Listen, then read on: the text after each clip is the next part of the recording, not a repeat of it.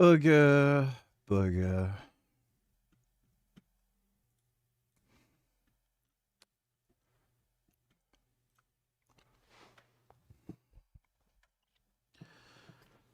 How do you all do? Congratulations, Random. You are indeed first. Allah Abid El Fattah thing is really blowing up. And yes, I do have the parrot back on my shoulder. She's being a bit shy. Oh. Oh my god. Do you want to see everyone? Wow. Not really. Oh my goodness. Doesn't want to be part of politics. Anyway, this is just totally blowing up. But slightly for the wrong reasons, but we can force the reasons, I think. As you can see, this is Keir Starmer being like, thank God, this guy's case has been a top priority for our government, as we covered in the previous video about it. But man, turns out everyone's like, wow, this guy seems like a maniac. Absolute lunatic, which isn't really surprising when you've got like an Egyptian social justice Islamist activist. Unsurprisingly, he's fucking bonkers. And people are like, you know what? Not sure it's great. Although, let's have a look at the BBC article about it. You can tell it's very sanitized. Very sanitized. You don't actually get to see any... You're gay.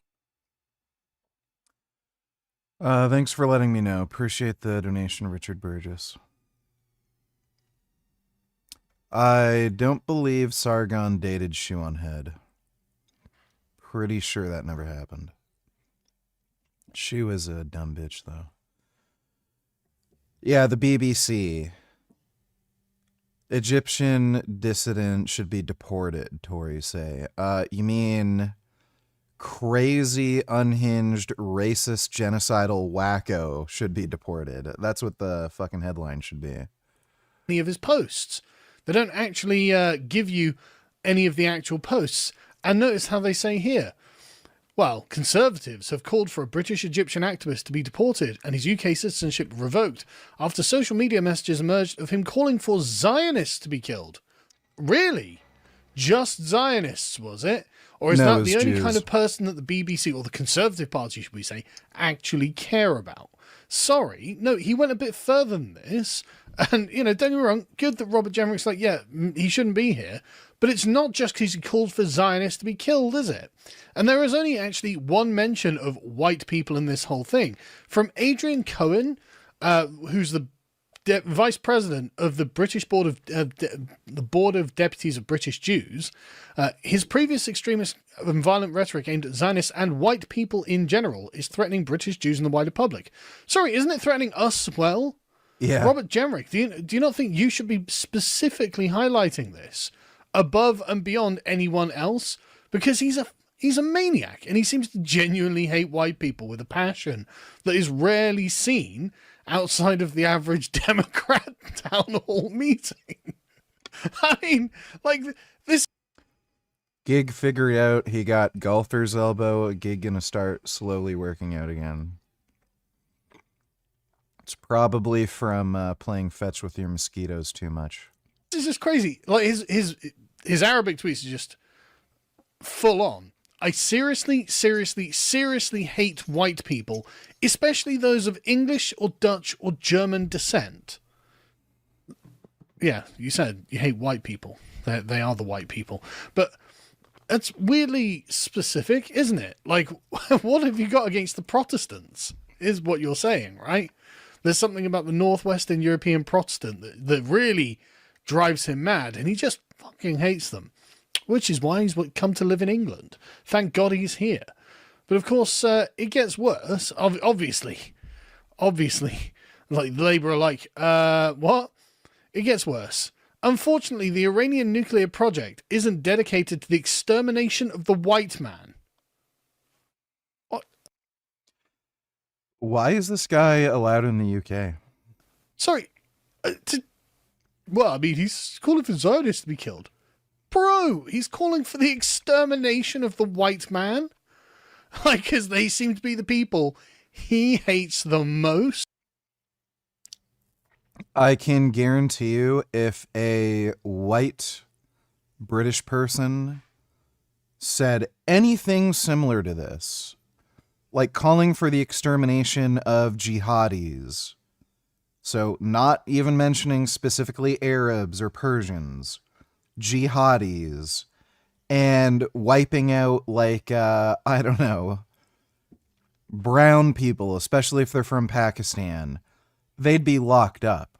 They would immediately get a visit from the police. But here's a fucking guy who, as far as I'm aware, wasn't even born in the UK, immigrated from Egypt, and he's calling for the death of white people and the death of Jews. Of course, the police aren't doing fucking anything about it. Like, I don't know why people from the UK are just fine with some, like, weird two-tiered society where minorities who aren't even from here can do whatever the fuck they want, and then they're the ones who get thrown in jail for much less. That's pretty mad, and that's pretty bloody unacceptable. And remember, this is Keir Starmer's top priority. Literally top priority. To get someone who thinks that the white man should be exterminated from the face of the earth because he hates him more than anyone else in the world. And Keir Starmer's like, top priority. Absolute top priority. I mean, there's nothing more important. Even the 24-hour courts weren't as important as getting this guy into the country. It's fucking mad. And sorry, like, this community note, there's a history of anti-Semitic comments. Okay, I mean, yeah, he does. But he's also got some quite anti-white comments, which I think is a bit more pertinent, given this is our country. It's not like he got fucking refuge in Israel, is it? But anyway, apparently it's just so much worse in his post in Arabic. This one, if we can't kill the officers, let us find a terroristic cell to kill their children and torture their mothers. Jesus Christ. Like, that was in 2012 as well. But anyway, what I love is you can see here the Free Allah movement with just total bellends like Bill Nye, Judi Dench, what was it? Paul Mason's down there. Somehow Paul Mason's, Yanis Varoufakis, Stephen Fry, you know, all Neil Gaiman, all of the sort of libtard bellends who are just like, oh yeah, you know, oh, this poor Egyptian activist, he's an Islamo-communist libtard. He's part of, as we talked about in the previous video, our kind of soft power ideological subversion of foreign countries. And so we recognize him as our man. Now, a lot of people are like, well, he's probably an asset. Maybe. Honestly, though, he seems a bit... Clav did his first return stream on Twitch. Okay, so he's still banned off Kick, I'm assuming. Much of a loose cannon for an asset. I imagine people are actually paid and trained by MI6 or the CIA or whoever are probably a bit more, well reined in. Like, surely you don't go, yeah, what we want is the extermination of the white man by Iran's nuclear project. That's what we want, to be for. Like, this is the sort of thing that just, it's obviously going to blow you up, right? As in your cover, your agency as an activist, as an agent of the West. Like, this is obviously going to ruin you doing that. And so it's like, and then and also going like, I hate Israel, I want all the Zionists killed, blah, blah, blah. Like, this virtue signaling to these absolute twats, there's nothing to it. They don't know anything about him. They just know, oh, he's been locked up by... Wow. Celebrities including Olivia Colman, Carey Mulligan, Mark Ruffalo, Rebecca Hall read a prison essay by anti-Semite, so this guy, Ala Abdel Fattah. Bro, Hollywood is just filled with woke libtard fuckwits. Like, every single celebrity is just a fucking retard. All of them. Like, I genuinely cannot stand any celebrity. They're all fucking retarded. Here he is, raising the issue in Parliament 3 years ago. Sheep. And the thing is, right, look at this. As Daniel Hannan points out, Starmer is trying to claim he had no idea about El Fattah's social media posts. Yet here he is, raising the issue in Parliament 3 years ago. Note Wow. the extraordinary double standard. Tweet the wrong thing in Britain, you'll serve 13 months. Tweet the wrong thing in Egypt and we'll bring you here, pay you up, pay for your son's special school while you call us apes and boast of hating of white people. I mean, good on Daniel Ham for nailing the, yes, he hates white people, literally calling for a white...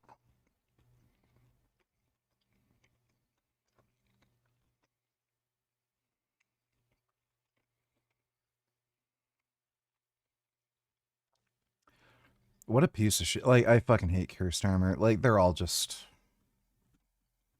My God. Nazis, don't need chillers. Look how brown his dad is. May I introduce you to Nick Fuentes' mom, Lauren Chico Fuentes, and his brown dad, William Bill Fuentes, who works for a Chinese company. He is clearly ethnic. You know, I've noticed there's a lot of people with like a Mexican background who are white supremacists. That I think that one dude who did the like mall shooting, he was like straight up purebred Mexican, and he was a fucking white supremacist Nazi. Based rabbi, let me see. Privilege to be born as a Jew. As a Gentile, I'm not allowed to learn Torah, or only parts of it I can learn. The rest of the Torah I'm not allowed to learn. The difference between a Jew to a Goy, to a non-Jew, and we are talking now even the most righteous Goy, not an idol worshipper, a great Gentile person, great personality, loving Jew, respecting God, everything fine with him. But this is a Jew compared to him, according to the book of God. The Jew is like the water that you bring from the lake in the bucket. And the Gentile is the few drops that stick to the side of the bucket when you put it down. The United States made a decision against Israel. A few days later, New Orleans was all flooded. Like in Florida now. Hurricane over there. Yesterday, the pro-Palestinian dance over there. Today, Hashem destroyed the place. They're not people, can't call them people. It's an insult to the animals to compare these Palestinians to the animals. It's a big insult to the animals. Yeah, he was based on that at least. Thanks for the donation, Nazis.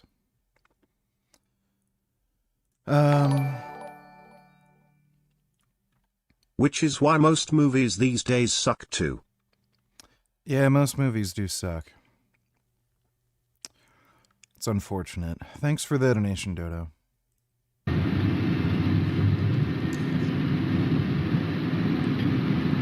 Oh my God.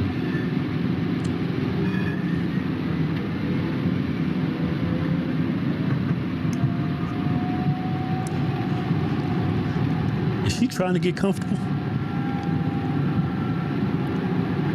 Look at those eyebrows. Eyelashes. Eyelashes. They look like eyebrows.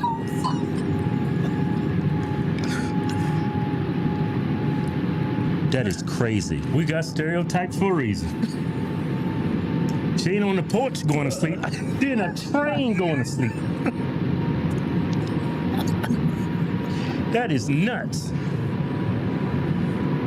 DEI. Yeah. But this is San Francisco. Unqualified. That is crazy. It's 8 in the morning. Why you? I can understand if it's like 5, maybe 6, 7 o'clock at night. You maybe 3, 4 in the morning. But it's 8 a.m. Maybe she's been driving all night. She is out. Those big heavy eyelashes don't help neither. What does she think? She on cruise control? Look at the people.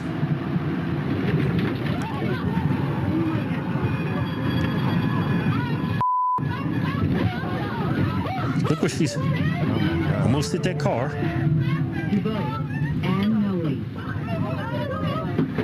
She was supposed to stop back there.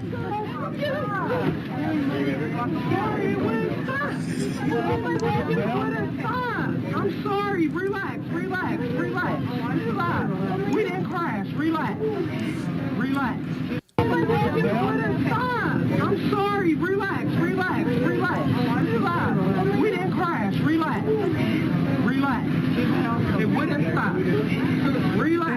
stop? Wow. Why wouldn't it stop? Listen to what she says. Watch this. We're okay. It just wouldn't stop. It wouldn't stop. It would not stop. The emergency brake wouldn't even hit. Look. The emergency brake wouldn't even hit. I think you're the emergency. You should be the emergency brake.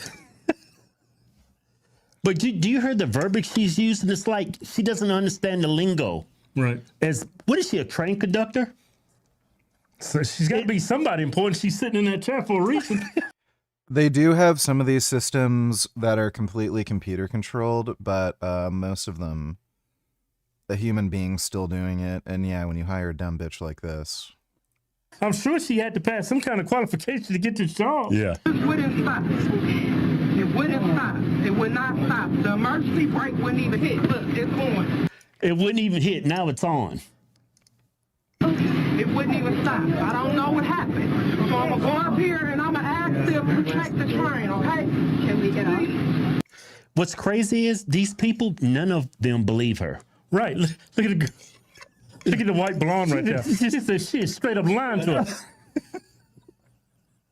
If I was y'all, I'll be getting hit off this train. That's what I'd be doing. But the news covered it. Look what the news had to say. Grand Vicky, everyone I spoke with today was surprised that no one was seriously hurt during the incident caught on camera. Lucky. The video shows riders on the Muni falling to the ground and the driver being shaken awake, driving at a speed of 50 miles per hour. In the video from September 24th, you see the driver of a Muni train with their eyes closed and head down at 8:37 a.m., appearing to fall asleep behind the wheel. SFMTA says the train was exiting the Sunset Tunnel near Dubose Park when unexpected jolting shakes the driver awake, and the train speeds through its planned stop at Dubose Ave and Noe Street. Rashad Ali watched the video at the Muni stop, surrounded by pedestrians, cyclists, and dogs. Scary for everyone involved, I feel like. The cars here, the people standing on the side, the people inside. The driver themselves, actually, like, when she woke up and realized what was going on, I'm pretty sure that was pretty scary, too. I'm sorry. Relax. The driver apologizes to the riders, many of whom could be seen falling to the ground. Wow. While the train narrowly misses an oncoming car that has to swerve out of the way. Look at that. That's crazy. This could have been so much worse. Greg Mundia watched the video of the driver telling riders to relax. We didn't crash. Relax. Kind of freaks me out. I'm like, I drive on this all the time. I take the bus as well a lot, and I don't know, falling asleep at work and possibly hitting a car is kind of scary. Paramedics responded to the scene, and an SFMTA investigation confirmed error as a result of operator fatigue. The driver has been placed on non-driving status according to the agency. She should be fired. Yeah, non-driving status. Retarded. They didn't even fire her. She's still getting paid. Yeah, she should. When I see something like this happen, San Francisco, I'm thinking. Oh, yeah, San Francisco. Had to reinforce training on the importance of watching for signs of fatigue and reporting it. Hopefully they're getting the amount of time off they need and resting. Safety is always our top. You want to bet she's just lazy or something or stupid? Like, it's... Oh, driver fatigue. Like, no, she's probably just stupid. Looks maxing is the furthest extent that you could take self-improvement. This principle follows Wolff's law that a bone is going to grow back stronger. You would hit yourself in the head with a hammer. Yeah, bone smashing's legit. But there are different ways you can improve yourself. Right, but what's going to actually get you further in life? What is looking better for? I'm someone who just wants to mog, essentially. I'm getting a double jaw surgery in a couple weeks from now, so that's probably the furthest it goes. You do Couple weeks. So he's gonna Frank Tufano himself pretty soon.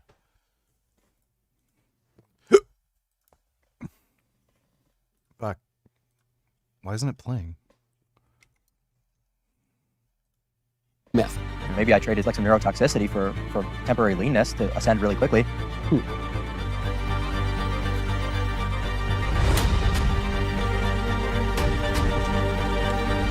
On Michael Land, I've had the privilege of sitting down with people from a wide variety of backgrounds. Priests, exorcists, scientists, refugees. Never before, though, have I sat down with a looks-maxed meth head live stream cell. And I have that distinct privilege today with my new friend, Clavicular. How's it going? Mr. Icular, it's wonderful to have you on the show. Thank you so much for having me, Mike. There is so much I want to get into with you. Okay. Even all those parts of your title. But I want to start with the most obvious and most apparent to most people, which is that you're a good-looking guy. I don't think that makes me gay to say you're a good-looking guy. You have intentionally become a good-looking guy. You have looks maxed. Right. What is looks maxing? Looks maxing is the furthest extent that you could take self-improvement, right? So we've seen a lot of different forms of that over the years, mostly with bodybuilding. I would say was the main one for a while for men, from about 2010 up until 2020, and then it sort of shifted into looks maxing. That kind of crept into the space from different niche forums, especially those of PSL, which was just three pumpkin spice latte, obviously. No, just 3 looks maxing forums. So that influence kind of crept in, and it's very obvious that the face is more important than the physique. So people were doing the self-improvement, and it wasn't really getting them the results that they needed. So that's why the further step needed to be taken to sort of go about improving upon your entire life. So there are all these bodybuilding forums, and you say, well, what about this phrase, the butterface? But you hear about the butt, you never hear about butter body. So you draw the conclusion from that, hey, you guys are all working out to build up your bodies, but the face is more important to physical attractiveness. Absolutely. So that's what distinguishes just working out and hitting the gym and bodybuilding from looks maxing. It's just adding an extra layer, right? I'm someone who hugely advocates for still going to the gym, even though I might have been taking a little bit of time off recently. I've taken about a decade or so off. Yeah, so no worries, we're on the same page there. But I'm just adding that extra layer, that extra piece of key nuance that I feel like has been out of the equation for the longest time, especially in a lot of like the manosphere discussion. Looks hasn't really been, mentioned, and it just seems kind of silly to me. Can I ask how old you are? 19. You're 19. Correct. So the best way to improve your facial appearance is to lose weight. A lot of people are a little overweight, and if they just got lean and got a more chiseled jawline, they'd look way better. And aside from that, just improving the look and quality of your skin. And again, a lot of that has to do with diet. People eat like shit, junk food, and, salty, oily, shitty, processed foods, which are going to make you break out, and your skin's going to kind of look a little rougher. So if you just eat more good, clean foods, lots of vegetables with carotenoids, your skin's going to look better too. But, outside of that, unless you're going to get surgery, there's not really anything you can do. You're very young. Yep. And you're talking about this development of the looks maxing self-improvement world. Mm-hmm. When did you get into this? When I was 14 years old, I was someone who was on these bodybuilding forums. I started taking exogenous hormones, testosterone, when I was 14. And then it became more of a shift from bodybuilding-oriented stuff, like we talked about before, say this happened to a lot of people, into more looks maxing stuff over the years. You're 14, you're going through puberty. You're getting a nice injection of testosterone the old-fashioned way. Mm-hmm. Why did you do that? For facial masculinization, just optimizing all of my growth pathways so that I could have a super physiological puberty, right? I don't know if that really makes any sense. So, this is the problem with some of his reasoning. There's no actual, research or evidence with some of the things that he's doing. Especially the bone smashing, but it's super physiological puberty. I know that, there are, they did used to prescribe steroids, particularly exandrolone, to kids with stunted growth. So it's not it's not in research that anabolic steroids have never been prescribed to kids. But again, it's only things like exandrolone for stunted growth, and that's not testosterone. As far as I know, the only time testosterone is ever prescribed to kids that young is if they have no testicles, or they have undescended testicles that don't work properly, or something like that. And again, they're given replacement doses. What the fuck would even be super physiological puberty? Right, so you could do a lot with pharmaceutical intervention. So taking those steps at an early age is kind of it's a now or never mentality, right? So once your growth plates close, there's nothing you could do. What's so fascinating? Took your advice on checking my hormones for weight loss, and I was deficient in vitamin D and B12. Can't buy retatrutide, but hopefully fixing deficiencies will help. Well, vitamin D and B12 aren't hormones. I'm assuming you got your hormones checked along with like vitamins and stuff, and your hormones are fine. You can certainly source retatrutide. It's just that it's going to have to be black market. All the gray market websites have been cleaned out. I thought you might also find this funny and based. Let me see.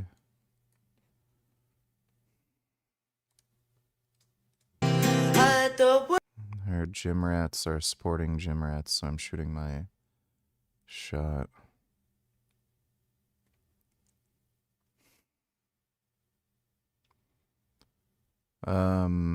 What's based about this?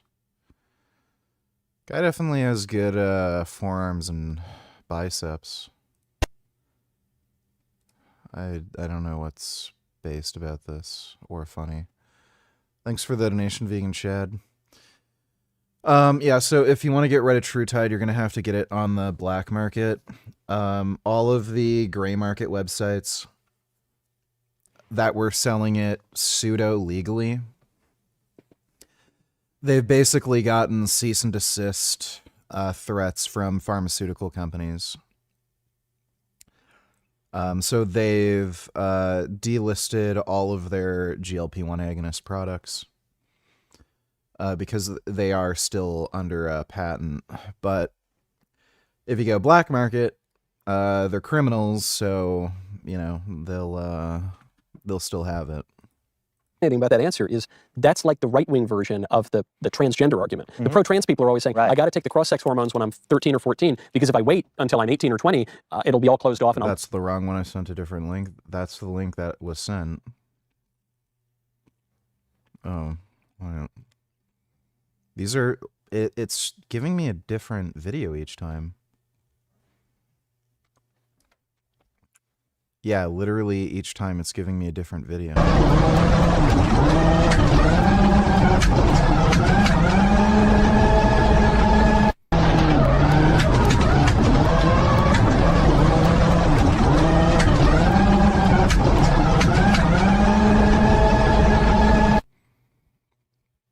I wish cats really could rally race.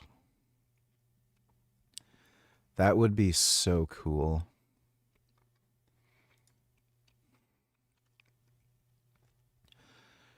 Yeah, I think the link thing you're giving me, just plain and simple, is not working. But thanks for the donation, Vegan Chad.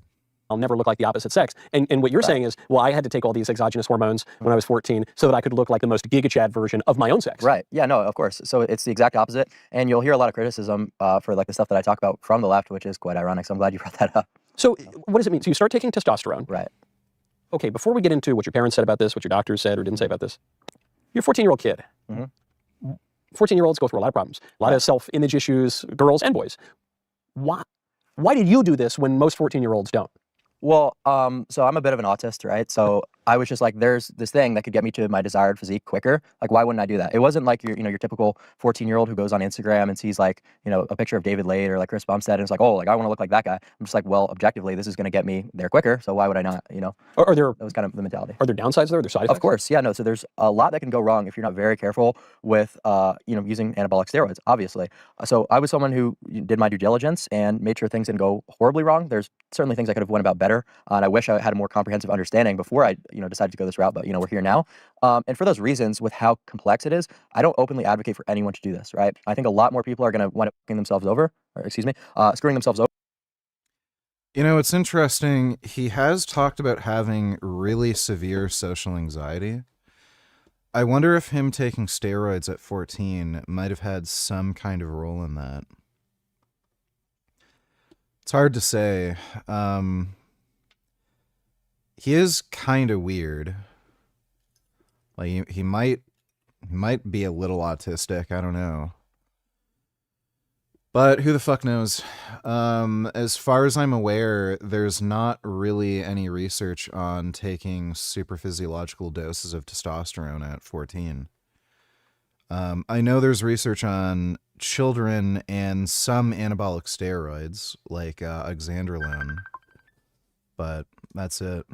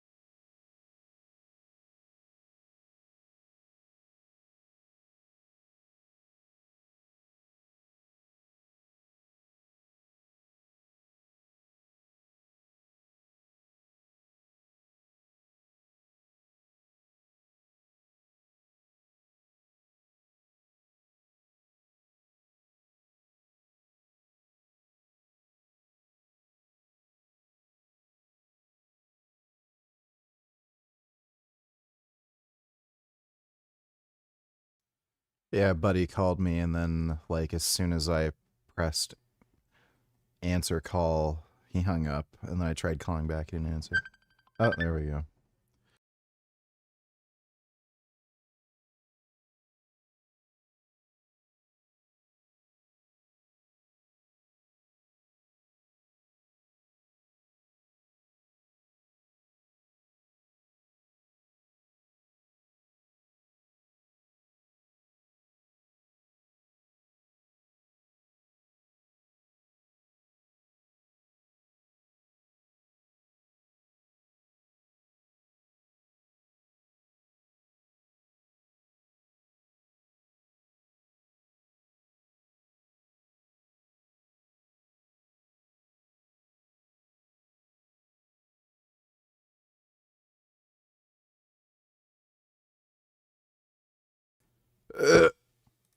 Ugh.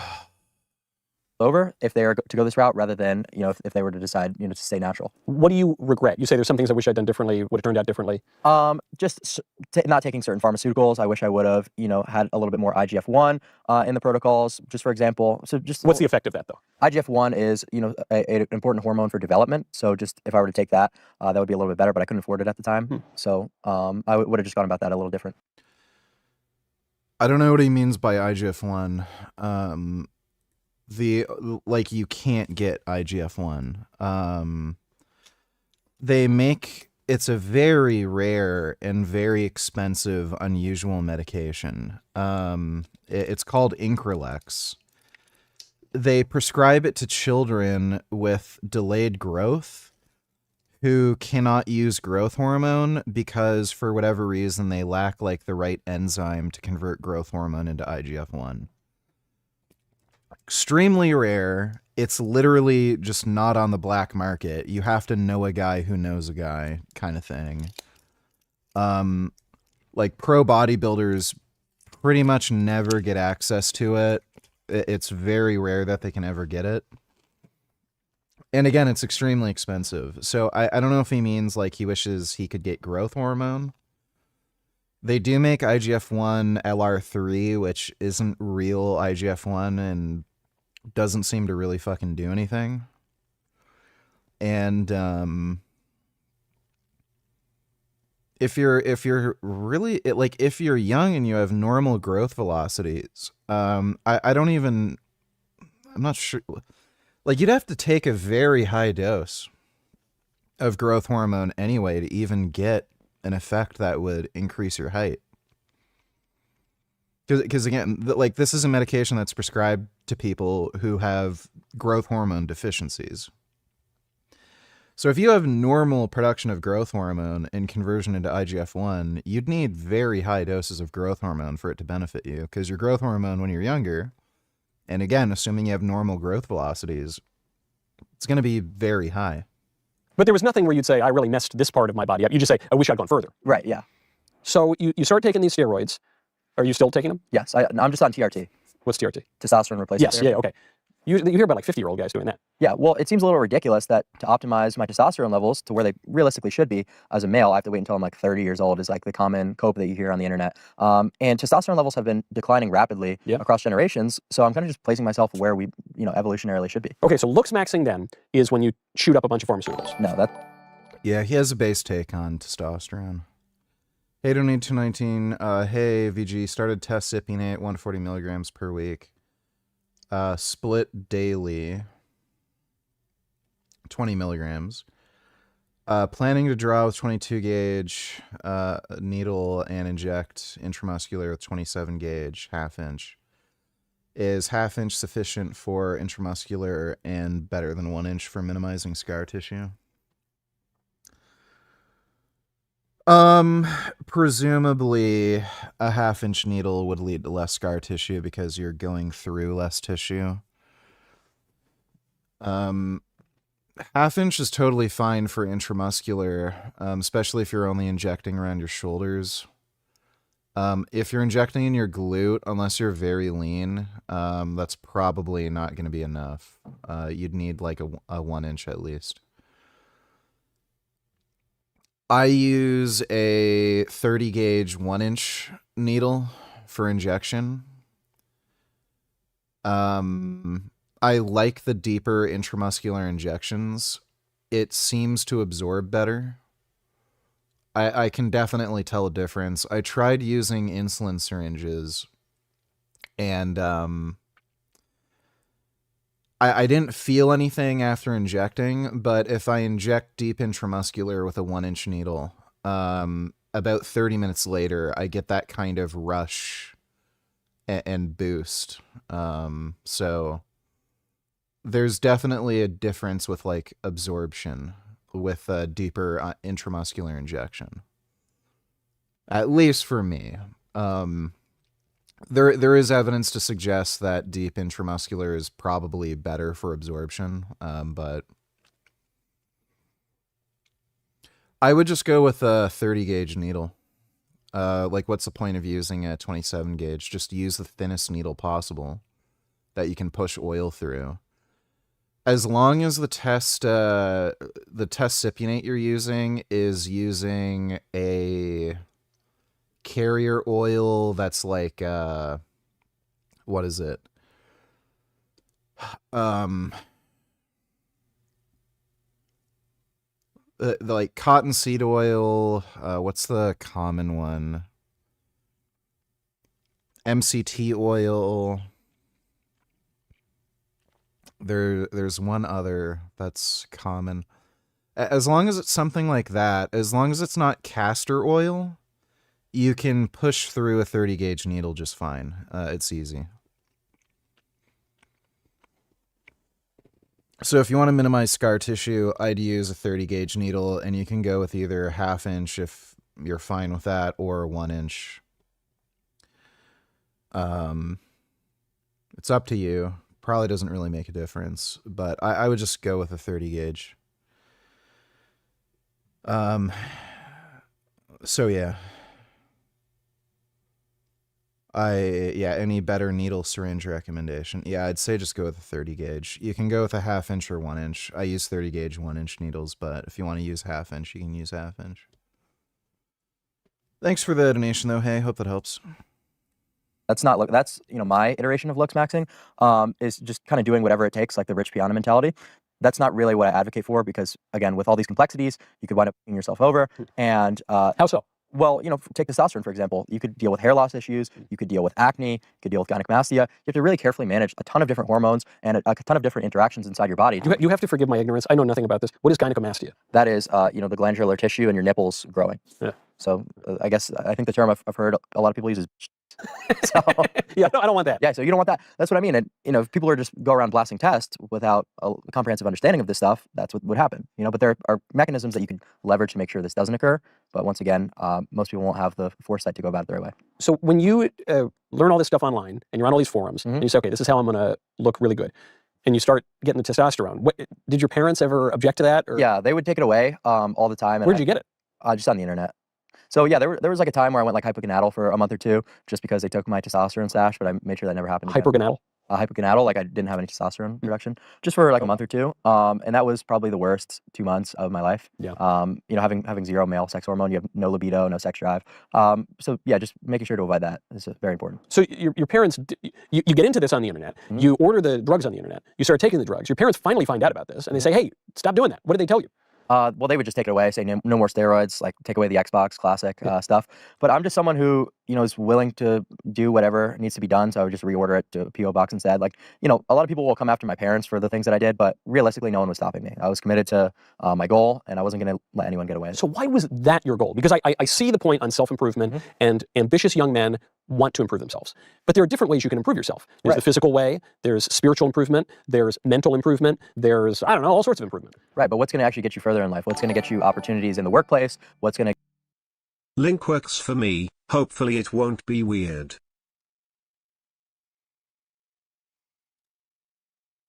So despite how I look and what people think, I'm a girl. And I like girly things. I like flowers, I like jewelry, I like chivalry, all that stuff. And even though my boyfriend is a scrawny little twig, he acts like a man, and he treats me like a queen. So...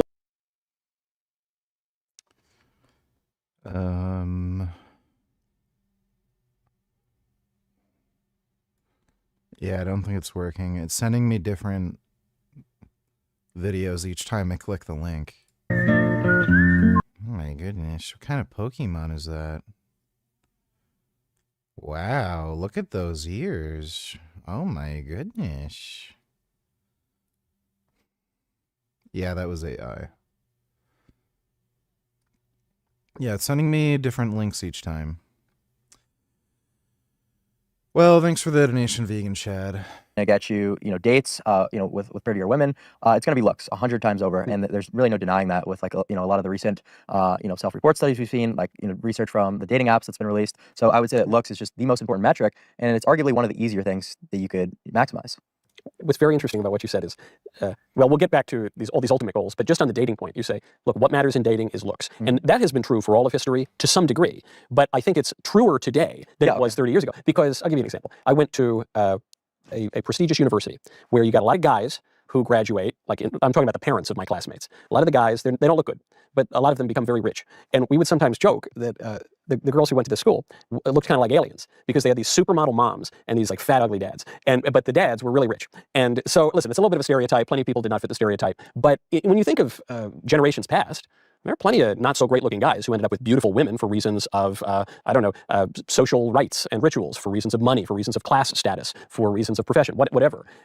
They didn't have the dating apps. And so even that, you get into looks maxing because of the online forums, you get the drugs for looks maxing because of the internet marketplaces, and you say the reason I need to looks max is because all the dating takes place online where you're reduced to a picture. Right. Of course. And that's something that often gets brought up to me. And here's my response to the whole thing about money would be, what's more likely for the average guy? Because I think of things in sociological terms. I think that's very interesting to me to just look at men across the society. Taking steroids is insecure as fuck unless you're a pro athlete. Congratulations. Admit to being a fucktard without saying you're a fucktard. Is exercising insecure unless you're a pro athlete? Is doing math insecure unless you're a mathematician? Like, are you fucking retarded? What's more likely? Someone to ascend from maybe, slightly below average to above average through looks maxing, or for them to achieve that desired amount of wealth for a supermodel to date them? It just seems like, we should be telling people to go the looks route. Why? Because it's easier. It's more realistic. Is it cheap to looks max or does it cost money? It's just more achievable. People with... I'm just saying, how much do these drugs cost? Not much. It's not really that difficult. It's more of a time investment. But someone is likely going to lack the intellect to be able to achieve the status max, to achieve, income max. So just across the society, I would say we should be advocating for... You don't need to take steroids to exercise. You also don't need to lift weights to exercise. So what's your point? Like, does anything... Like, this is, like, clearly just projection. You're insecure, and then you're projecting your own insecurities onto others. Some people enjoy working out, and they also want some of the other benefits that steroids offer. So they take steroids. Like, you're a fucking retard. Relax. I'm not sure I agree with you that it's easier to look better than it is to make some money or do well in your job or what have you. I mean, there are plenty of people at the top of their profession, whatever that profession is, blue collar, white collar, people who would be considered by some metric elite, who are not that intelligent, who probably don't have a very high IQ, but who work very hard, who are clever, who are scrappy, who are hustlers. Well, we're talking about across the society, not just like a couple of anecdotes of maybe some dumb blue collar like Brute, maybe owning his own company.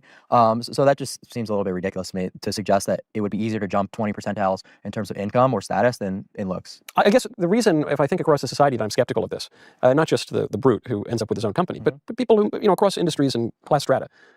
I know way more rich guys than I know really good-looking guys. And I think we see more rich guys in society than we see good-looking guys. So all things else being equal, if you just want to, attract a chick, and I guess the reason I'm pushing on this point is, when you learn how to do well in your job, when you learn how to cultivate some skill that the marketplace rewards, aren't you improving yourself in other ways that just enhancing your bone structure does not? Absolutely. No, and you're fully right. And before we go any further down this rabbit hole, I don't know about that.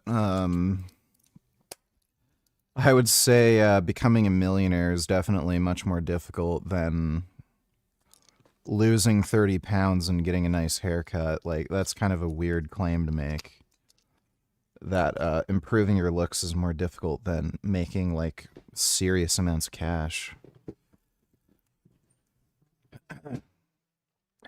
Like, For me personally, I would feel more comfortable with a woman dating me because she likes the way I look than dating me because she likes the amount of money I make, too. Like, if I had to choose either option, like, yeah, I think I'd rather have a woman date me because she likes the way I look. I don't want to act like these two forms of improvement are mutually exclusive whatsoever. I advocate for all the same stuff you're talking about. I think that, you know, learning a high value skill is one of the most important things that you could do. I'm just saying that it's going to be easier for you to actually ascend and overcome a lot of the disparities in the dating market through looks. I'm not saying neglect, you know, getting rich, neglect, you know, your status. That would be absolutely ridiculous for me to suggest. So I'm saying a well-rounded mogger is kind of required with how difficult the scene is these days. I grant. I sometimes think that I got the last chopper out of Nam, you know, because I'm a millennial and I was single for a bit and I always liked dating when I was single, but I, you know, married the love of my life and we have this great life. And I think, man, if I had to date in the year of our Lord 2025, I would be very upset. I would have to learn how to mog. I would have to learn how to mew. I would have to learn all these skills that I don't possess. Yeah, absolutely. And I would say that the main reason that is because of Instagram, right? And a lot of people don't understand the implications of, you know, access to the internet and access to communicating with everyone across the entire world, essentially. So what that looks like in terms of a hypergamy standpoint was, you know, maybe you had a girl from your town who's going to try to date above her looks level, maybe just in her immediate surroundings. But now we've got people like, you know, professional athletes DMing them on Instagram, flying them out. So you're not just competing with the top chads of your 15-mile radius, you're competing with the entire world. So it's the chads of the world, maybe who even live in Chad. Yeah, a nation of Chad. You got no idea. This idea that you're competing with like NBA basketball players, it's just so fucking bizarre. This is like fresh and fit level delusion. Your average girl that you're interested in dating is not getting offers to like fucking be flown out by fucking NBA players. Well, I doubt it, but so it's becoming increasingly difficult to compete as like the average guy. So there's just the only time that might be true is if you're like dating somebody who's an OnlyFans model and a very high earning OnlyFans model. And I don't think most dudes even want to fuck with that sort of shit anyway. It's this purgatory zone where even someone who's average to above average could be struggling to secure a long-term relationship a lot of the times. And that's like really alarming. This is very... Steroid use is inversely correlated with positive outcomes over time.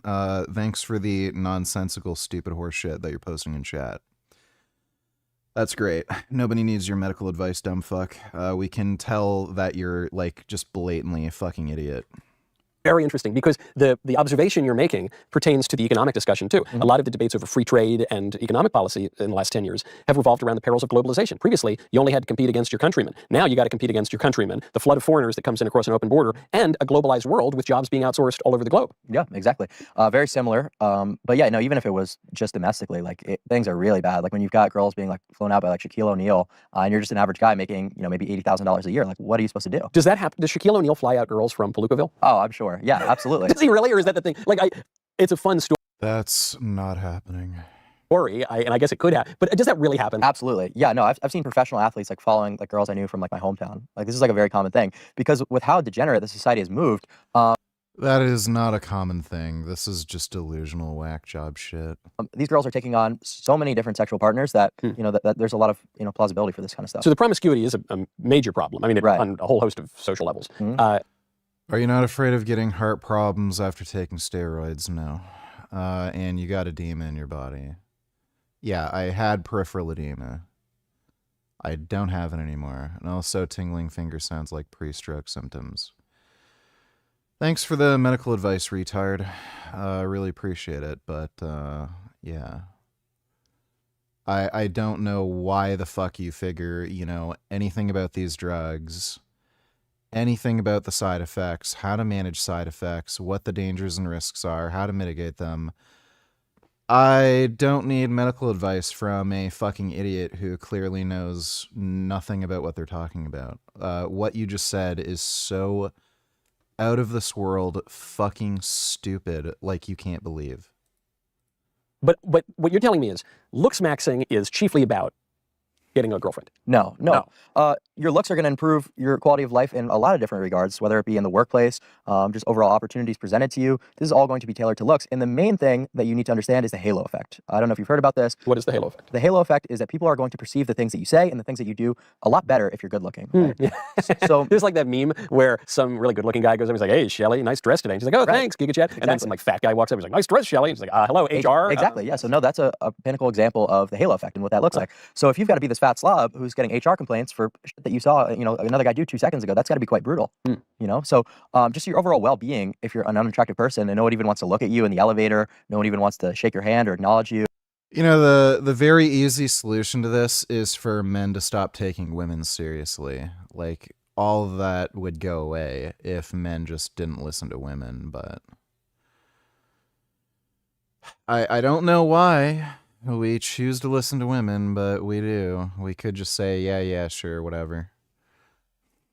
It's horrible for your mental well-being, and that's why I think looks maxing goes a lot further than just getting a girlfriend. Like, that seems like a very silly thing to do. At least, though, you would have to say the thesis of looks maxing is that looks are the most important thing in life. Yeah.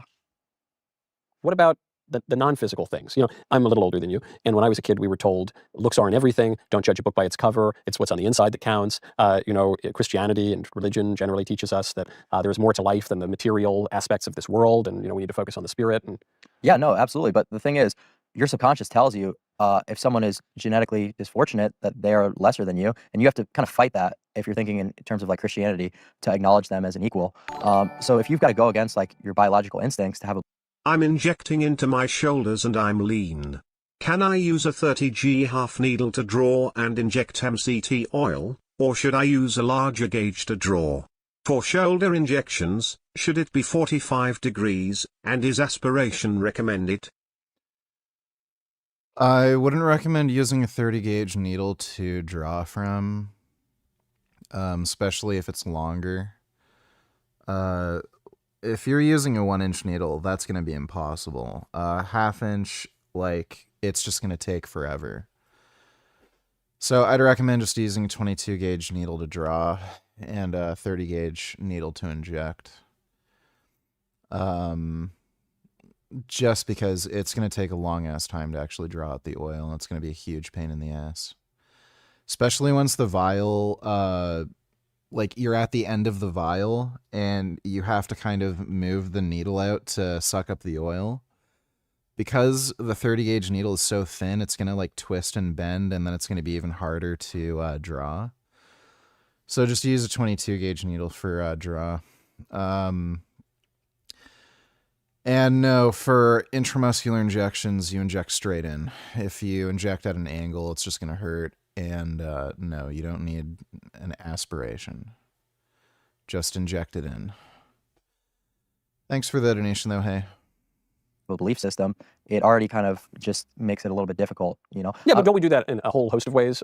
I believe in original sin and concupiscence. I think it's a fallen world, and so sometimes people drive me crazy, and I kind of want to murder them. My biology or some fallen aspect of my nature urges me to murder them, or to go sleep with 100 other women who aren't my wife, or to eat 10 more cupcakes off the table, and I have to fight against that just as I fight against all sin. But what's easier, to convince every single person in the state or in the United States to treat everyone equally based on looks and really fight their biological instincts, or to individually improve yourself so that you don't have to? Well, I guess maybe the question then becomes over the improvement, because you've already granted that some of these drugs that you're taking, they might have negative side effects. Is looks maxing all just drugs? No. What else is there to it? So there's a lot of stuff about coloring, being tanner. It could even be as simple as... Is tan good? Tanning? Yes. Well, the UV damage and UV exposure can certainly... No, I'm saying from the looks max perspective. Do people like the tanner people or the whiter people? The tanner people, actually, and they've done a lot of different surveying about this. Usually, tanned European phenotypes are the most ideal. So, because you would think, maybe this is just naturally racist, tanned. but I thought the idea was people value whiteness more, and that's one of the great sins of our culture, is that whiteness is considered more beautiful than brownness or blackness. But you're saying no, it's basically you need a Sicilian max, and then you're in a good spot. Yeah, not necessarily. I mean, it's also just a health indicator to be a little bit more tanned rather than completely pale. So that's why people often prefer it. So that's another part. It could even be as simple as getting leaner. Lean maxing is a big part of looks maxing, and that's arguably the most important thing that you could do, because you can do all this. You can get surgeries, but at the end of the day, if you're 20, 25% body fat, you're not even able to see any of your facial angularity or definition. You've got no idea what's underneath all of the sludge. Okay, so you get rid of the sludge. You go on a good diet. I take injectable cyanocobalamin.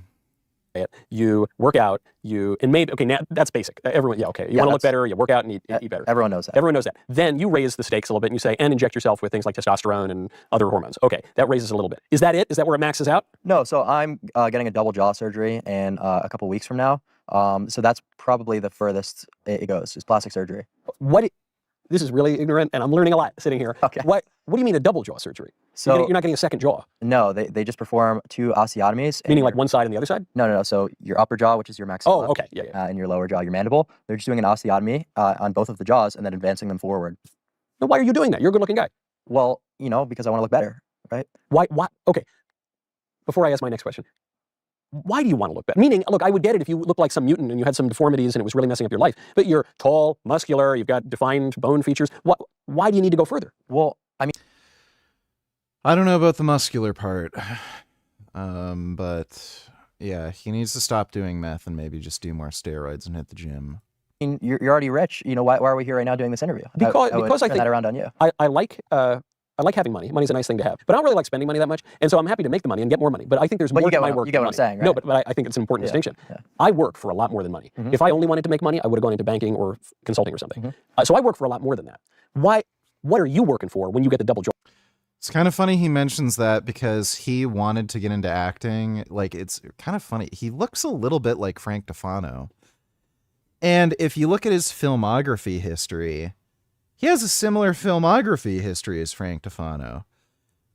When he was in film college, this guy played a gay dude. Just like Frank Tufano. He's a lot like Frank. So he wanted to get into film and acting, and he just sucked at it. And he wound up here. So it's kind of disingenuous that he'd say, "Oh, I'd get into finance or something." Like no, you wouldn't. He's too stupid for that. Like, this guy adding and subtracting numbers, I don't think so. Jaw surgery. To look better. And, just because you're already doing okay or you're well off, is that a reason to quit? Is that a reason to sort of put the brakes on? That seems a little ridiculous. Let me ask it another way. Yeah. You say, why do I need to keep working? And I say, well, in part, it's to make more money, and then I can put my kids through school, and maybe I can take them on a vacation or whatever. But it's also to spread the ideas that I care about. It's also to raise my... Yeah, I'm going to be really surprised if the surgery Clav gets makes him look any better. He's probably going to turn out like some freak. Political influence in ways that I think would help shape the country in a good way. It's also to spread my view of religion, spread the gospel, hopefully convert some people. There are myriad reasons that I would continue to work. Mm-hmm. But it would be doing the interview and doing the shows for those reasons. And so what I'm asking you is, what you already look good. Why do you what is looking better for? So I am someone who just wants to mog, essentially. And I've done this speech a few times. I don't really care about, getting girls. That's kind of lost its novelty. You don't have to inject B12. Oral capsules do work. The only problem with taking B12 orally is that if you have a reduction in intrinsic factor, which is needed to absorb B12, you might still end up being B12 deficient or have like lower levels than you would otherwise. So injecting B12 is the most reliable way to acquire B12. At this point, I just want to mog people. I want to have, a better halo effect and just better overall quality of life through my looks. Well, look, sometimes a guy just wants to mog. I get it. You know what I mean? But this then brings us back to the spiritual point that I alluded to. Mm-hmm. I could get the looks maxing if it were about getting a girl. You couldn't get a girl, now you want to get a girl. Now, getting a girl isn't just so you can get laid. In my humble opinion, getting a girl is so that you can get married, and you can have a family, and you can have kids, and you can be part of your community, and you can, it's for stuff. I would get looks maxing if you say, well, so that I can get a better job because employers are going to treat me better and they're going to promote me. Okay, I see that's for something. But if you're saying with a straight face, even with a new double jaw straight face, you say, well, look, man, I just want to mog. Yeah. Then I would have to ask, at that point, isn't looks maxing just vanity? I would say in a lot of regards, it could be perceived that way, but that's my interpretation of it, and that's just my overall thing. And the word mog could mean so much, right? That can mean all the things that you just mentioned. What do we mean by mog, I guess? Just live. What is a mogger? A mogger? Watch this new movie. Yeah. A mogger is someone who's just like, I would say, the peak human. And that's kind of what I'm going for. And that's in all metrics, right? I don't want to only mog in looks. I also want to mog in wealth. I also want to mog in status, just becoming as well-rounded, like a full package mogger as I can. You know? And I get that. So, and that there's a lot that's admirable about that. But there is a part that you have left out in your total mogging package, which is something we were just talking about. And I wonder spiritual aspect? Yes. Does that cut against all of the other mogging? Is there any conflict there? I don't think so. I really don't think so at all. You know, there might be certain parts of religion, whether it be Christianity, or I'm not sure if other people might be followers of Islam, that might... Christianity is the true one. Don't worry about the other ones. Well, just to acknowledge, like, whatever viewers are watching, but I would tend to agree with you. You know, I'm not sure if there's different, you know, scripture about not modifying. Abrahamic religions are for beta male faggots. If you really want to mog, you would follow the cult of Crom. Buying yourself to that extent, you know... Well, in the old law, you can't have tattoos, but... I'm not much of a theologian, so I couldn't speak to that too well. There is a warning against, in Christian religion, against pride, you know, excessive love of one's own excellence, against vanity, against making idols out of the material things of this world. These are some of the... If you wanted to be the greatest spiritual mogger, I do wonder if that would conflict with mogging in all of these other areas, physically, in terms of wealth. Elsewhere. I could see how it could, but I don't really think that it necessarily would in my case. Here would be one verse that I'm going to rewrite a little bit. It is easier for the camel to pass through the eye of a needle than for a wealth-maxed mogger to enter into the kingdom of heaven. Okay. Interesting. That's the MKV version of the Bible.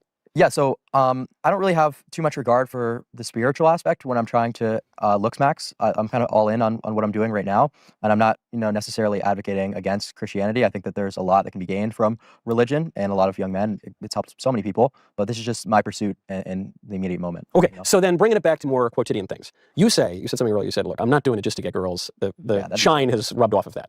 Do you have a girlfriend? No. No girlfriend. Do you want a girlfriend? I'm a little bit young. I'm kind of focused on career right now. I've heard a lot of but I had my first girlfriend when I was 12. And maybe that's a little bit too young. And then I dated in high school. Ended up marrying my high school sweetheart, albeit later. And so I never found, I've heard this from my friends where they say, I'm not focused on girls now. I'm going to have a career. I'm going to be established. I'm going to make some money. And then I'll worry about dating and get married when I'm 30 or 35. Don't ever worry about girls. Just go your own way and use them for sex. That is the best way to go about things. Yeah, no, that's another cope, because people, by the time they're 35, a lot of their youth indicators have gone, and they haven't really gained enough progress to justify that looks decline with maybe the increase in income. And I don't know what he means by looks decline. Women generally prefer older men. Like if you look at dating statistics, typically women date men who are 3 years older on average. But really, I think most women are going to actually find men between the age of 30 and 40 where they're near the peak of their career the most attractive, assuming like they still work out and everything. Like, a lot of girls kind of dig it when guys have a few gray hairs, some wrinkles in their skin, stuff like that. Men just kind of look better as they age, as long as they stay in good shape and everything. You just look more distinguished and, like, rugged and more masculine. Like, women are attracted to masculinity. So, like you don't want to look like a boy your entire life.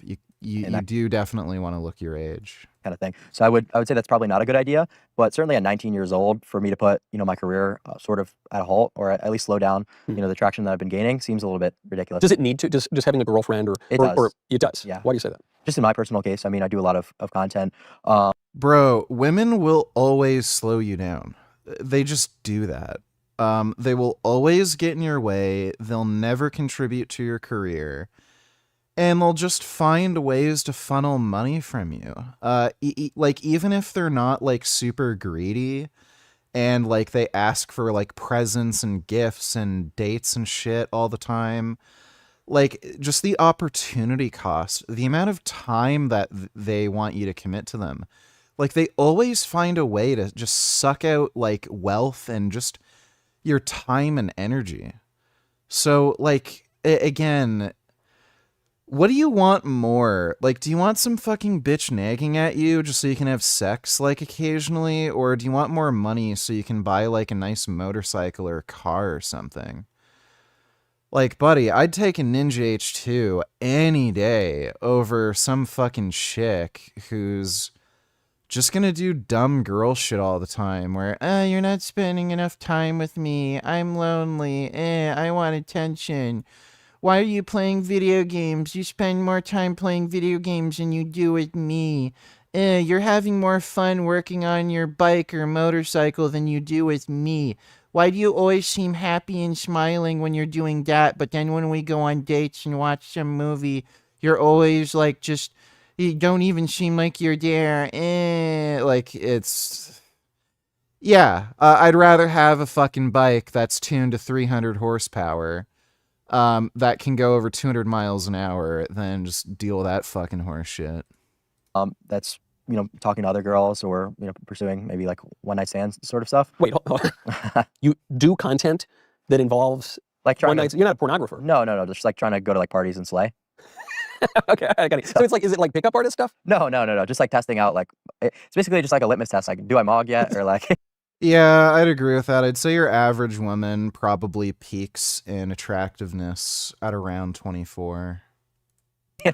So like, for instance, you would get the jaw surgeries and you say, okay, hypothesis, I am going to slay more and mog harder once I have the jaw surgery. I will test this through the methodology of the party. Yeah, okay. That's kind of the idea behind it. And also with streaming, I stream every single day for hours. I'm on my computer all day. I really wouldn't have the time to be really an interesting partner for any woman, that's for sure. Would that maybe balance you out a little bit if you took an hour a day to go get a drink with a girl? I mean, I'm going to be honest with you. If I had an extra hour a day, I would be using it at the gym before I'd use it. Dude, it is not, like, bro. Are you kidding me? It takes way more than an hour to go out with a girl. To go get a drink, that seems a little... Not just to go get a drink, but to get a drink with a girl, with a girlfriend, with a potential wife. In other words... Oh, yeah. Great. You can sit and listen to her talk and whine about bullshit. Dude, every fucking conversation with a girl when you go out on a date is her complaining about her, like, girlfriends or some woman at work that she hates. Or it's just, like, stupid small talk, like, what do you do? What do you do? Where did you grow up? What city are you from? Why the fuck would I be interested in any of that? Like, oh my God.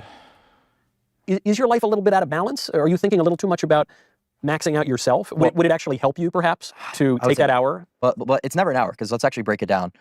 So first of all, you've got to identify a girl, right? Then you've got to shoot her a first inquiry, whether it be an Instagram message or a cold approach. So we're already like down 2 hours, right? That just well, how long does it take you to write? It takes me a long time to find a hot girl these days. Well, if you've got standards, it's literally 2 hours. So you go around, you find this girl, then you have to go and do an activity, God forbid. That's like, maybe 4 or 5 hours doing some jester maxed, like bowling or whatever normie copes like Zoomers do. So that's already... I gotta ask before we move on. What is jester maxed? Like they're clowns. Like when you go bowling with a girl? I mean, I don't think I've ever gone on a bowling date, but why is doing an activity with a girl you want to date necessarily jester maxed? Because you're just like this, I think of it like you're this big jester, like doing these silly like activities, like you're basically like just an activity cell. Like, what are you doing? Like bowling? That seems... What if you become just a dinner cell, which is a less clownish activity? Here's like the based way to go about dating. Don't go on a date. Don't do the, movie and dinner thing or like go bowling or some fucking horse shit. Do whatever the fuck you'd normally do. So, like, just go grocery shopping or go to the gym, work out with her or something. Like, don't even fucking bother with the whole stupid fucking date thing. Because 1, it's going to waste more time. 2, opportunity cost. You could have been doing something productive. And 3, it's going to cost more fucking money.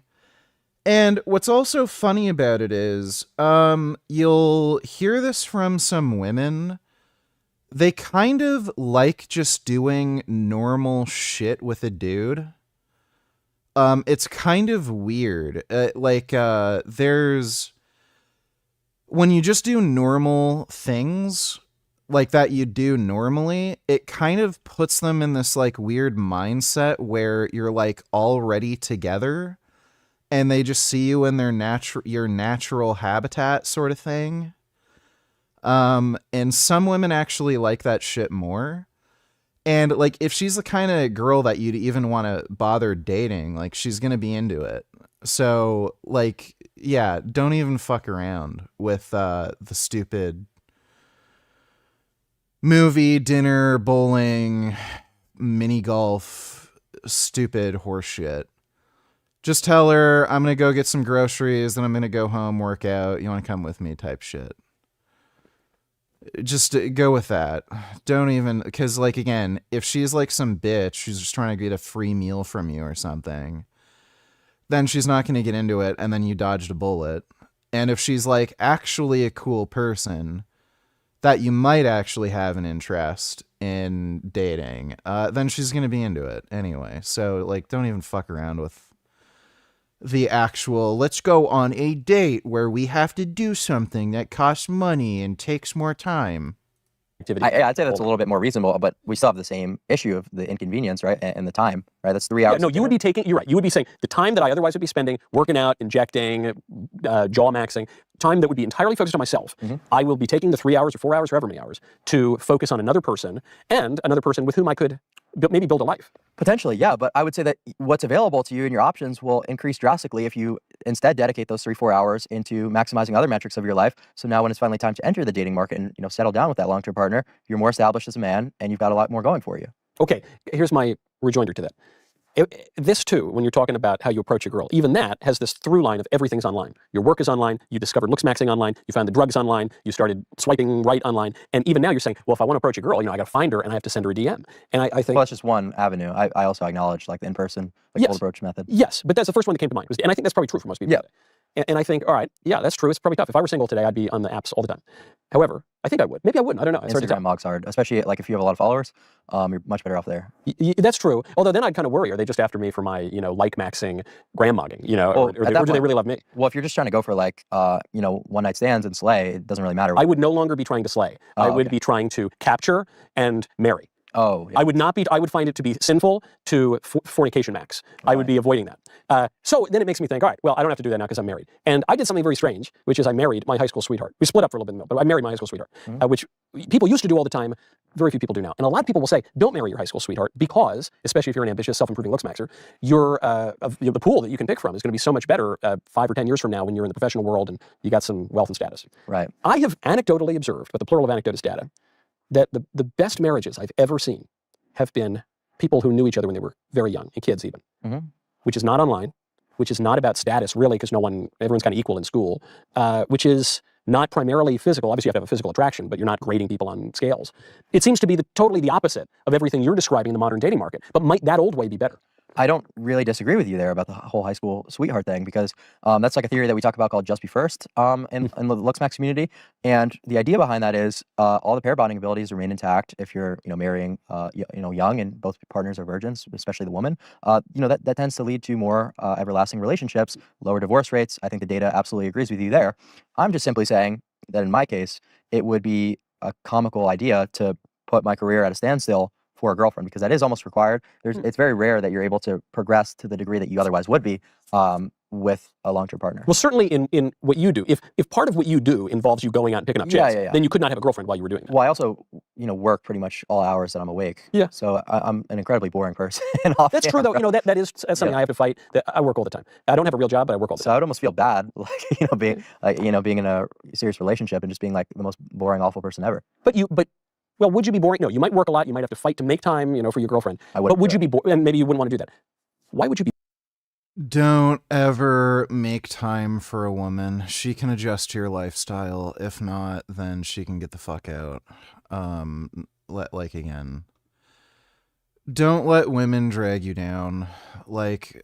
It's so hard to explain this to dudes who don't know, but I mean, how do I put this? Women like to complain that you're not spending time with them and all this horse shit. Women will say one thing, but they'll feel another way. It's just, there's no way to make them happy. So as soon as you give in and then say, oh, okay, I'll spend time with you, it makes you look weak, like you're a beta male and you'll just listen to them. And then as soon as you give them time, they're going to act like a bitch all of a sudden. And it's like, well, what did I do wrong? I'm doing what you asked me to do. They'll just act like a complete fucking cunt. So just do whatever the fuck you want and let them yap and complain or some shit. And then you can tell them to take a fucking hike. It'd be boring. Well, I mean, it's not really interesting when all you're doing is sitting on your computer, like doing a show all the time. You're interesting enough that people watch it. Oh, absolutely. But, you know, unless the girlfriend wants to tune into the streams and become a viewer, if she's just on the sidelines, it's not really that interesting. I don't know. Do you agree with that? I would disagree with that because I Really? work all the time. And look, it's a little different. I'm married. I have kids. I have many reasons to carve out as much time as I can to not be on the road and to not be working. But I endeavor to cultivate other interests and other desires and other loves beyond politics or whatever it is that I do, selling cigars. And this, I wonder if that is missing from the looks maxing idea, meaning while you're looks maxing and doing the attendant wealth maxing and all the other stuff, we've talked about maybe a neglect of the spiritual maxing, but what about even like book maxing? What about even cultivating loves for art or culture or things that yet again are not exactly physical, which make you interesting and will make girls find you interesting? No, I absolutely agree with you. It's just like, what are you going to dedicate your time to? And once again, I believe that once you start, you know, you have to be like pedal to the metal with your career, especially these days with how competitive like the job market is and everything. So it's just about, you know, the return on time investment for anything that you do. If you believe that you could get more value reading a book for 2 hours, then, you know, maybe learning a skill, if that's going to help you just in terms of your mental well-being, then fine. You know, everyone's got a different answer to what works for them. So I'm not necessarily disagreeing with you. I'm just saying what works for me anecdotally. Are you in college? No, I actually got expelled from college. All right, well then forget my question. Why'd you get expelled from college? For looks maxing, essentially. I got caught with steroids in my dorm room and I got kicked out. I only lasted 3 weeks. Wow, that's I know other people who got booted from college. 3 weeks is fast. Yeah, I'd say I probably set the record with that. The reason I ask about college is people think today college is about just going and learning a skill and getting a job and, you know, making a lot of money. That's really not what it's for. What it's supposed to be for is actually not learning any skills. It's for reading old books and thinking about abstract mathematics and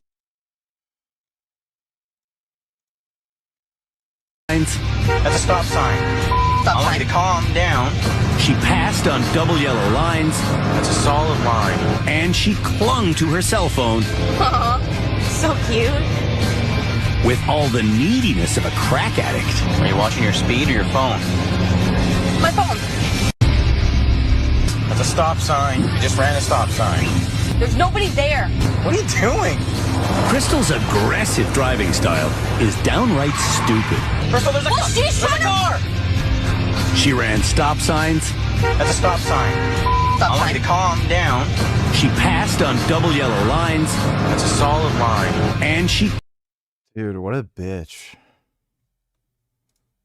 in science and cultivating an inner life and, you know, familiarizing yourself with the greatest that our civilization has to offer and thinking even about eternal things. W. Don't tell her is the clavicular wannabe.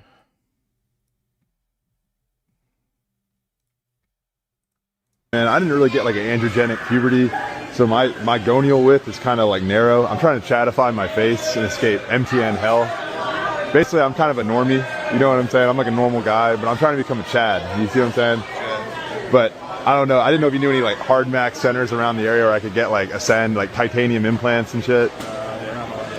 No worries, guys. Hey, man, y'all seem like some cool dudes, man. Yeah, man, I hope you all Ascend, bro. Question, man. It's really cringe when influencers try to just get attention and they fail miserably. It's weird how all these people are like fags. He doesn't even get bitches, right? I am. I really am. And I'm thinking about getting a thing called a Fort 1.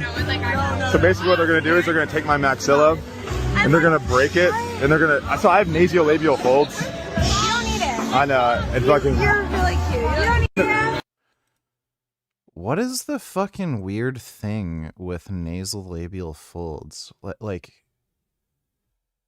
It just makes you look more masculine and more distinctly. This faggot.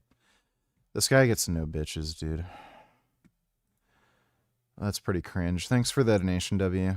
And then you can go either grad school or an apprenticeship, learn on the job, do something else. But it's about the idea that there is more to life than looks, and that this will make you a more interesting person, it will make you a more interested person, and that this is at least as important as how you look, and maybe maybe much more important. Go to balanceofnature.com. 'Tis the season where everyone's getting run down, everybody's smoothly into your favorite drinks, adding a warm aromatic depth.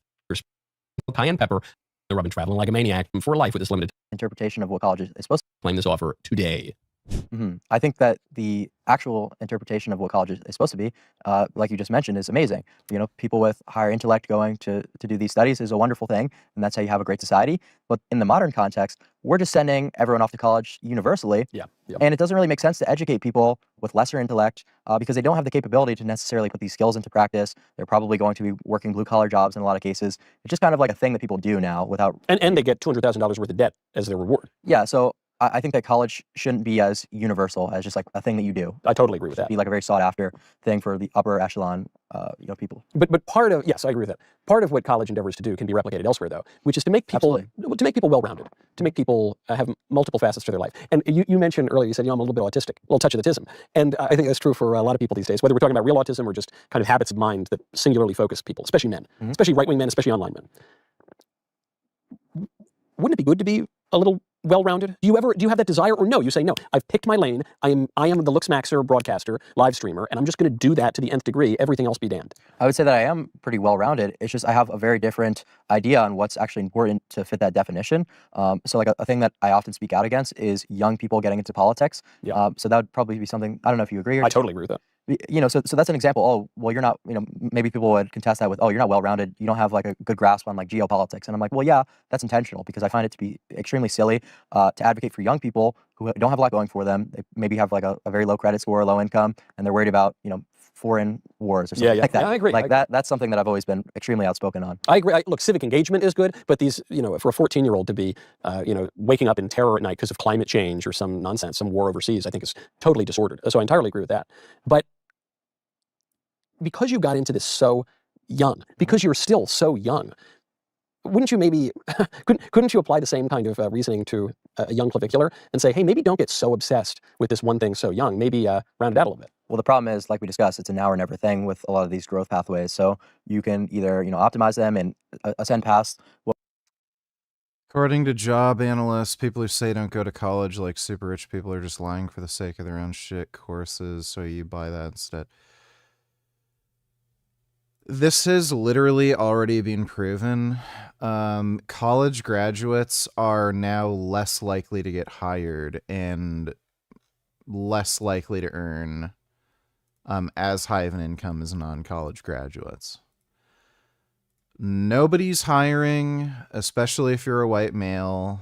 There's very few fucking job opportunities out of college at this point, unless you're like a doctor, lawyer, and that's basically it. Or a nurse. Nursing degrees are still useful, but other than that, practically anything you're doing in college right now, completely useless. And if you're going to get into engineering or computer science, well, if you're in the tech field, you're just cooked. Unless you're like really, really high-end skilled AI researcher, you're not getting a job anywhere. Nobody's hiring anybody for coding.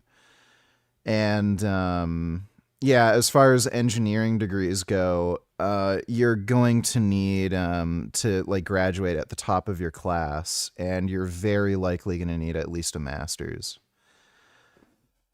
But nobody's hiring. Nobody anywhere is hiring. Job opportunities are absolute garbage. And yeah, we've actually crossed the point where non-college graduates are more likely to get hired. There's a few reasons for that. One of the reasons is a lot of companies are avoiding hiring college graduates because they have higher expectations for the amount of money they want to earn as their first job. And most jobs literally do not require any college education whatsoever. All they require is training. So it's like I don't even know why the fuck most of these things, like most fucking shit in college is absolutely useless. All you need is job training. That's it. College is practically useless for the vast majority of fucking jobs on the market. What was possible genetically without the intervention of pharmaceuticals, or you can just cope and never have the success that you otherwise could have. How long is the recovery for the jaw surgery? It's going to be about 3 weeks of extreme swelling, and I would say for 100% of the swelling. Plenty of coding jobs, just not for the average low-tier dev. Yeah, okay, sure, dude. Because everyone is going to be like some AI expert that Google would want to hire. Like, you're fucking delusional. There are not plenty of coding jobs. To go down, it'd be about 6 months. But after 3 weeks, like, you're pretty much looking how you will. Just a gradual decline in like that final push of swelling. Have any of the doctors said, hey man, you don't really need this surgery, and this is kind of gratuitous, and maybe you're a little wrong in your thinking here, and maybe there's even a touch of body dysmorphia? Mm-hmm. Have any of them suggested that? No, not really. So you just go in, you say, hey, I'm a big beefcake, Chad-looking guy, and I want to give you a bunch of money. How much money does it cost? $35,000. $35,000. Okay. So you go in, you say, hey, I'm a 19-year-old guy. I want to give you $35,000 to make me look even more even more chatty. And they just say, okay, thanks. Yeah, swipe the Amex here. Well, because nobody, in a lot of cases, the double jaw surgeries that I'm talking about with like the cosmetic implants, that's an elective thing, right? Sure, certainly double jaw exists as a way to fix, horrible airways and sleep apnea. But in my case, you're meant from a car accident or something. Yeah, right. Justin, donate $2. 5 pounds of workout. If you're not getting recovered, eat more. If your girlfriend doesn't like your belly, get a better girlfriend. There are girls out there that can do exactly the same things that she does that won't be such a pain in the ass. Based and red-pilled. That's pretty bad disc issues. That's one reason I quit deadlifting. So I've been trying to be pretty careful with it, And the way you teach has really been helpful because I've kind of started from scratch. How long ago did you hurt your back? Oh, it's been a couple of years. It's been a couple of years ago. Like I said, I've battled lower back disc issues and sciatica my whole life on it. Well, your whole life. So your back is what your back is, right? Is it dead? Is it hurting at 245? A little, not enough to make me quit lifting, enough to know. Well, can you deal with it? Yes, sir. Yes, sir. Well, then what do you think it's going to feel like at 250? I don't think it'll be. Probably be about the same, and then 255. Probably about the same, and then 260, and then 265. Probably be about the same, and then you see the process. It doesn't bother me as much as when I do a touch and go versus if I reset every rep. You have to reset every rep because when you do a touch and go, your low back comes out of extension, and that's why you're going to hurt your back. That's why you hurt it the first time. There's a reason we do the deadlift the way we do the deadlift, so you won't hurt your back. Okay? How big is your waist right now? Man, I'm a really small bone guy. My waist is probably 30, 31. My wrists are about 6 inches, so I have tiny bones. I had to work hard to get to 160. Well, you need to work harder to get to 190 because you don't have enough gut muscle and enough back muscle to stabilize your spine at a 30-inch waist.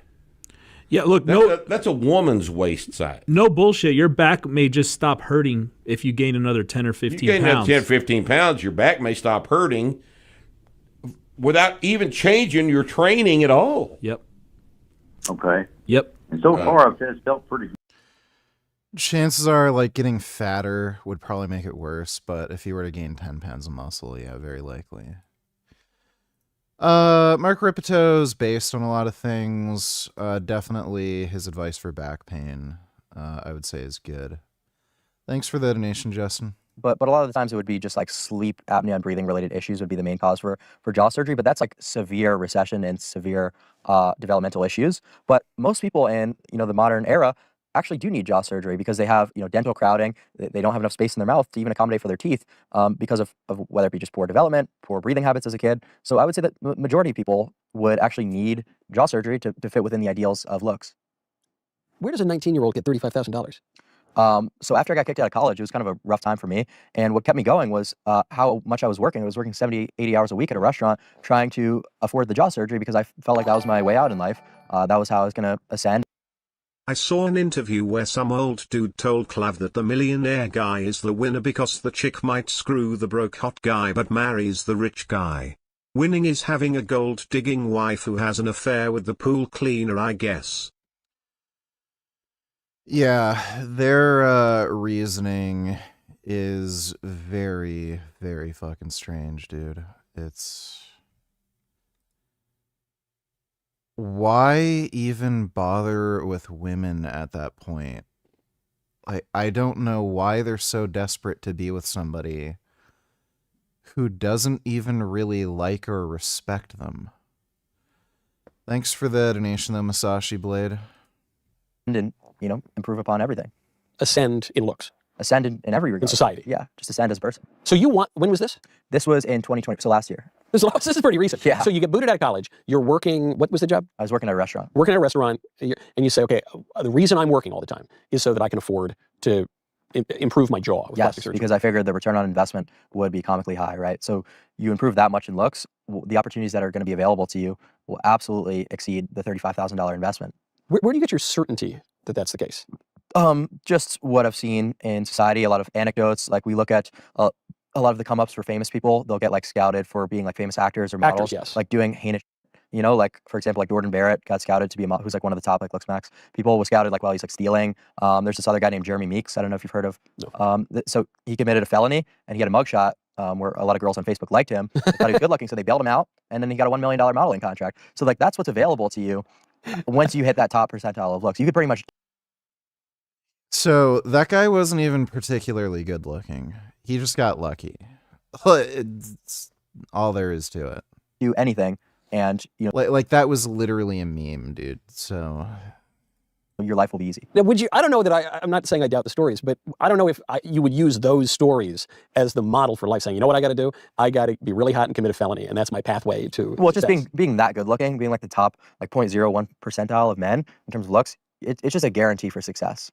Like you can't lose. There's really no losing. So I'm not sure about this. I got a few more years than you, With but maybe you've social done more media, research. absolutely. There's no losing when you're that level of looks. I know in today's day and age. I know good looking. Look, maybe this is generations past. I know good-looking people, guys and girls, who have not had much terrestrial success.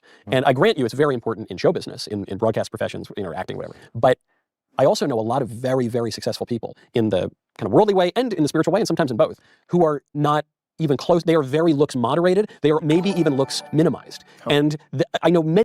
I know it's been talked about to death, but I can't get enough videos of people demolishing Andrew Tate for that monstrosity of a boxing match. I'm sorry if this has been brought up constantly, but it's just too funny to me. Rolling on the floor laughing emoji. Yeah, he was talking a lot of shit, calling himself a world champion, and then, yeah, sure enough.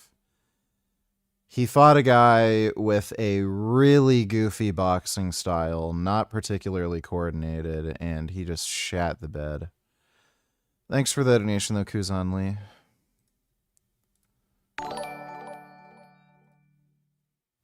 My digital scale says I'm 264 pounds. I genuinely don't believe that. I have a lot of body fat. But there's no way I weigh any more than 255 pounds. I've had my scale for 3 years. Do digital scales become inaccurate over time? Well, digital scales can certainly break. That does happen. Ugh. So if the scale is broken in some kind of way, then it could give an inaccurate measure. If you were like 255 for the last year and you haven't noticed any change in your body composition just when you look in the mirror and your diet's being like the same, and then suddenly like one day it just jumps up 10 pounds, then yeah, that would be a very good indication that the scale might not be working. You could always just get a new scale and see what it reads, and if it's the same, then yeah, you're 264. Thanks for the donation, though, Killing Titan. Hope that helps. Dis did nothing wrong. Hashtag unban dis. And now he's gone, I don't know why. Until this day, sometimes I cry. He didn't even say goodbye. He didn't even take the time to lie. Bang, bang, he shot me down. Bang, bang, I hit the ground. Bang, bang, that awful sound. Bang, bang, my baby shut me down. The Real Housewives of Alberta. Oh man, this JF thing is just so bizarre. I don't know if he killed his wife or not, but if he did, it looks like he's gonna get away with it. So weird. Thanks for the donation, Dis. I gotta take a piss. I'll be right back. I need to pee in the potty.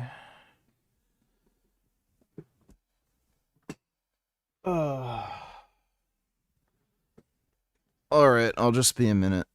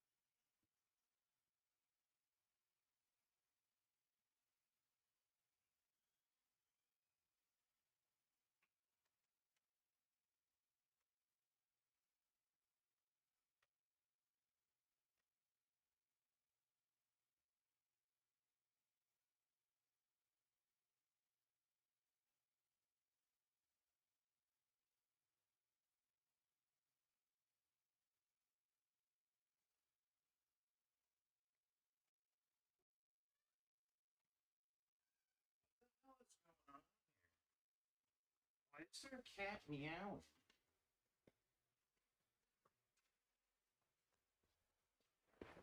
Gummy. Oh, come here, Gum Gum.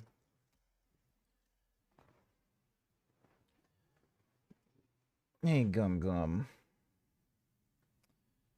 I don't know who Urban or Unban or what's his name? Oh, Gum Gum. My silly little baby. My big noodle. What the hell are you even doing? Look at this cat butt. It's a good cat butt. Hey, cat butt. Oh, that's a good cat butt, all right.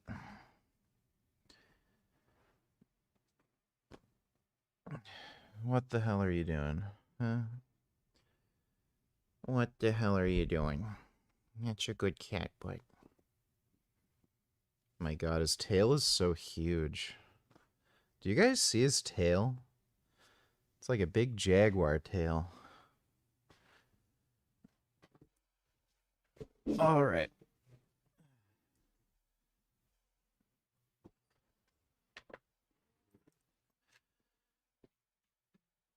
You know what? This cat definitely mugs. This cat is looks maxed to the extreme. You ever seen such a handsome kitty? Absolutely mugs all the other cats. Many examples of that, and I can think of counterexamples of like hot people. I mean, this is kind of the joke or the meme is like the guy and the girl who were really hot, you know, in high school. They don't have a lot of success in their lives, and you know, the nerd is the one who goes off to school and I don't know, becomes a billionaire. I mean, that seems to be more the 4 years, 2 months. Well, thanks for the support, Stitching No Fap. Oh no, Gum Gum ran away. stereotype. That's just not what we're seeing in today's day and age with social media. I would say that that's probably how it was for a while, but now when you're just able to open up Instagram or TikTok and put a picture of yourself when you're that good looking and, you know, get extreme success and brand deals and stuff like that. In influencing. How much do I have to pay you to watch Beavis and Butthead on stream? The problem is, if I watch clips of Beavis and Butthead, the stream's gonna get a copyright thing and be blocked. And if the clip is long enough, the stream might actually get taken down temporarily, and I don't really want to have to deal with that. I generally avoid watching long, several-minute clips of TV shows. Thanks for the donation, though, Ben Boy. Like, if you pay me enough money, sure. Like, if you give me $50 or something to watch a, 3-minute clip, I'll do it, but generally prefer avoiding stuff like that. Look at this cat. This cat is mogging. Look at that beautiful pink nose. This cat absolutely mogs. Look at this cat mogging. Oh my god. Absolutely mogging. I'm definitely mogging myself. Look at that. That cat mogs. Oh, yes. What the fuck? Yeah.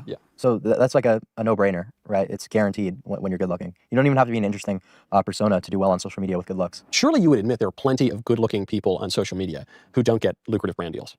I would say that just like where I was, like working in a restaurant versus, achieving success on social media, like I would have done better, absolutely. So that would have been a return on investment that made sense. Right, no, but Follow the you're exact saying principles, you're so- saying looking good. If you look really, really good and you have Instagram, that's a guarantee of professional success and lucrative success. I'm just saying there are plenty of hot people on social media who aren't that successful. Then that's also people who are low IQ as well. But I would say that that's a very rare thing. Is that even true? I bet most hot people on social media don't get a lot of likes and certainly don't get brand. But what are we talking about by hot? Like good looking? Like some people think that like Sydney Sweeney is extremely attractive. I would say I don't want to. Sydney Sweeney is not, just not particularly good looking. Scandalize anybody, a married man. I would say Sydney Sweeney is very attractive. I would say that she's pretty malformed. Her upper maxilla is extremely recessed, right? She's got the eyes of doom with no infraorbital support. She's really not that much of a looker in her face. That's what I've been saying. That's funny. Clav agrees with me. Like, she's just not attractive. I think that a lot of people with porn brains find her attractive because of her body. I don't have porn brain. I don't know. Well, you're telling me that that if a guy finds Sydney Sweeney attractive, he's got to have porn No, brain? I think that she's above average in looks, but certainly not that like, No, you said she's got a sunken suborbital. I forget the words that you said. Yeah, she's got a recessed infraorbitals and a recessed upper maxilla. You're telling me you go to a bar. I'm just saying she's not the pinnacle of looks that I'm talking about to actually succeed on social media. She's average to above average. She's pretty successful. Doesn't that more bode for my side of the argument? Not that really. looks is not the one-to-one guarantee of success, even by your low estimation of how she looks? Well, that doesn't argue with my principle at all. That if someone is actually the 9 out of 10 looks level that we're talking about, the top percentile, that they'll be famous. I'm just simply stating that she's not that top echelon. So who's really beautiful? Well, if we're talking about just like supermodels. Someone that I wouldn't recognize anybody, but someone that the audience might recognize. Like, we'll talk about like supermodels like, Giselle Bundchen and Taylor Hill, like the top like Victoria's. Was she the one? Giselle Bundchen?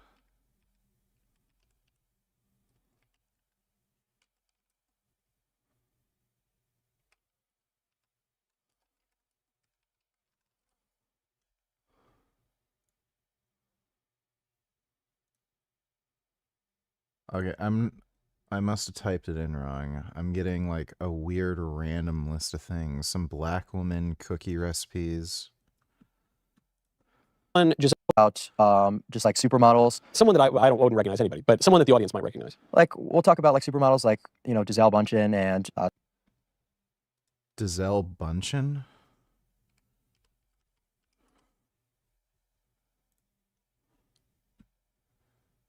Dude, what?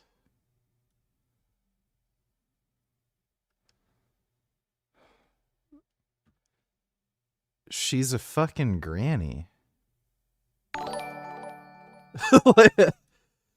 Damn, first you say Breaking Bad sucks and now you're saying Sydney Sweeney is unattractive.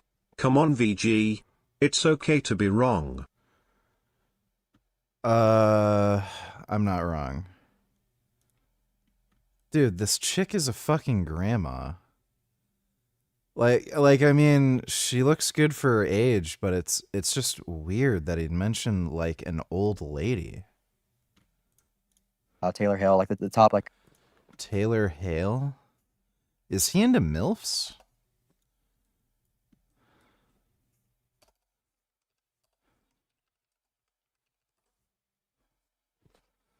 Okay, she is young. Yeah, she's... Yeah, her body's just not it.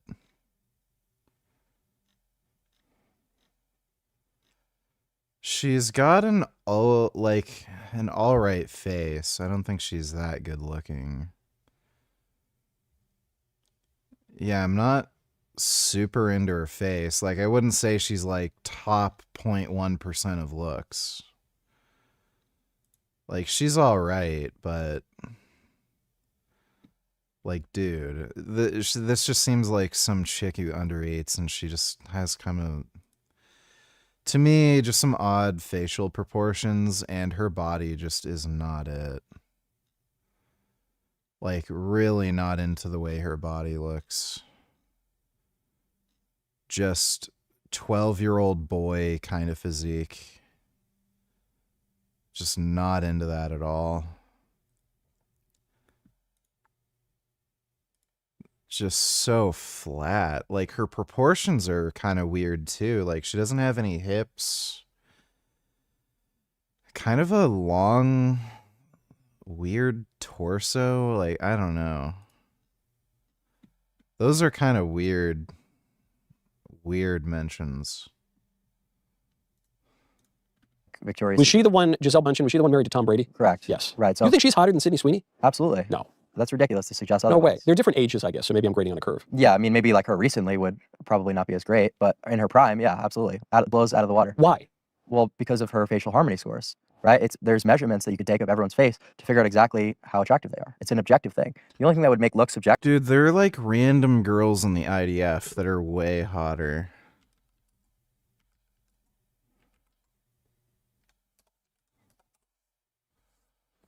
Just random fucking chicks in the Israeli military are way fucking hotter. Like, give me a fucking break. These are just random fucking women in the fucking IDF. They don't work as models, and just total randoms who are doing like either mandatory military service or for whatever reason wanted to serve. Like, this is just weird that he's mentioning some of these like fucking women who are just not it. So Objective was like some people may prefer like more tan skin versus pale skin, like we were talking about before. But even then, it's I agree that beauty is an objective thing. So I Right. totally disagree with the modern conception that beauty is in the eye of the beholder. I think it's a cope. And I do think I'm with St. Thomas Aquinas that part of what is beautiful is harmony, is harmonizing, radiance and things like that. Yeah. symmetry. Yeah, so absolutely. So that's simply what I'm stating is, there might be a false idea of what's actually that good looking. If, Sydney Sweeney were to apply that principle, start posting on social media without acting, oh, where's my brand deals? It's like, well, you're not who we're talking about. Now, hold on. Why did you conclude that people who think Sydney Sweeney is attractive use pornography? What is it about porn that would lead you to that conclusion? I think a lot of what they like about her is her breasts and probably just her body, and that's generally like a very like gooner porn. She does not have a great body. She just has big boobs. That's it. She doesn't even have an ass. Like, give me a fucking break, dude. You know, I find Americans in particular have really low beauty standards. I've had some American friends, and they've mentioned girls that they think are just smoking hot, and I'm like, really? Like if you just go down any random street in Toronto, like every other girl you walk past is like hotter than some of the like Sydney Sweeney and shit. So I think Americans just have really weird beauty standards where they just, I don't know, they're just like lower tier. Consumer mentality. But what about just her face? You know, you say she doesn't have a pretty face. I'd say that she's probably right on around average, maybe Wow. slightly above. Wow. Okay. I would. I wouldn't agree with that. But I think if you put her head onto just an average chick's body, she would be pretty much invisible outside of like, you know, a third world country. Now, okay, I'm very curious about the pornification of it all, because this ties into what you've been talking about from the beginning, which is your whole looks maxing journey has been online. It's been revolving around every step of the way. And what is the definitive, I don't know, content of the internet? It's just porn from the earliest days. Well, that's just the new look that you're seeing pushed by, I don't know, globalism or whatever. Is like the thick thing, where you're seeing like all these girls who have like, you know, a lot more body fat, but their faces might be chubbier because, you know, they're going to have more fat now in their you know, in their breasts. So that's kind of just like a new thing that's being pushed. And you're saying fat girls are being pushed in pornography? No, not necessarily fat, just like, you know, higher body fat. Whereas, you know, you would see in like the 90s and the early 2000s, like with modeling, it was like a very skinny look. The face was very angular, and that I would say that porn probably did the most damage to you know, what's pushed. There was a lot of porn in the 90s. I don't know, you weren't around then, but I was around then. But it wasn't accessible by every 12-year-old with an iPad. Yeah, well, it wasn't iPads, it was computers. But I mean, internet porn, look, there were it's much worse now. Like, it's a lot worse because the internet's faster. Like, there were pieces of legislation to combat this in the 90s. It was the communications. I can't believe that people will actually make the argument that looks are universal. Also, just because certain facial features are commonly preferred doesn't mean that it is some sort of objective rule. This dude is retarded.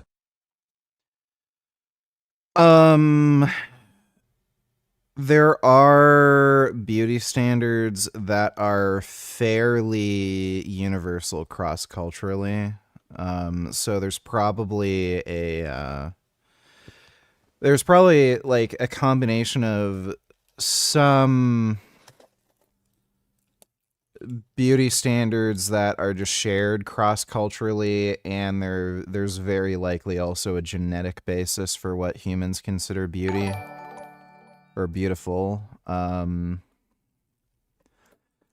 way Clav kind of talks about beauty, though, he kind of acts as though there's some sort of objective basis in which to judge beauty, which there isn't. Thanks for the donation, though, Ben Boy.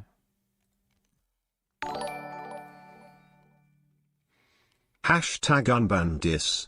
Also, JF is innocent. Bang bang. How would you, if I wanted to kill my wife, what would be a good way that I could do it, do you think? And get away with it? If I did it. Yeah, if I did it. Very OJ. Very OJ. I'm surprised that the clips haven't come out yet, but I have extended descriptions of how to kill someone while not being caught. I think I just made too many shows in my life, and that the leftists have difficulties actually browsing through my whole history. But yeah, what I explained in the Brian Koberger story, you remember Brian Koberger, this guy who was a criminology student, went into a fraternity kind of house of college student and killed the ladies that were in there, and there was one man also. And he seemed to think he could get away with it. Yeah. And this idiot turned his cell phone after starting to drive toward the home. Like, he drove 10 minutes toward the home he was going to commit a murder, then turned off his cell phone halfway on the road. That is the first stupid thing. Why don't you just leave your cell phone at home? Then right. That's probably a good idea. No, what I explained in this show is that modern murder cannot be executed if you don't have a full electronic alibi. This means it's not enough to leave your cell phone at home. They will detect this. You would need, if you wanted to escape the police, you would need a simulation of your hand clicking on the phone. So you need a little robot that makes these movements as you would do them, You're or you using need it. some Okay. macro recorder. So you have an electronic alibi. Okay. That is. The problem too is there's so many cameras on so many streets. So there's like traffic cams, red light cameras. A lot of people have security cameras that are facing the street as well. And like the police use this to kind of track your movements. So really the best way to do it is to hire a good hitman and remove yourself from the situation completely. So like if you can hire a good hitman who can like just get away and like maybe go to a different state while it's happening, that's really your best shot.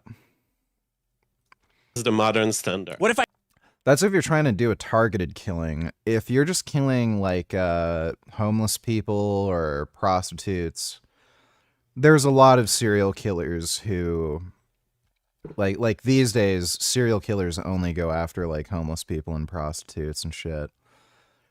The more random the killings are over a wider area, and you're talking about like the forgotten people of society, particularly the homeless, really, really high likelihood you'll get away with it. If I send my phone like on an Uber and I put it in the Uber and then send it away somewhere else, like the opposite direction?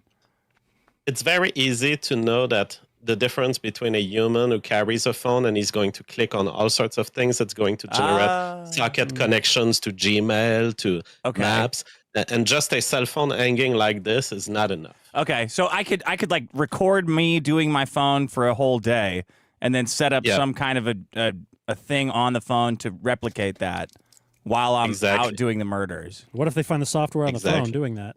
And then I would take my girlfriend's phone and set it somewhere and like have it do. I would have to put some kind of long-term charger on it, right, and send it out so it's always active and pinging, right, away from the murdering area. The second principle of good murder is absolutely expressed in Dexter. If there is no crime scene, it is so much harder, and so there needs to be a complete elimination of even the ID that a murder has happened. How would you do that? Dexter was doing it. Well, Dexter was doing it with wrapped plastics, and he was throwing it all in at the bottom of the ocean. Okay. But there needs to be no spot where the bodies are found. Yeah. That's actually a huge issue for a murder investigation if they can never recover the body or murder weapon. Best way to completely destroy a body is with acid. So if you just completely dissolve the body, dump the sludge somewhere where it can never be found.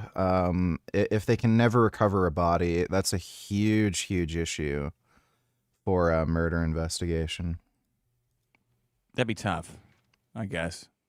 For me, do it over a swimming pool or something. I don't want to do all that plastic stuff. That's a lot of work. That's basically like decorating for Halloween, and that's probably why I'm going to kill her, is for forcing me to decorate for Halloween. So Plastic looks good when you're at Home Depot and it's right there and you grab the cylinder. But when you unfold it, it gets in your running shoes and it's really impractical.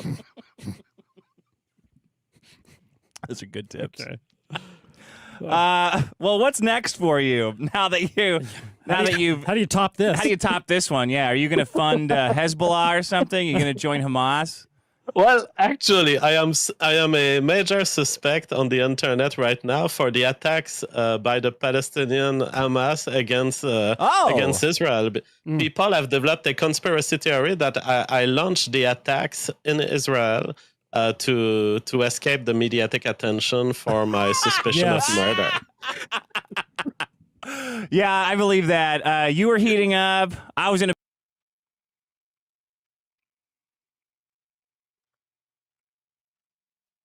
That is a bizarre situation. Well, thanks for the donation, Dis. I agree there are many general cross-cultural beauty standards, but I deviate from what many men find attractive in women. For instance, Ethnic Jewish / Middle Eastern noses I find attractive where a good portion of men would disagree. I fucking love big noses. Fuck me, I love big noses. Yeah, there's a lot of Middle Eastern women with nice big noses, and they're just so fucking sexy.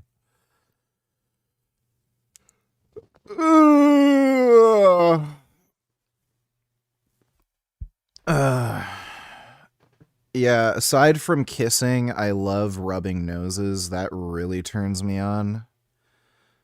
So I guess like Eskimo kisses where you rub a chick's nose with your nose. I really fucking love that. Just grinding my nose up against a chick's nose. I even love kissing noses, but a lot of girls don't want me to do that.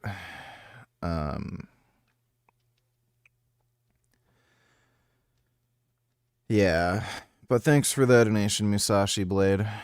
Decency Act and the Child Online Protection Act, because there was this flood of porn all over the internet. It really started in the 90s, and they both got shot down by judges, unfortunately. The reason the porn thing is interesting to me on this topic is it's so online. All of this is so profoundly online. And one of the evils of pornography is it reduces humanity merely to the physical. I'm very anti-porn myself. Yeah, I think it ruins your dopamine system. It's going to give you a very bad perception of how women are, in the actual real life, because a lot of it's just acting. It's all fake. All a fantasy. Yeah, so that has done a lot of damage for people, especially with the recent stuff like OnlyFans. I just don't buy some of this shit. Like, I think there's a type of porn watcher this may be true for, but I just don't buy most of the shit. And just how widespread it is, stuff being all over Twitter, it's really not good. And I'm simply saying that just like the look of women has been vastly altered.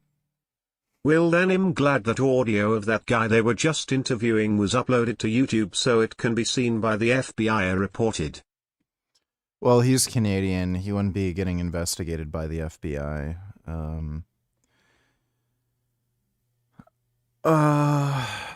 I don't know, I don't know what police agency was investigating the whole thing, but they haven't found anything. Yeah, what I mean is that it is more of a statistical correlation rather than an absolute rule. People tend to prefer certain physical features cross-culturally, but that doesn't mean there is complete agreement over preferred beauty standards. Yes, we're in agreement with that. Thanks for the donation, Ben Boy. Yeah, I certainly agree, or I strongly suspect, what do I know? I haven't read all the studies, but I strongly suspect that porn so screws up people's brains that it changes their desires and what they consider attractive. I totally agree with that. Yeah. My point, I guess, is one of the evils of pornography is it reduces people who are, these... I don't know how they figure that. I've had certain preferences, and I just look for that in porn. I haven't found that porn has affected in any way my sexual preferences. Like, I've always liked butts. I like watching girls lick each other's butts. Like you look for what you want, right? I don't know how it works the other way around, where the media you're watching informs what you want. These integral human beings with soul and body, it reduces them to the physical. So it's just, meatbags bumping uglies on a screen. It's even one level abstracted. Yeah. But isn't that a commonality with looks maxing, which is to reduce the human person down to the level of the physical being the most important? I would say that, it's not far from the truth, but it's just what needs to be done in society. You need to improve upon this metric. We could sit here. Do you, though? You do. Yeah. I don't feel like I do. I mean, listen, in my mind... Because you've achieved success in other regards to such... Other regards? Are you suggesting I'm not looks maxed? No, I would say that obviously anyone who does media is going to be reasonably good looking, right? So I'll take it. Yeah, so no, you've achieved this success, this such a high level that maybe you can make up for not fully looks maxing or not taking like the double jaw surgery route. Like you're a huge host of a massive show. So that status might be able to carry you rather than having to. Okay, but let's say that I weren't. I appreciate all the compliments and it's great. And I like this is nice. I'll take it. I'll take a broad. I haven't looks minimized at least. But let's say that all that wasn't true, and let's say that I were a guy, and I were even more looks minimized, and I was fashion minimized, and I didn't have a show, and I didn't check certain status markers. And let's say I were just a guy married to a nice gal, and maybe she wasn't even that good looking. Maybe let's say we had a nice family and we had some kids and we were living in a house that's fine, but not that nice. And, I made some money, but not a ton. And we had like a car that was okay. And we went out to dinner every so often. And maybe we got to go to the beach once a year. And by all of the metrics that we're talking about, I wasn't maxed out at all. But mightn't it very likely be the case that I would be happier, more flourishing than the richer, better looking, more professionally successful guy? Or you say no, that's a fairy tale? Well, yeah, I'd say that's a really nice idea, and like in theory, potentially, but that's just not what we're seeing in today. I've seen it. Well, I'm not going to call anybody out, but I've seen it. Yeah, I mean, maybe you've seen it once or twice. I'm sure most people watching have, but that's just not what we're seeing on average across the country, right? I'm saying that, yes, I agree with that. On average across the country, I bet that's true.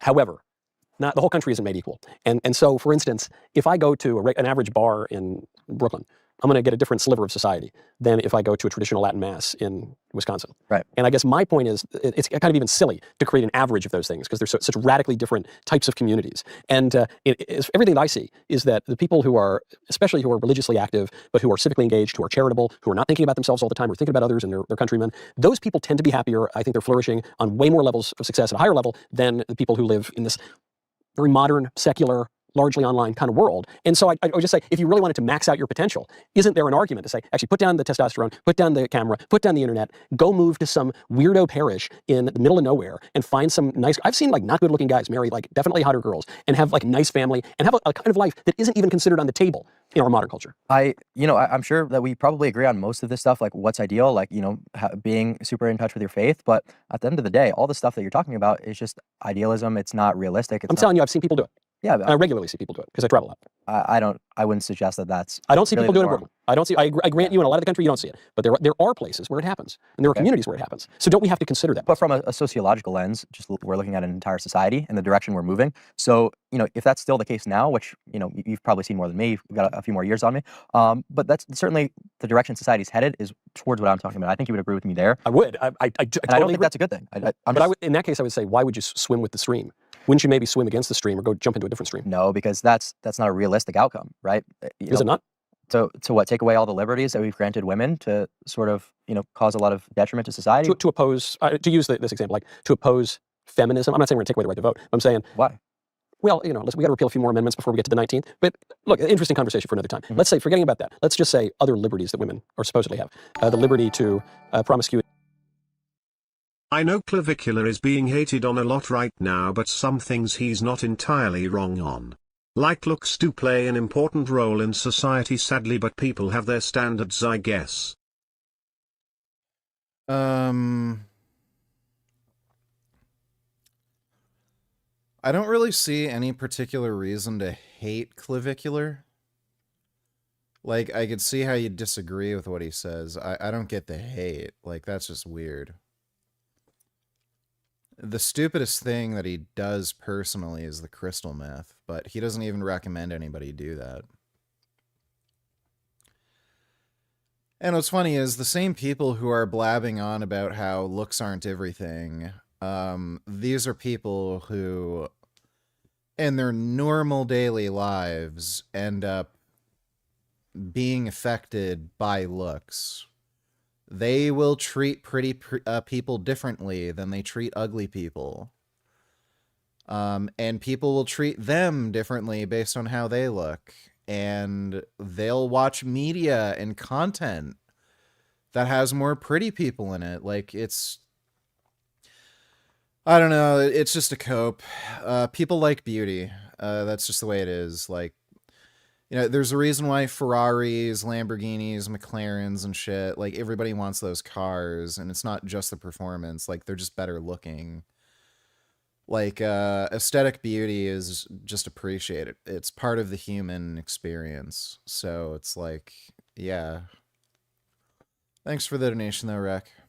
Because of hormonal birth control. Right. I would discourage that. I think it's good to discourage that. Yeah. You probably can't pass a law because of a couple of Supreme Court cases, but I would strongly discourage that. The liberty to go just like randomly date a bunch of dudes in some city, I would strongly discourage that. The liberty to put off getting married and having kids so that you can go do spreadsheets at the widget factory, I would strongly discourage that. So to answer your question, I guess the answer is yes, I would discourage a lot of what passes for modern liberty. Oh, no, absolutely. Like, I don't think that the modern world is one that I like to live in at all, but I'm simply stating that you might as well adapt to the times instead of just doing all these copes like political activism when this is just the way that the world is going to go and the way that's going to continue to go. People have been trying to, turn the tides since the sexual revolution started to happen in the 70s, and look where that's got us, right? So if hold on. Everything you've been saying is all this like very manly, take control of your destiny. Estimate Clav's IQ. Vids plus image of the day. Want to see the full Pico chat? Clav is definitely above average IQ. I don't know exactly where to put him. Not playing cope, no. Playing disengaged because you know the point of round 3, not answering. Your continued walls here are further revealing the attack surface. Yes, continuing to analyze round 3 dynamics is itself a form of attack surface disclosure. So I'm going to stop. You say you'll stop, but can't claim anything beyond trying to stop your claim that you will is cope. Yes.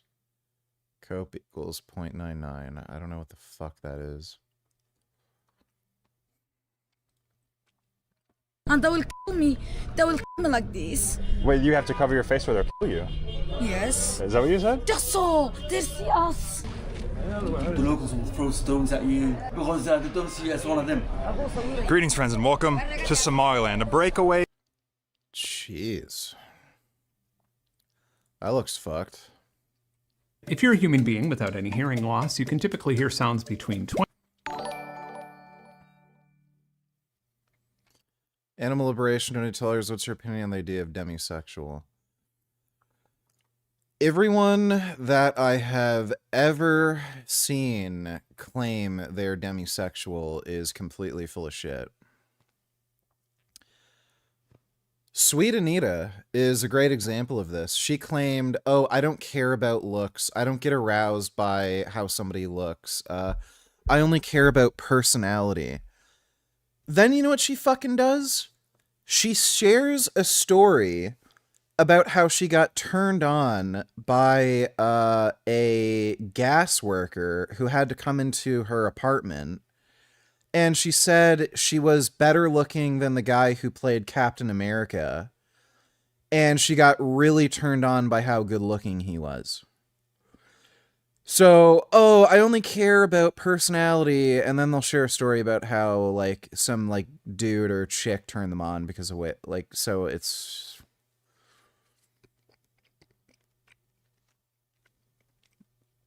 It's complete bullshit. There's some people who care about looks less than others, for sure, but the idea that there are people that are only turned on by personality and intelligence and shit. Horse shit. If these people came across a sentient dog turd that had the best personality, was highly intelligent, they're not going to kiss a dog turd. They're not going to shove a dog turd up their vagina. So, they're full of crap. Nobody is only interested in personality. It's just fucking horseshit. Do you think it's cope or what is the psychology, do you think? It's just, so, like, honestly, it seems to be tied to some sort of narcissistic traits or something. It's like they're trying to tell you that they're better than you or better than the average person because, like, they're trying to argue they have some sort of noble quality to themselves where I don't care about such vapid surface level things like aesthetic beauty. I care about how people actually are deep inside. Like, sure you do. And then you can look at who they're dating, and they're all, like, pretty good looking. So it's like, fuck off. Absolute horse shit. As soon as I hear that shit from a chick especially, it's like, yeah, fucking right. Like, give me a fucking break. Like with women, it's just so fucking blatantly obvious because you can just look at the dudes they're dating. Oh, I'm demisexual. I only care about personality. And then they're dating dudes who are like over 6 feet tall, very good looking, and make a good income. Like, okay, right, sure. It just so happens that all the dudes with the best personalities that you only date for like 2 months happen to be very good looking and high earners. Like, okay. Thanks for the donation, though, Animal Liberation. Lamau. It's like the chicks who claim to be sapiosexual then get with an actual retard with multiple felonies and recreationally pops perks. Yeah. Yeah. It's just so fucking silly. Thanks for the donation, Musashi Blade. Dodo donated $2. Let me see.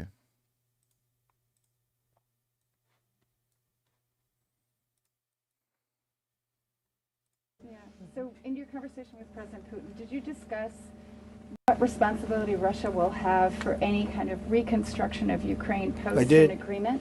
I did. They're going to be helping. Russia's going to be helping.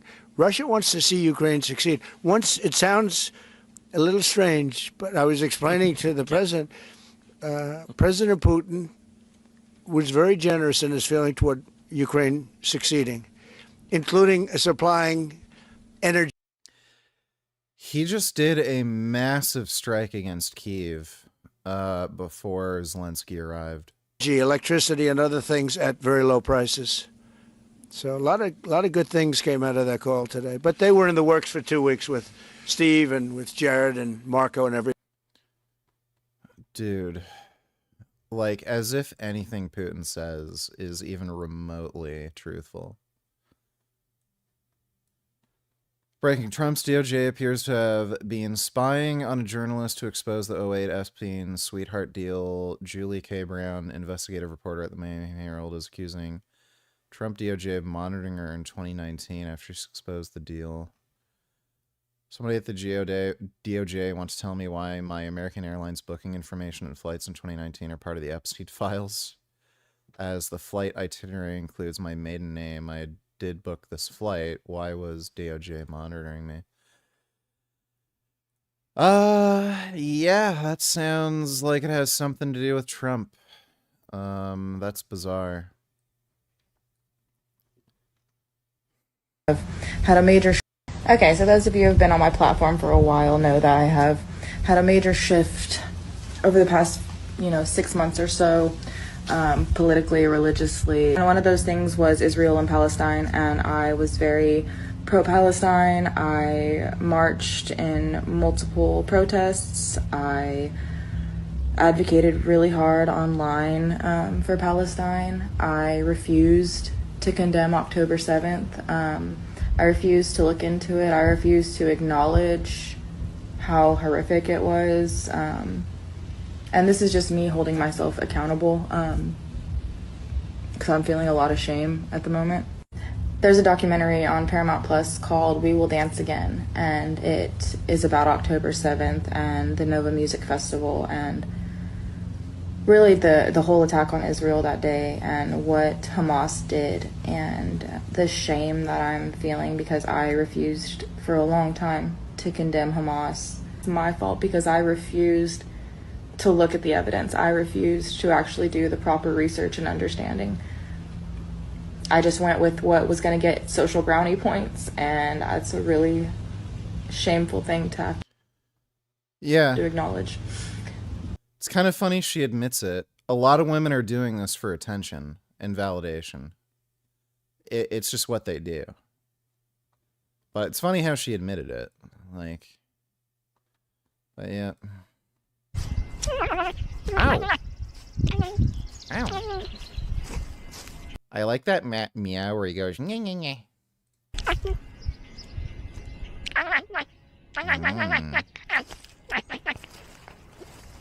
Wow. Oh no, I hope that squirrel gets away. Oh, kitties are so nice. Jeffrey wants to be productive. He rarely does. He just can't get himself to sit down and do his work consistently. It's like his brain just resists doing the work, and even though he keeps promising himself he'll get better, he just finds himself procrastinating again.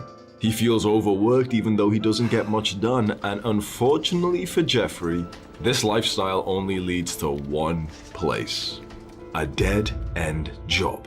Before he knows it, he's a grown man, and this is actually his life. He pretends to like his co-workers, but he doesn't even want to sit with them at lunch. He speed walks home after he finishes work, but it's already dark and it feels like it's the end of the day. He said all day he'd go home and work on a business to escape this rat race, but by the time he gets home, he has no energy, so he just cheats on his diet, watches Netflix, and scrolls on Instagram or plays video games. He relapses again.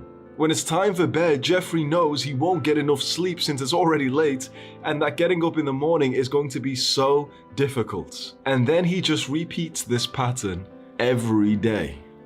We have to... I can't handle any more of that.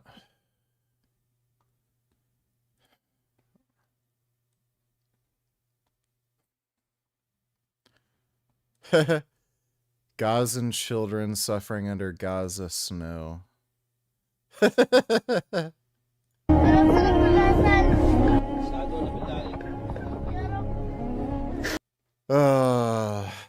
AI. Thanks for the donation, Dodo.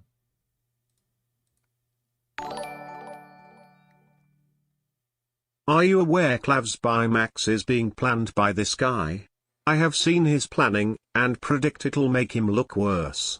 Check out that guy's page if you want. I've seen a bunch of behind-the-scenes botches TBH.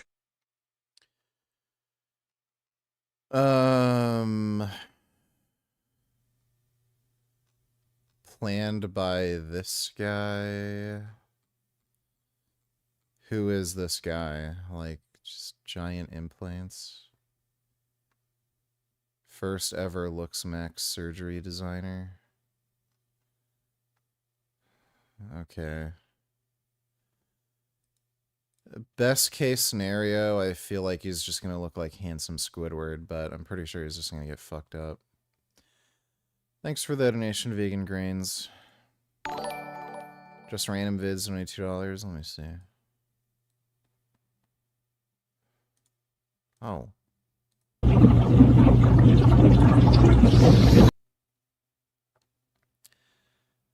That's a nice bear.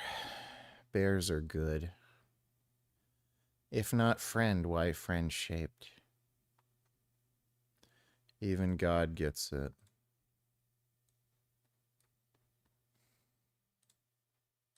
Make me a loyal and hard-working man! I already sent you one, but you friend-zoned him. Yeah, it's not very funny. Hope you make your bed.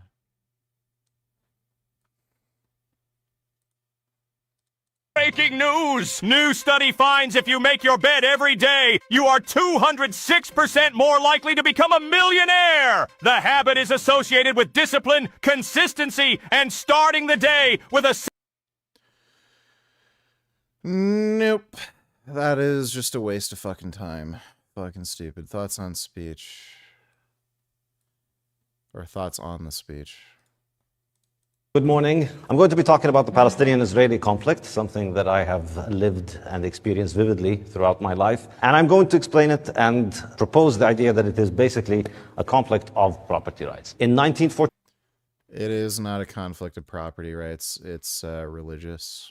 1947 and 1948, the centuries-old system of property rights that has existed in Palestine was destroyed and instead replaced with a government agency that owns the vast majority of the property and only assigns it to people by lease based on racial and ethnic criteria. This is the key thing. And this is something that would create violent conflict anywhere in the world. If you tried to do this anywhere, where you just said, all of the property rights here are canceled, everybody who owns something doesn't own it anymore, all of the None of that is even remotely true when it comes to Israel. property goes to the government, and now the government assigns that property based on considerations of race and ethnicity, you would get conflict. So there's nothing really unique. None of that happened. About the Palestinian-Israeli conflict or about that part of the world. It's just the same thing that I would expect to see as an Austrian, as an economist. This is what you see. If you deny property rights, you're going to get conflict. None of that made any fucking sense, and that guy's talking completely out of his ass. You can read the 1940s partition plan. None of that is remotely fucking accurate to what happened. The government doesn't own all the property and gives property based on race. That's not what Israel does. He made that up. Thanks for the donation, just random vids. He can't even contain his laughter. Russia wants to see Ukraine succeed. Once it sounds a little strange, but I was explaining to the president, President Putin. Yeah, thanks for the donation, Donnie Tard. Donnie Tillers, what are your thoughts on these people within the vegan movement? So, yeah, basically, a weird kind of cult within the vegan movement popped up, I'd say in the last year or so, that seems to be led by David Arenas, who seems to be kind of the ringleader here. And we don't really know how he's kind of attracting and alluring these people and making him... They're saying these kind of almost godly things about him. I don't know who that is. That just make no sense.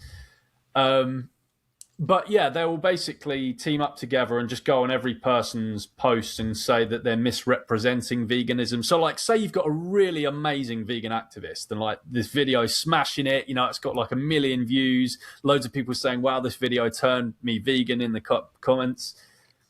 They'll be in the video saying, you are misrepresenting veganism. This is welfarist. You are start another movement, stay at home unless you want to do activism properly. Now, for anyone getting confused by that and saying, well, I've seen, you know, vegans critique other activism and stuff like that. It's not like that. Yeah, we always, you know, people like me and you, Jake, if someone genuinely is misrepresenting veganism, we would call that shit out. If some fucker was on a post saying, no, free-range eggs are great, buy free-range eggs. Instead, you know, I'm vegan, but I won't judge you if you eat free-range eggs or something. Or, what the idea of the vegan movement is to push for better welfare for farmed animals. Me and you would be on that post, you know, in a New York minute. So I'm not talking about genuine, actual correcting real welfarism and saying what is misrepresenting veganism. Which me and you, we are the vegan police on, right? We are the vegan police. We don't stand for that shit. This is like next level. This is just like ridiculous, so ridiculous that I think most people now probably think it's some kind of psyop.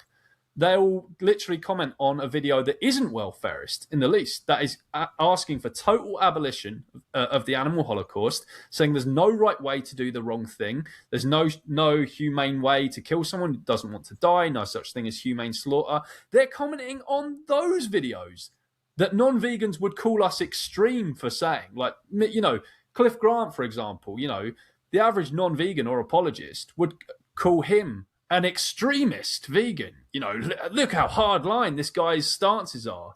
Don't you know that reducitarianism is great and vegetarianism is great?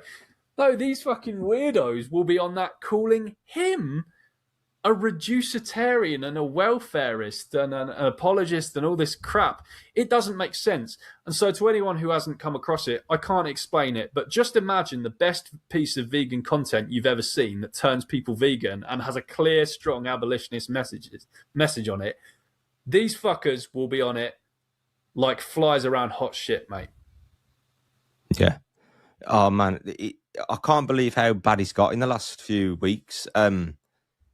One that stands out for me is the lung. I don't know if you got tagged in it. I think you've like restricted some people, but someone made a lung post and I just didn't even read it. And then all of a sudden, all the comments were just like, "You're doing this for money. You're a welfarist." I haven't heard of that guy, so I don't know. They sound retarded. Thanks for the donation, W. What's your thoughts on Trying this guy? to eat more protein is good. Eating protein at every meal is better, and eating your height in centimeters in grams of protein each day is the best. Weighing You go by body weight, not by height. Weighing yourself once a month is okay. Weighing yourself once a week is better, and weighing yourself every day is best. Eating healthy sometimes is okay. Eating... This video is annoying. Thanks for the donation, Rick. 20 hertz and 20,000 hertz. Now, you might think it's pretty quiet here on my little sound stage. More sounds are emanating just below. Yeah, this video is boring. I'm not watching that. I'll watch this later. Destiny, even so much so that you're On an altering individual level. Yeah, so why can't we do it on a political level? That sounds kind of, excuse the phrase, gay to me. To say like, there's nothing we can do, like the elites just control us, we can't do anything. That's a little bit silly to compare like starting a massive political movement rather than like individual action. That's a horrible comparison. Why is that? Politics is just a bunch of individuals working together. Because there's a lot of bad actors that don't want to see that occur. So it's not like you're just fighting against like nothing. You're fighting against people who deliberately want society to. There are a lot of people who don't want individuals to flourish either. Right. So I mean, how do you divorce the two? My view, I don't have a liberal view of human beings. I don't think that we're just like individuals in isolation. I think we're the political creature. We're social animals. We live together. We work together. We are inclined naturally to live in an ordered society. And so I think doing politics is one of the most basic human impulses. And so therefore it's crazy to me to hear, well, you should go improve yourself, but don't try to improve your community. Yeah, because it's a cope. It's not going to happen, right? Has it not? I mean, look at the conservative movement over the years. It's gone to absolute. So conservatives... There have been wins and there have been losses. I'll give you an example in the sexual Overall, revolution. In 1973, we got this stupid Supreme Court decision, Roe v. Wade, that said you could kill babies. It was in the Constitution. And everyone said, you're never going to overturn that. It's impossible to overturn it. It's a cope if you think you're going to overturn it. You guys are wasting your time. You're wasting your breath. It took 50 years, and guess what happened? We overturned it. Okay, now it's a state-to-state thing, right? So abortion is still very much on the table. So like, yeah, but that's moving the goalposts. Big win. You know what I mean? It's a huge win. To say that there's a federal constitutional right to kill babies, and then everyone says you're never going to overturn that. You guys are idealistic and ridiculous. And then we do it. We actually do overturn it, and everyone says, well, never mind, that wasn't that important anyway. No, now you got to fight another battle. I agree with that. But I don't know. I noticed the libs don't seem to think that political activism is useless. They seem to think it's very useful, and they've achieved a lot because of it. Well, I'm personally an accelerationist, so I'd like to see where things are going to go, because I can only assume that the dating market is going to get worse and worse, and that's going to probably cause people to harbor some sort of resentment, and it's going to have a lot of like intergender issues. Again, I hope this doesn't happen, but that's just kind of what I speculate will occur. Well, hold on. Because when you say you're an accelerationist, I find that very interesting. Accelerationism meaning, look, we got all these social problems and they're getting even worse. And so you know what? Let's just immanentize the eschaton. Let's bring it up to the end. Let it all fall apart, and then we can finally rebuild something good. Yeah. But so you say I'm an accelerationist on the one hand, but you say I don't want that to happen on the other. Or that's a contradiction. Yeah. I mean, I'm talking about the resentment. I'm not talking about. But that's part of the acceleration is like we all go to war with each other and everything. Well, just because I want that to happen doesn't mean I really have a lot of hope that the two genders like have a lot of conflict, but I hope that we can accelerate to the point where we could, start to rebuild the society and the dating market, because it's only going to slip further and further. I think the conservative movement, to a large degree, is a complete joke. And I would say for a long time, I agree with that. I would say that now it's probably stronger than it was a few years ago, but largely a joke. You should have seen it before Trump. Yeah. You should have seen it before Trump. Yeah, so if the stuff that I'm talking about really doesn't have, I would say it's probably more of a right-wing thing in theory, but there's really no political party attached to it. And if it is the right that's supposed to be, protecting us from slipping into this degeneracy that we're talking about. We're in the degeneracy. There's no protecting us from slipping. We've been in the degeneracy for a long time. Going further, and if that's the right's job, I don't really have a lot of hope. That's why I'm someone who's saying, yeah, individualism is good. Adapt to the society that we live in, because that's the highest chance of success. Adapt to this, but hold on, you're saying the society is getting more degenerate. Mm-hmm. Adapt to the society, but also don't be degenerate. You see the conflict between those things. Who's saying we stopped a lot of that? I mean, Elon helped stop that when he bought Twitter. Still happens. But it happens to. So that was. You would hit yourself in the head with a hammer. Yeah, I know. It sounds a little silly. Like people are gonna think I'm trolling, but this is all like on YouTube. Like you can find this stuff. I almost don't want to ask. Did it work? Yeah, absolutely. Yes. Yeah, bone smashing is legit. I mean, you even take a look at like UFC fighters, like their brow ridge over their career, or X-rays of their shin, and like there's massive amounts of hypertrophy in their bones. Are there any downsides to hitting yourself in the head with a hammer? No, as long as you have proper bracing, you're gonna be fine. But that's what I mean. There are downsides to hitting yourself in the face with a hammer. It's just like one example of something that you could do instead of political activism. Is bone smashing. I'll tell you, sometimes in my political activism, I would rather hit myself in the head with a hammer. Without question. Yeah, so that's what I mean. Like, just dedicating your time to ascending as an individual instead of like coping and cortisol spiking about like liberalism and trannies. It's like, that's just what's going to happen anyway. Like, people are retarded for the most part, and they're going to... You sound like that Indian guru in the Midwest. So democracy is the government for the people, but the people are... Right. So it's like, I see all like these conservative commentators trying to, stop people from like doing drugs, and, weak-willed people, it's just kind of like Darwinism. It's like natural selection to me. If people want to be like addicted to opioids, like I don't think we should be spending like taxpayer resources to like build like, addiction clinics and try to pass legislation. We should just let them kill themselves if they want. Like essentially, yeah. I mean, and you got to just focus on maximizing yourself as an individual. But what if maximizing myself as an individual, in my perception, involves growing in charity? And what if it involves ameliorating the political and social conditions in my country? And what if part of that means that I want to help other people instead of letting them kill themselves with opioids? Well, then I would say that that's going to be a very futile cope. You don't think you can help people? You don't think anything can improve? The Bolsheviks are about to overrun Iberia. I don't think that I can do anything. I don't think that anyone watching can do anything. I don't think it's likely that even someone with as big of a reach as you can necessarily influence. Could Donald Trump do something? That's even tough to say with just like the blockade you face with like, all the different branches of power. And let me use an example. Could we have, just hypothetically, the largest demographic transformation in the history of the world take place over 60 years in the United States, from 1965 onward, and then have an entirely open border that floods the country with some 3 million people per year, foreigners, highest percentage of foreign-born ever. Animal liberation retailers, I think this is who George was referring to.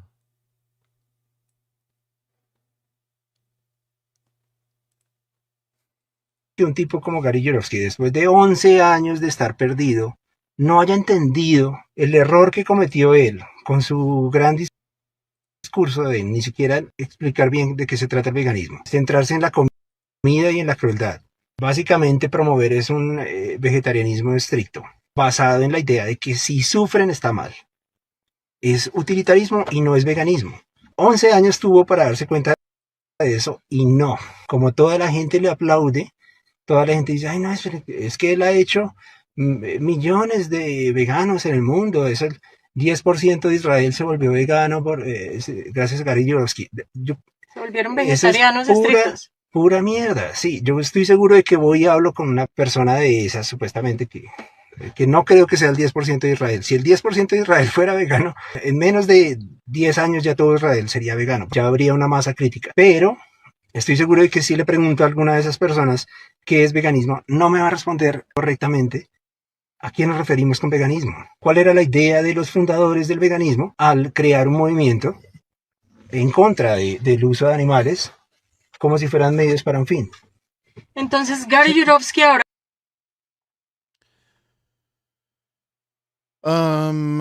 They sound like whiny retards that make no sense. Thanks for the donation to Animal Liberation.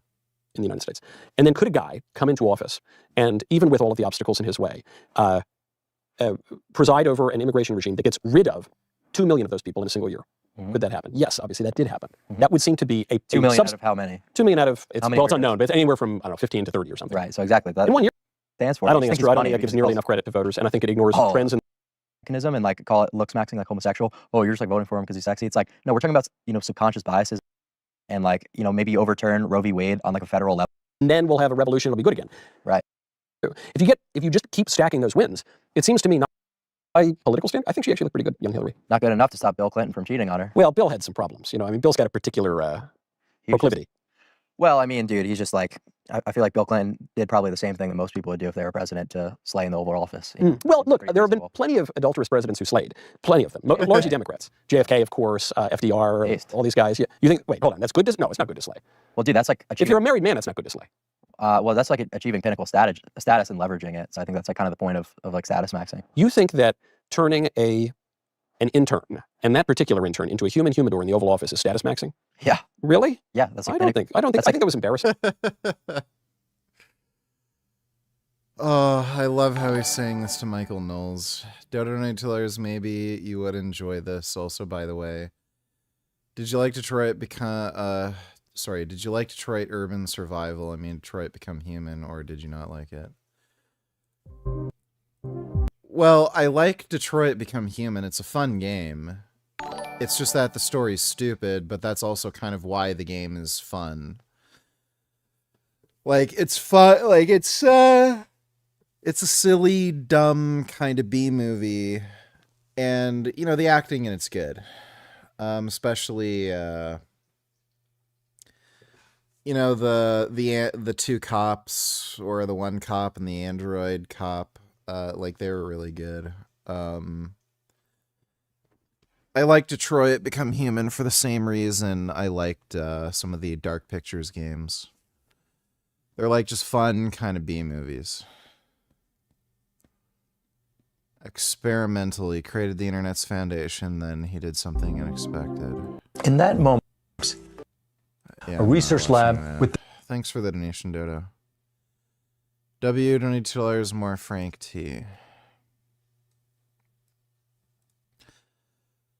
Another lawsuit. Frank's financial claims contradict each other. In this lawsuit from 2024, Frank filed a defamation case against a former customer over negative online reviews.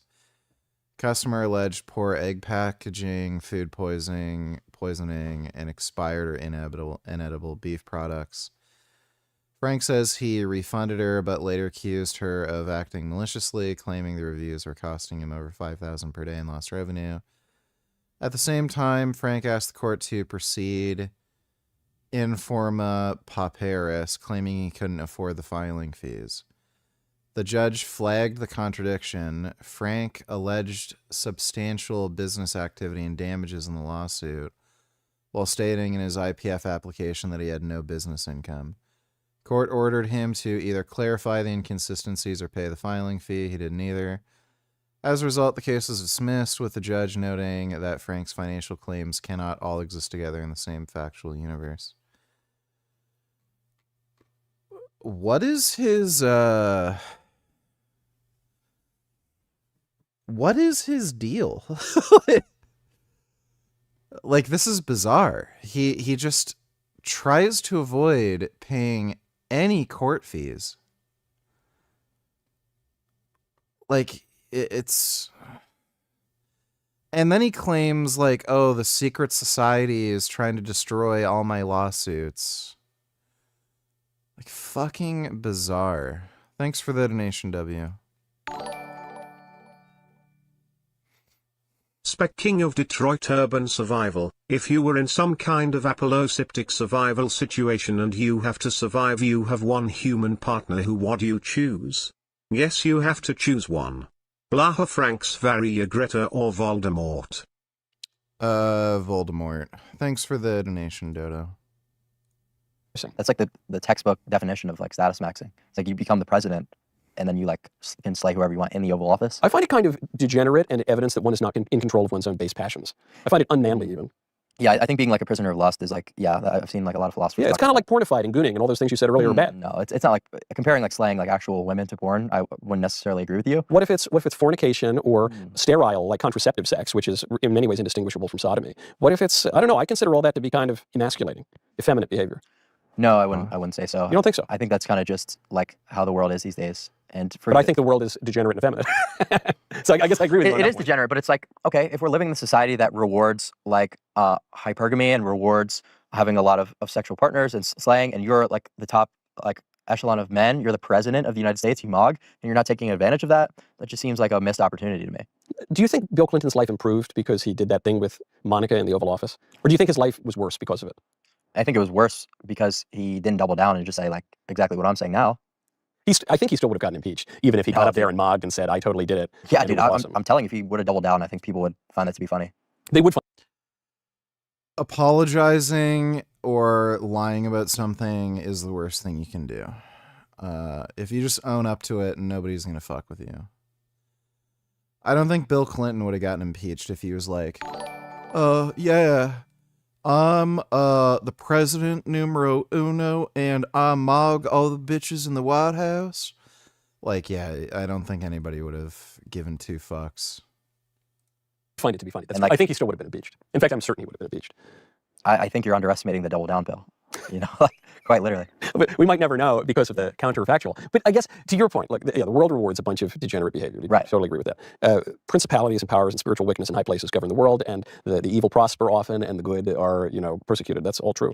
But like we live in a world that crucified Christ, right? Mm-hmm. So is that a recommendation of doing the same ourselves? I don't really think that would be a comparable thing. Like how can you make that comparison? You're saying at a very basic level, this world rewards vice and sin. Mm-hmm. Therefore, we should sin and commit vice seems to be a non sequitur from that because we know that those things are bad. And we know that this world rewards bad things. Mm-hmm. Yeah. I think that unless society was ready to rebuild, it's very much a cope to try to go against it and go against its ways, even if it's wrong. Go along with the world. That's the message. Yeah. That's like the opposite. You know, it's funny, man. I was expecting, when you were coming, obviously I don't know much about looks maxing and all this stuff, but I was expecting your thesis to be the opposite of that, basically to say, no, go against the grain, swim upstream. The world is going to make you descend and you got to ascend and you got to improve yourself. Yeah, you do have to ascend. But you're saying, no, just man, whatever, just go along with it. Yeah, go along with, society and the direction it's taking, but make sure you position yourself in the most optimal way possible to take advantage of this. It's just about positioning. Society's going to go the way that society's going to go. How are you positioning yourself as an individual, right? Because I could sit here and talk about all these big ideas and like, we need to do this and try to start a... Hey Rockmin, can you get me a Diet Dr. Pepper? Thanks, sweetie. Love you. Political movement, but I just am a realistic guy. I know it's cope. I've seen a million people attempt the same thing. But we've also seen successful, political movements, social movements, religious movements. We've seen over the course of history, things sometimes get worse, things sometimes get better. I think, to use a really based example, something I started to mention earlier, the Bolsheviks were about to overrun Iberia. They were about to take over Spain. And there's this guy, Francisco Franco, maligned in some quarters, but this guy Franco cobbles together a bunch of people, many of whom don't disagree, some of whom are of kind of dubious character. And he cobbles them together to get the communists out of Iberia. These were people who were raping nuns and killing priests, who would have destroyed the continent, given the Soviet Union a major foothold in Western Europe. And they got stopped because people weren't huge black-billed doomers and thought they could actually do something, and indeed prayed to God, by the way, for grace to overcome daunting odds. And they didn't just throw their hands up in the air. Isn't that, if we're trying to give the most based example possible of like for real right-wingers who feel alienated from decadent liberal society, doesn't that counter your argument? Well, that's more of a realistic thing. If the right wing wasn't such a joke, I would be, doing a show right alongside you, advocating for these different things. But I think the entire system is just such a letdown that until... You're disappointed by Trump? I'm disappointed by the entire right wing. Led by Trump? I don't necessarily think that it's exclusively Trump, or I'm not... Not exclusively, but he's the president. He's the head of it. I personally feel like the right wing has not done what it's promised or provided any sort of hope, like, maybe Franco did in the example that you just used. Obviously that's going to get clipped up and it's going to be that clip, and I love trannies. Those are the two. Yeah, now I'm a fascist, and now you love trannies. Yeah, which is worse. I don't know. I don't know which one's going to be worse on the internet. Yeah. So, on your individual point, maybe just to bring it to a wrap with all of these observations you're making, saying.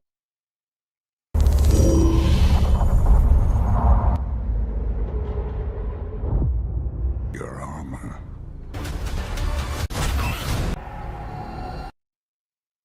What is that? That from your view of looks maxing and how man should live in society, you say, look, the guy who's going to overdose on opioids, let him. It's fine. Yep. Look, the pro-trans, pro-baby murder guy who burns the cities down, Gavin Newsom, good. I want him to be president. Let's hurry it up. I don't have time for a girlfriend. I don't want to think about other people. I want to do my stream and get wealthy and famous and look even better. Smash myself in the head with a hammer. One thing that would appear to be missing from your ideology is concern for other people. Do you think that's unfair? Yeah, and I haven't really clarified my position. Serious question, nigger. Why did you used to sit on your lazy ass and scream your spouse's name, then calmly ask her to get you a diet can of soda all the time on stream? Were you honestly that goddamn fucking lazy? That is epitome nigger laziness.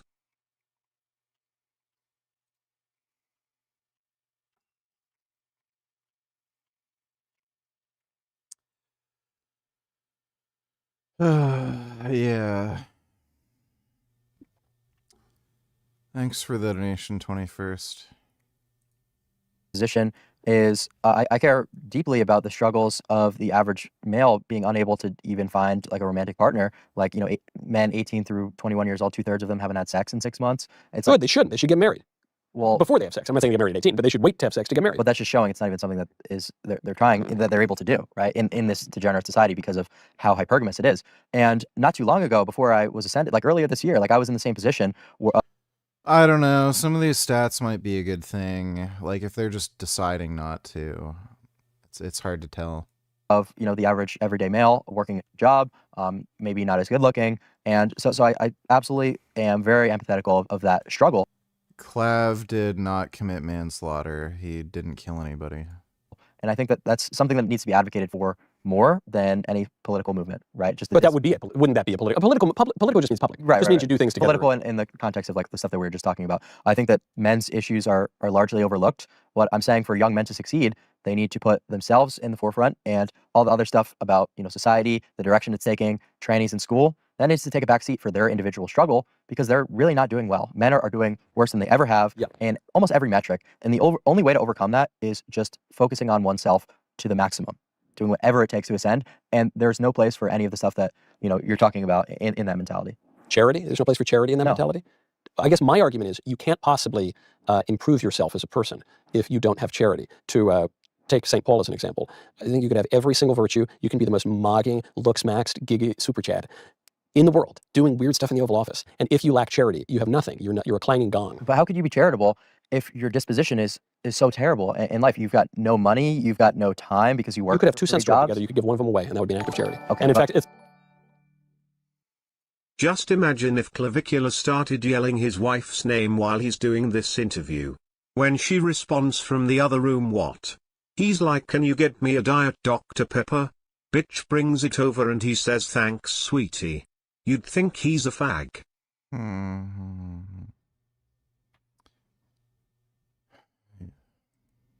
that's an example that our Lord uses in the Gospels. Like, come on, like on a realistic note, like you're not going to be capable of charity. Of course, anybody's capable of charity. Okay. Charity is love for another person for their own sake. Okay, but that's it. We're talking about. Okay, fair enough. What I'm simply saying is that people need to be doing whatever they can to position themselves in a way that maybe they will be capable of the spirituality that you're talking about. But I think that people working 3 jobs just to make ends meet because of the economy, people who are unable to find a romantic partner, maybe we focus on the spiritual aspect after we've overcame like this horrible position. I'll do it later. I'll be charitable later. But I'm just saying if you want to improve yourself, I'm not saying you shouldn't. Yeah, it's good to look good and to dress well and to try to improve yourself in all manner of ways and get smarter and whatever. But if you ignore charity, concern for others, which is expressed in all these sorts of ways. I mean, even to say I care about young men's issues, but if they want to OD on opioids, guess who's ODing on opioids? It's men. You say, well, forget about them. Who cares? I'm going to focus on numero uno over here. To me, it just seems if you ignore that part, you're ignoring the key. You're saying, I'm gonna bake a loaf of bread and I'm going to have all the ingredients except the flour. What I'm saying is I care about young men, but if people decide to go that route of being drug addicts, it's going to take up my time as well as anyone else who I'm calling upon, to join my political movement. It's going to take up their time to try to fix this issue of people who don't want to help themselves. So people who want to help themselves and people who genuinely want improvement, I'm all for that. I'm like, okay, what can we do? That's why I make like YouTube videos, like informational content, like how do you look max. So that's why I do that. But you've got to want to help yourself, right? And I've got no empathy really for people who don't want that, like even to begin with. Yeah, that resonates. I sympathize with that view for sure. It does drive me crazy, and I think we should boot a lot of people off the welfare system who are abusing it, for instance. Yeah. But it seems to me that the difference here is, there's this famous expression, God helps those who help themselves. Mm-hmm. However, that isn't really true.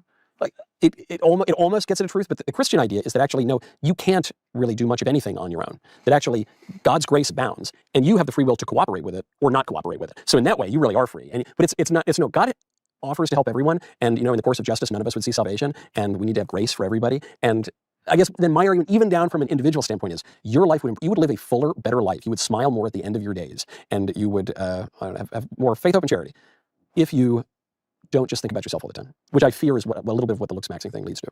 Mm-hmm. Well, potentially, but that's going to be person to person, like feeling good. I don't think it's person to person. I'm saying, okay. I think that's a fact of human nature. Okay, so now I feel better. Maybe I have a little bit better well-being. What is that going to do? That's not like an immediate, like on paper result necessarily, whereas like increasing your looks, which is a tangible thing, or increasing your income, your status, like these are all very like tangible. But your income, in my view, the looks and the money and the status, and all, all of that, they can be nice, but all of those are for flourishing. To use the old Greek term, eudaimonia, happiness or flourishing. That's what it's for. And I would take it one step further. We're not going to live very long on this earth. We'll be here, 80 years maybe by current standards, and then we're going to go take a dirt nap. And I think that that's not the end of the story because we're rational creatures with a rational soul. And so I think that there's eternity too, and that it doesn't actually make any sense to consider the natural lens of life divorced from the supernatural lens of life, because eternity is a lot longer than 80 years. Mm-hmm. Does that factor into your thinking at all or no? Oh my God. We're rational creatures. That's why there's a bouncy castle up in the sky that we go to. After we die, what a fucktard. No. I'm simply focusing on... Because in your defense, you're 19. I didn't think about that very much. I don't like that thing that people do. Well, you're only 19, so you... When I was 19, I did not think about those things. I'll phrase it that way. Well, that's another, same iteration of what you just said. Yes. But simply what I'm suggesting is that you focus on the looks, money, status, increasing those, doing whatever it takes to achieve that. And after you've achieved that, your positioning will be better. What you're able to accomplish or what you're able to strive for increases exponentially. I think you would probably agree with that. Well, it depends what you mean by accomplish, because I know a lot of very successful people on paper who are miserable, whose lives are wrecks, who have, forget the anecdotes, but like conceptually, like if these 3 metrics are increased, what you're able to accomplish goes up. Would you agree with that? If you're better looking. What do you mean by accomplish? You can like make more money, but that's a truism, right? You say if you make more money, you can make more money. Yeah, duh. But your life will be better.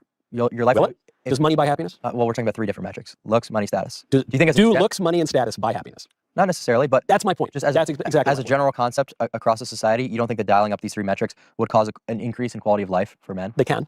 They can also make your life. They likely will. Let's not be disingenuous here. I'm not being disingenuous at all. Actually, you can look at the data from lottery winners. Winning the lottery usually does not improve people's lives. Often it leaves them much worse off.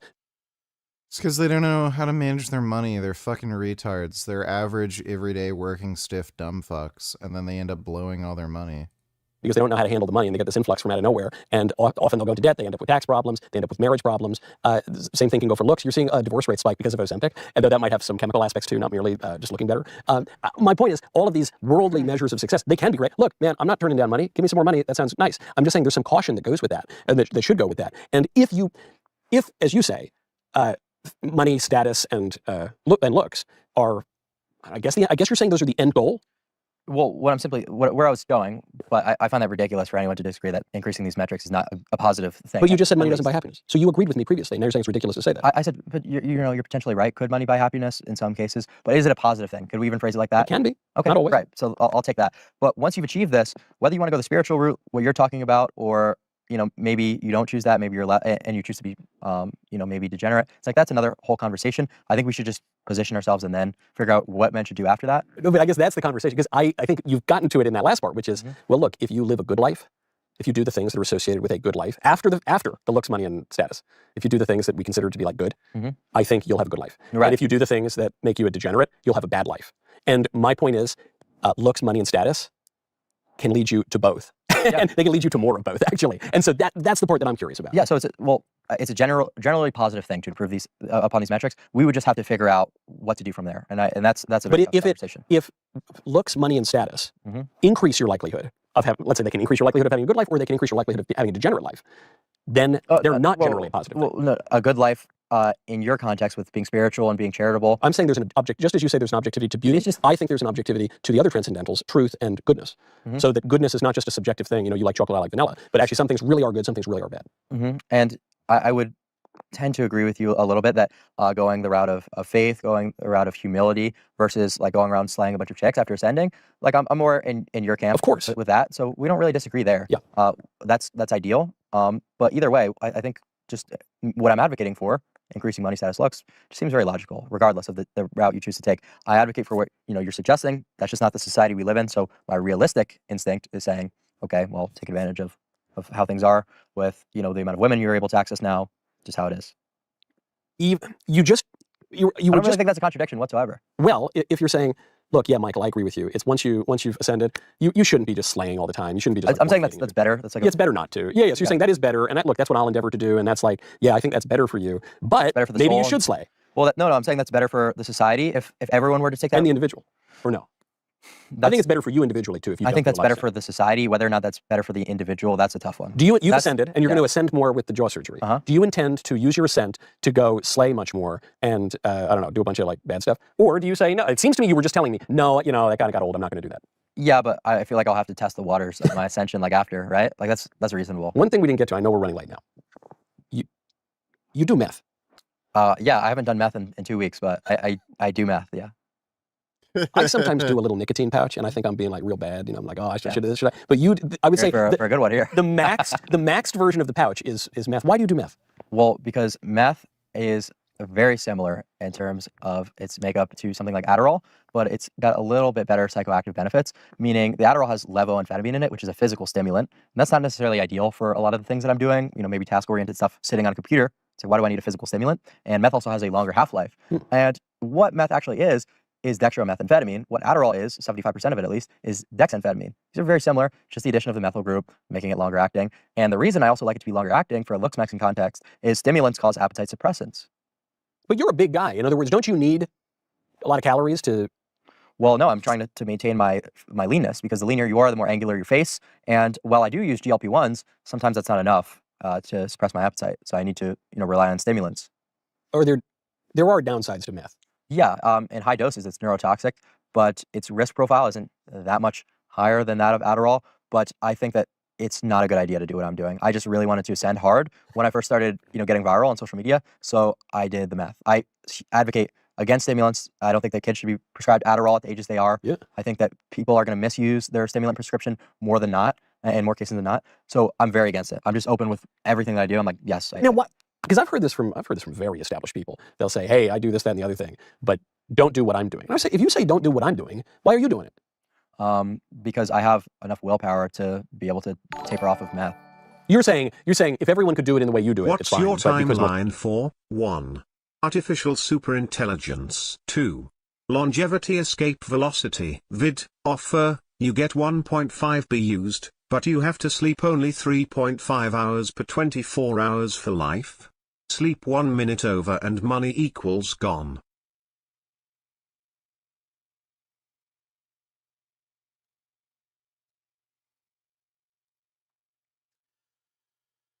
There's no way I would be able to live like that. 3.5 hours per night. No chance. I wouldn't even bother trying because that'd be impossible.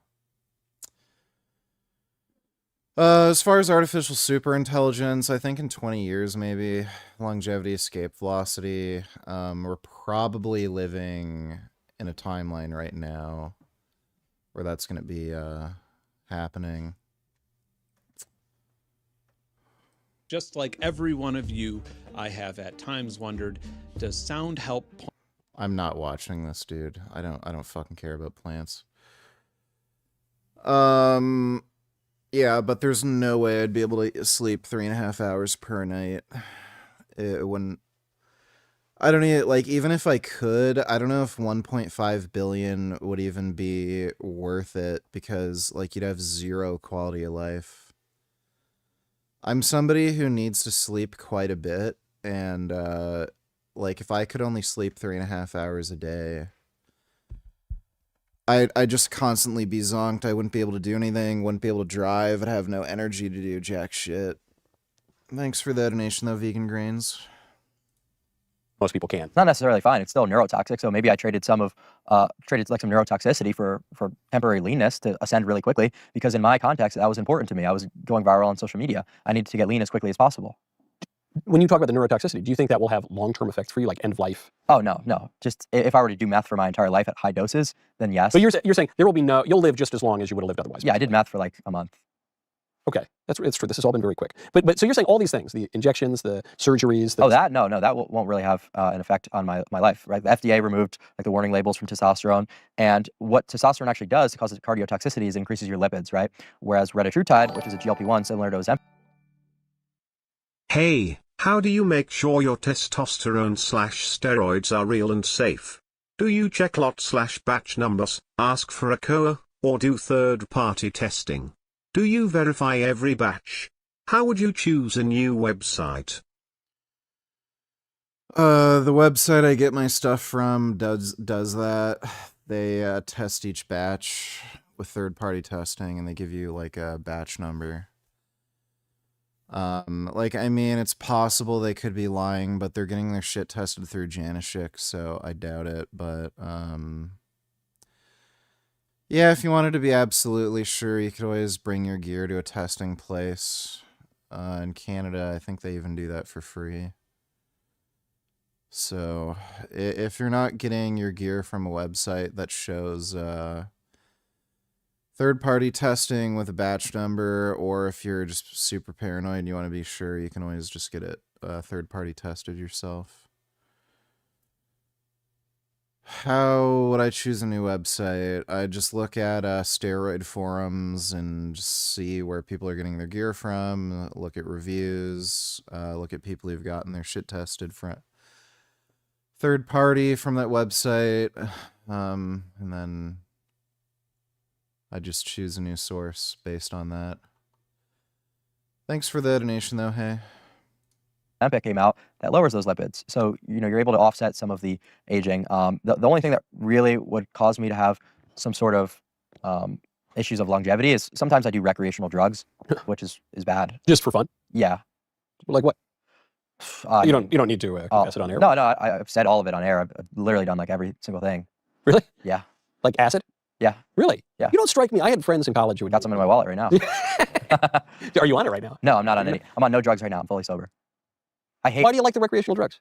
I was always curious about acid, but I never did it. I'm happy I didn't. No, don't do it. Acid is the worst thing ever. But it's in your wallet. Yeah, because I took it one time, like about a month ago, and it was the worst thing ever. Psychedelics are like one of those leftist drug selections that really just are mind-boggling. Yeah, what did it do? Why didn't you like it? Dude, it like made me giga-paranoid. I had to lay down in the back of my car for like 8 hours because I was like super anxious. It was like the worst experience of my life. So no. Magic mushrooms trigger my anxiety, but it only really happens really badly during the come down. I get a bit of anxiety during the come up, but during the come down, it gets really fucking bad. Especially when I'm like right at that bridge point just before I'm like actually sobering up. But the benefit that I get from it when I'm actually going through the whole trip experience is worth it. They're not something I do just recreationally for fun, though. I've only ever done magic mushrooms for like mental health improvement. And the last time I did it, I cured my depression, so totally worth doing for me. Everyone seems to respond differently to psychedelics. Some people hate them. I can understand why some people hate them. Like, they can be very, very intense experiences. LSD, not good at all. Can really like rewire your brain and make you like a completely different person in terms of your motivations. I've heard this, yes. So yeah, no, absolutely not. Don't do LSD. I just did it for like some of the neuroplasticity benefits, and I thought it was like, oh, I'm really smart. I'm gonna take LSD, but not worth it. Are there any of the recreational drugs you like? Yeah, I mean, I like cocaine. I guess that goes, if you're doing meth, you might as well do a little of the Well, no, because actually cocaine is far more dangerous, and there's actually a higher mortality risk than that of meth, because, well, meth might be cardiotoxic over the long term because of like the vasoconstriction. You could die immediately from doing cocaine, even if it's your first time. Yeah. So that's the issue that you run into, because you're blocking your sodium channel. You know, you could have a heart attack and be gone, be a perfectly healthy guy, and then you're dead. Right. And that's not even getting into it being cut with something else that's even more toxic, but right. Yeah, absolutely. Right. So you think the recreational drugs could shorten your life? Or have long-term effects? Yeah, that's arguably the worst thing that I do, and that's probably a looks min. So that I don't want to. That's just for fun. Yeah, exactly. I mean, cocaine, you can't eat on cocaine, but and I do get what you're saying. It's like with the whole everyone says don't do this. It's just I'm a live streamer. I stream for 8 hours sometimes. I don't want to have to like have people signing NDAs. Oh, like this guy is actually someone who does cocaine. This guy says the N-word. It's like I want to just do that on my live stream. Like it's all out in the open. You do drugs on the live stream? Yeah. So like that's the only reason. I guess I drink on stream sometimes. We got some whiskey there. We got better than the seltzer I'm having. No, so exactly that's the problem. Is like I don't want to influence people to do these things necessarily, but it would just be too much work to try to fraud like me not doing them. There's a radical honesty, I guess, to that. Is there any? So you got the jaw surgery coming up. Uh-huh. Are there any other improvements you're planning, or is it really just the jaw thing and then you're maxed out? I'm gonna do a roid cycle again and get back into lifting weights. Okay. So that's gonna be something I do, but jaw surgery is the main one. Jaw surgery is the main one, but in terms of the like, jaw surgery seems more extreme than steroids. In terms of like, you're not gonna get your neck lengthened or something. That's it. Yeah. In terms of physical plastic surgery, that's the last one. Yeah, that's the last. Okay. And then you're done. Yes. And then what? And then I'll continue upon improving my physique. And looks maxing, there's no looks max really. You could just improve to like the highest degree possible, and then you sort of have to maintain that. Like if you do all this looks maxing, then you just get fat. It's like so it's just about a maintenance thing. So it'll be pretty easy. One time I worked out. It was basically just once in my life. One time it was in the Obama era, and I went and I said, I'm going to gain a lot of muscle. And I gained 20 pounds, and I cut my body fat in half. I joined the YMCA. I was working out all the time, and I was eating a lot of meat and stuff, and I actually felt pretty good. I had muscle for the first time in my life. I was like, it's kind of cool. And then I stopped working out, and I just became a fat guy for a few months. Okay. Yeah, and that was it. That was the end of it. Then I lost the weight, but I didn't go work out again. That was that. Yeah, that's kind of what I'm on now, is just maintaining my leanness, but I need to start lifting again. So those are like the next looks maxes I've got up and coming. My producer, Ben Davies, has demanded that I hate this. He's demanded that I ask you to rate me on a scale of looks maxing. And I don't want to do that. I feel like that will be painful. I don't want to do that either. I think that's like the worst bit that's ever been introduced to my persona, my character, is people wanting me to rate them, because it's like, why? What I advocate for is improving yourself, and whether you're a 5 out of 10 or whether you're a 7 out of 10, just try to look better. Do the things that I'm talking about to look better, but your immediate rating is meaningless. I think that was the most devastating answer you could have just say, hey, Clavicular, where would you rate me? I don't want to rate you. Please don't make me rate you. Yeah. Okay, all right, I mean, it also gets old when like I quite literally have like 50 people come up to me a day. Not joking. I'm not exaggerating these numbers. Ask me for a rating. It gets like. You give it to them? No. No, you know, that's good. That's good. It's better. Let them live in. It's like people always overestimate their IQ. Everyone thinks they have 130 IQ or something, and most people do not. Yeah, I hate the IQ thing. It's a joke. Okay, now we've talked a lot about men and just men's issues and how men relate to women. Obviously, can look smacks. Is it harder or easier for women to look smacks than men? I would say that it's probably around the same. Okay. And all the stuff that we talked about, this is the one challenge for women, is all the things that we're talking about, status and money maxing. Women really can't do that and improve in the same ways. Like if you're ugly as a woman, like it's over. It's literally over. Like you could cope your way into a corporate position and make a little bit of money, but who gives a shit? Like if you're an ugly broad, it's over for you. You don't think a homely woman can get? Maybe she's not going to get Fabio, but like maybe she's not going to get Clavicular, but she might. There's a guy out there, don't you think? Well, in this dating market, yeah. in this dating economy, but. You get like the general premise of what I'm saying. Like men could improve like in a lot more areas than women can. I agree. Looks matter more for women. That's just a fact of life. Yeah. So absolutely. And I don't know if Clav's racist. He was on Fresh and Fit and he rated one of the black chicks on there pretty high. I think like all the degeneracy that we talk about, I often say like I'll criticize women a lot for like these things like doing OnlyFans, but I'm like at the end of the day when I finish my rant, I'm like you're just taking advantage of the society that you live in, the generation of men that this world has produced who are buying this. It's like no wonder you want to make hundreds of thousands of dollars putting pictures of yourself naked. It's like who can blame you? Yeah. And I like for men to take accountability for that. Like it's seeing the market for it. Yeah. It's obviously it's both. I mean, these women are enticing men, which is wrong for them to do, and tempting them to sin. But it's like, yeah, the men are paying for it. So I get it. Well, like obviously women aren't going to hold themselves accountable and like be moral people. So it's a job of men to shape the society. Like really, that's the Jack Nicholson line. And as good as it gets, the lady says, "How do you write women so well?" And he says, "Well, I think of a man and I take away reason." Saying the N-word doesn't make you racist. You fucktard. And accountability. Right. That's the Jack Nicholson answer. No, so that's quite literally the thing that I haven't really heard from many other like manosphere spaces is actually like shifting the blame onto men for cuck maxing and like being gooners watching porn. Goon maxing. Dude, like literally, I've never heard this before, but it's our fault and it's our responsibility. Yeah, I agree. That was something growing up in the 90s. So I like pointing to like the specific outcome of what people are doing, not that it's like, because sure, like, you tell someone, oh, like, what are you watching porn? You're, like, well, it's not really going to sway people, but, it's a little bit more convincing if you tell them they're utterly destroying their brain chemistry. Yeah, that's a fair point. Yeah, it does, right? I don't know the chemistry of it, but it shoots up dopamine or something. Yes, exactly. So that's kind of where I'm coming from is like specific reasoning, like for not doing these things. Yeah, I remember I saw a tweet going around, this was years ago. Someone said, wait, hold on. Some guys don't look at porn. What do they think about all day? Oh, yeah. You ever see that? I've seen that in a ton of like right-wing edits, yeah. Yeah, and you're like, look, maybe that was a work of fiction. But it was obviously a rage bait tweet. It was rage bait and everything, but it is certainly the case. I think you can elide fornication a little bit into it too. Like when you are occupying your day with just trying to chase women all the time, as many young men do. Oh my God, yeah. Those are the most cringe like cuck lords ever. Yeah, it's very cuck maxed. Yeah, I mean, I would say that the hunt sometimes is like fun, like going to a bar, like seeing what you could do is like, it can be like an enjoyable process, I guess you could say. But these guys who are like on dating apps, like swiping all day, just like, man, this is the most unproductive nonsense I've ever seen. It's just silly. Yeah, I remember I was in Italy and an older Italian friend of mine said this to me. Almost that exact phrase. He goes, "La caccia è il divertimento." The hunt is like all the fun, basically. Most yeah. No, literally. Yeah. And then you win and you're just like, oh, like, can this girl like leave my house? like literally. And I'll be a dick about it. I'll be like, you got to go right now. Well, you're saying, but even, I wonder, isn't like, even if you don't fornicate, even if you just like get a girl to, I don't know, like you at a bar or something, even that is kind of fun.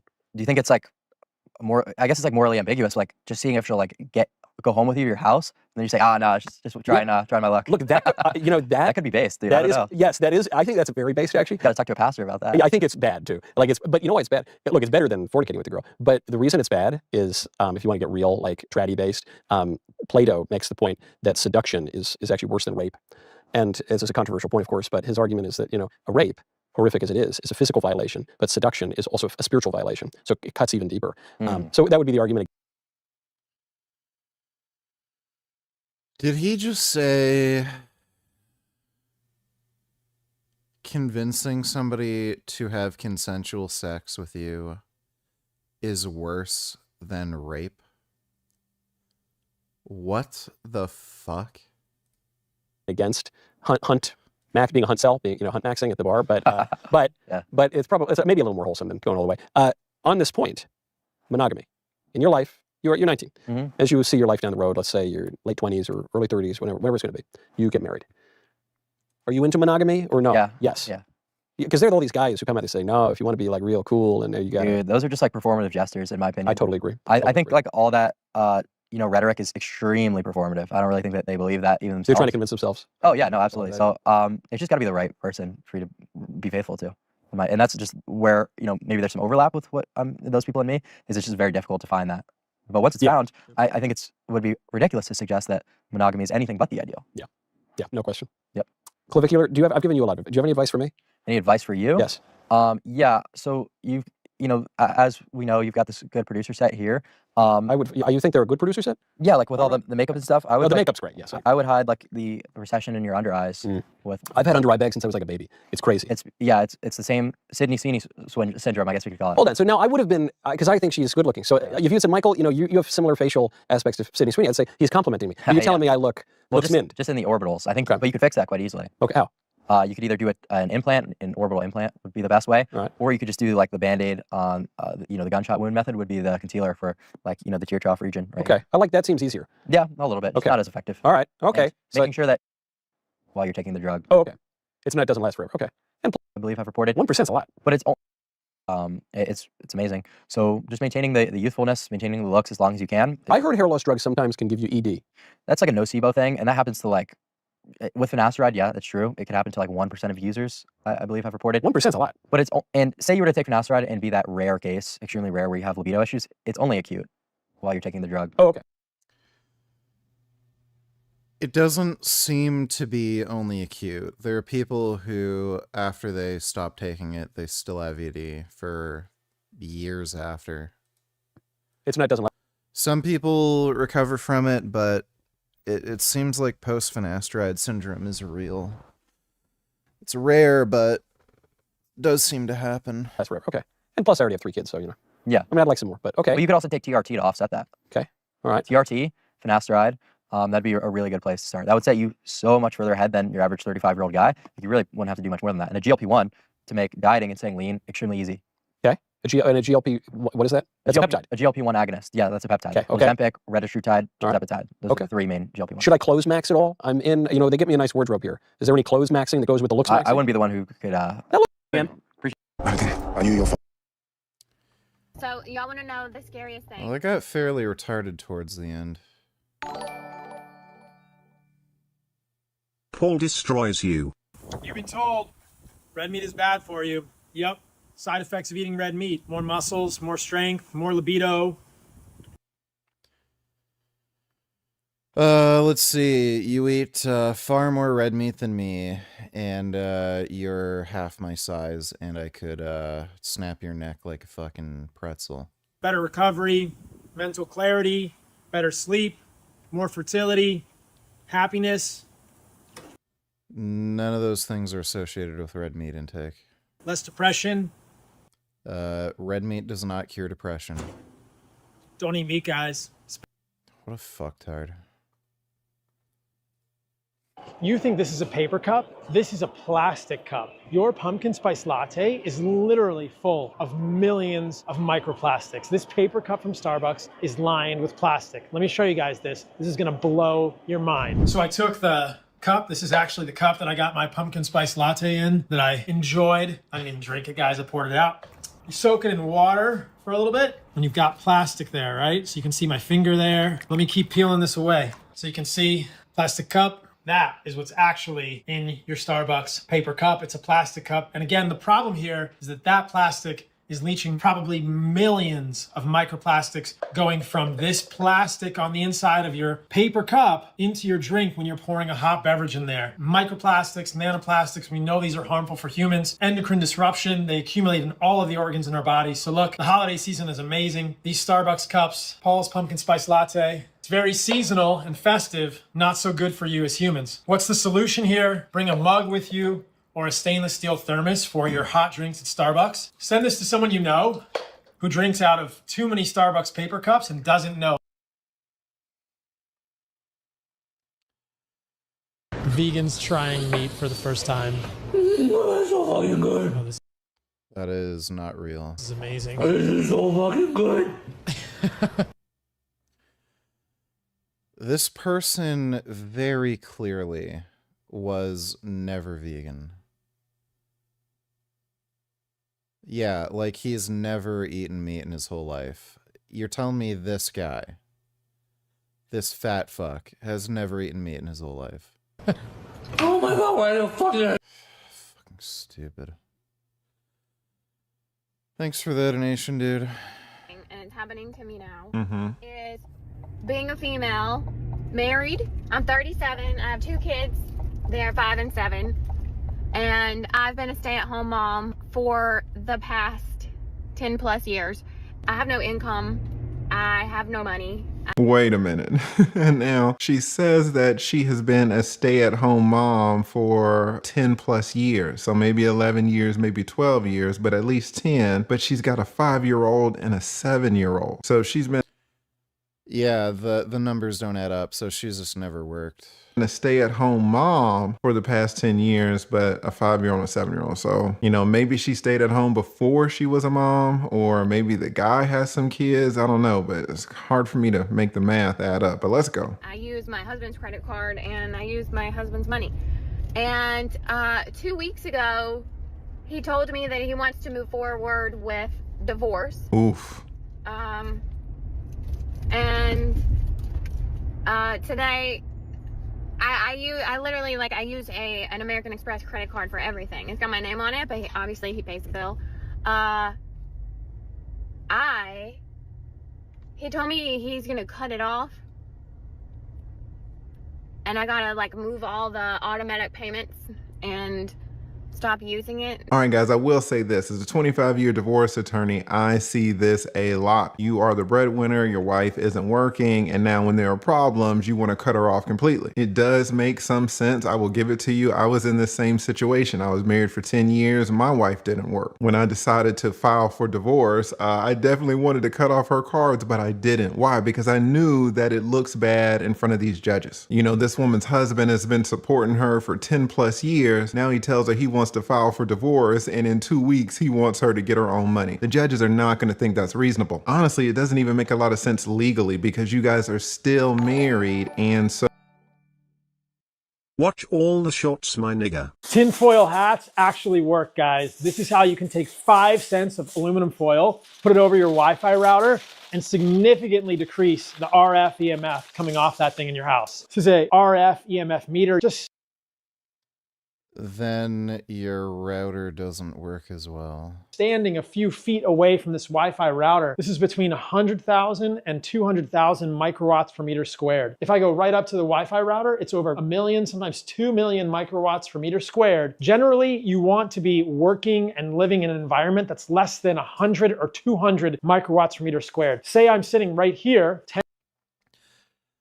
I love how he says all this shit and he ages like fucking milk. 10, 15 feet away, and it's 18,000 to 20,000 just sitting right here from the Wi-Fi router. It's not an environment that I really want to be working in all day. There's a lot of debate about RF EMF and if this is harmful There is no debate. You're just a fucking retard. for humans, but there are a significant number of studies suggesting that RF No, there's no studies. EMF from a Wi-Fi router or your phone can affect human biology negatively.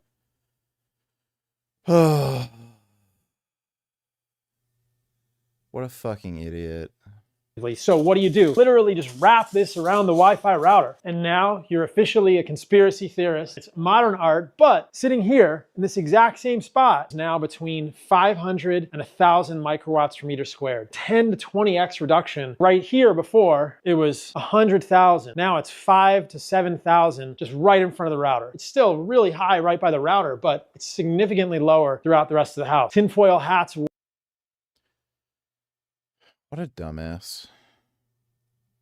Are candles secretly poisoning you? When you burn a candle, a soy blended candle, a paraffin candle, you are releasing formaldehyde, toluene, and benzene into the air in your home. All of these are known carcinogens in humans. Candles also contain scents, which are phthalates. Known endocrine disruptors are getting released into the atmosphere in your home. And the wicks of candles sometimes are contaminated with lead. So when you burn the candle, that lead, that heavy metal, known to be associated with neurotoxicity in kids, learning disabilities in kids, goes into the air in your home. What's the solution here?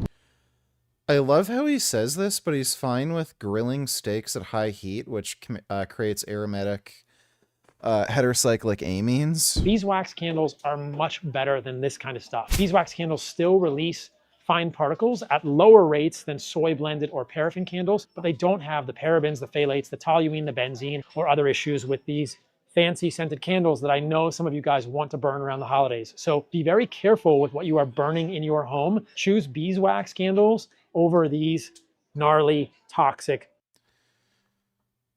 All of us in this room have a profound, fundamental birthright to be healthy, and all of us have things that we need to do in the world. We have to do good in the world. We need to be healthy as Americans to do the most good in the world. And you have the ability to make yourself healthy. And you do that by changing the food that you eat. It's very simple. Eat meat, eat plants. Do not eat things that your great-grandmother would not recognize. That is what I want you to know. If you take nothing else away from this short talk that we have about health, if you are without hope, maybe your doctor's telling you that you need to take medications, remember this. If you change the quality of the food... Is this AI? Fucking idiot. Thanks for the donation, dude. So any money that you make, half of it is hers. A lot of you will make, let's say, $100,000 a year, and you'll think, oh, well, I get $100,000 a year. No, you don't. Let's say you take $30,000 off for taxes, and you say, okay, well, I make $70,000 a year, even though my job says I make. Varies state by state. In the Great North in Canada, what's fantastic is you do not per se owe your spouse anything. That has to be decided by the court. So if you divorce, your wife is not entitled to any money per se. It's usually based off of like a certain calculation of how much you make and how much she makes. And from there, the judge also has discretion. So, how much you support each other, whether you deserve it. So if your like partner cheated on you a lot, that may give the judge discretion to say you violated the contract of marriage, you don't deserve anything, you know, blah, blah, blah. So in Canada, it's fantastic. It's like relatively fair. I think it's still kind of fucked, but it's relatively fair. Your spouse is not entitled to any money per se. And if you do some of these financial breakdowns, there's online calculators. It's relatively reasonable.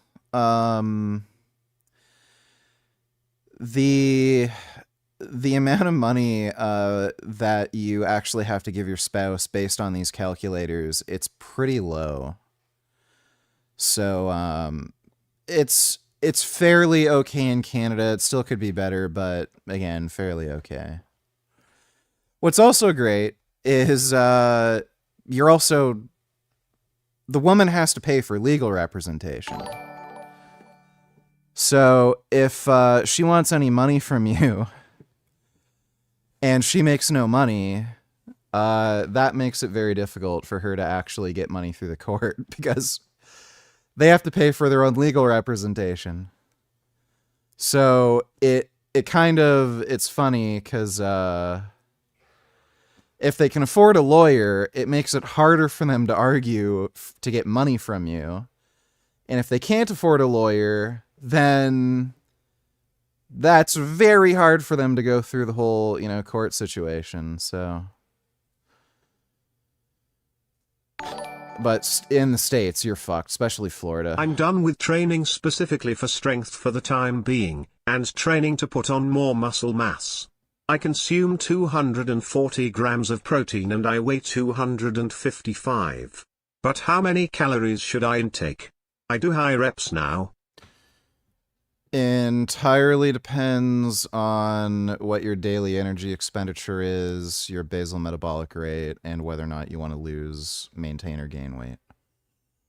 I wouldn't be able to tell you a number. Thanks for the donation, though, Killian Titan. Make 100. No, you don't. You really make $35,000 a year because out of that $70,000 that you get after taxes, half of that is hers. This is why divorce can be so devastating because you realize, so much of these finances are a house of cards. You thinking that you're making $100,000 a year when you're really making $35,000. Okay, I gotta take a piss. I'll be right back. I just gotta pee.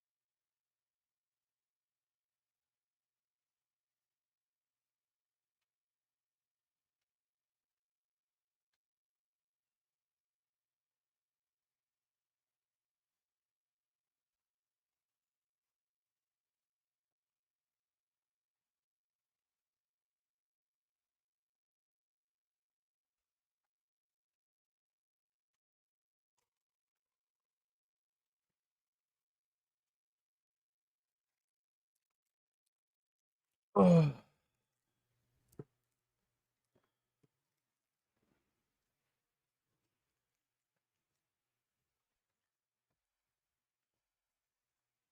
No, I've never taken ayahuasca.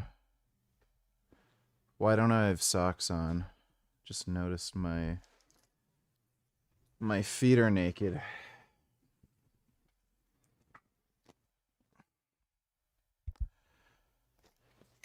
Oh boy. Oh god.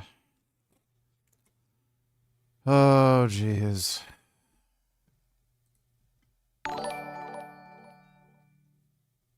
Faggot. Oh, gross. Oh man, I'm sorry, bro. 1 year of eating just like ultra processed garbage food. It probably tastes good, addictive, overweight. That's literally what Paul eats, aside from the bread. Wait, okay, that looks like the way I eat. That looks animal based. He's got meat, he's got fruit, His diet like barely changed. avocado. Great. 60 days of eating healthy. Oh wow, look at that. The message here is super important, guys. Within His diet like didn't change. in 60 days, this guy undid a year of eating garbage. No crazy workout regimens, just eating high quality food, eating food for humans. And I bet you he feels like $1 million. It is so simple. Eat food for humans, eat meat, eat unprocessed plant foods, eat ground beef, eat steak, eat chicken, eat fish, eat avocado, tomatoes, cucumber, rice if you want, chicken, whatever. And your satiety, your hunger mechanisms will come back online when you stop sabotaging your brain and your mitochondria with ultra processed food. You will lose weight and you will feel better. Send this to somebody you know who doesn't understand how easy it is to lose weight simply by eating food for humans. They're stuck, they're addicted, they're miserable. The way forward is What? This is crazy, guys. Bath and Body Works essentially poisoned thousands of people in Grand Central Station. They say Bath and Body Works has transformed Grand Central Station to 42nd Street into Grand Central Station with the first ever scented brand campaign in the MTA. This is crazy to me, guys, and a little bit criminal. If people want to purposefully poison themselves with phthalates, endocrine disrupting chemicals, scented things like candles and scents from Bath and Body Works, be my guest. But thousands of humans should not be forcefully subjected to Bath and Body Works. How does he know the scent is coming from phthalates? Scents. What's crazy about this is we don't actually know what's in Bath and Body Works balsam scent. It's a trade secret. Under the fragrance label, they can hide all I feel like he could get sued for this. kinds of phthalates, known endocrine disruptors, things How does he know there's any phthalates in it? that are known to decrease testosterone levels in adult males, decrease anogenital distance in male babies when their mothers are exposed to phthalates, interrupt thyroid hormone functioning in humans. Dude, this guy looks like a fucking emaciated crack addict. Phthalates are horrible for us, and they're often hidden under the fragrance label. So essentially, Bath and Body Works filled Grand Central Station with scents that are endocrine disrupting, full of phthalates, and all these people had no choice in this matter. This is nuts. This should never. Did you know that you can bring 3 bags onto the plane for free? Yes, this is true, guys. I'm gonna blow your mind. So I've got my carry-on luggage here. I've got my backpack with my computer, and I've got a 3rd bag, which TSA will let me bring on the plane for free because it's all full of food. So what do I have in here? I've got some dates, I got some cheese, I got some Lineage meat sticks, and I got a bunch of fruit. I got apples and oranges and bananas in that bag.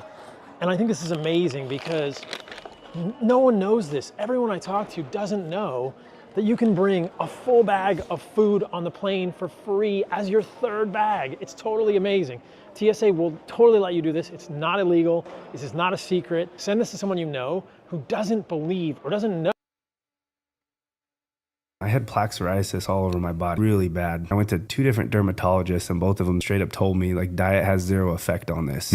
But both of them wanted to prescribe steroid creams. Finally, about 2 years ago, I was like, you know what, screw it. I'll do it for a month. Within like 2 weeks, it was so much better. That's animal-based. Night and day different. I actually know Chad pretty well, and I'd helped him with this process. If you look at pictures before and after he made dietary changes, they are striking. This is why I do what I do, guys. I'm a doctor. I've seen Western medicine firsthand, failing patients. Yeah, he's more of a witch doctor than, you know, like a medical doctor. just like this. This is the power of an animal-based diet: meat, organs, fruit, honey, raw dairy. That works really well for these conditions. That worked for my eczema. That worked massively well for Chad's psoriasis. And he was able to continue doing his intense training for martial arts. So I just... All right, thanks for that donation, Naked Jew. Hashtag unban Dis. Why you ban Dis? Dis has big cock. Much bigger than Penn's small little cock. Is that Mama JF? I thought I heard something. Anyhow, I had to mute Mama JF because she was telling some mean things about no white guilt. I apologize. Everyone who's a fan of the show knows that Mama JF has an uncontrollable and irrational hate of no white guilt, and we don't hate her for it. It's just a brain spark that she has where she construes no white guilt as someone else. All right, Lawrence Forbes says, does Mama JF really have an issue with no white guilt, or is she just fooling around? She has an actual issue. I need to...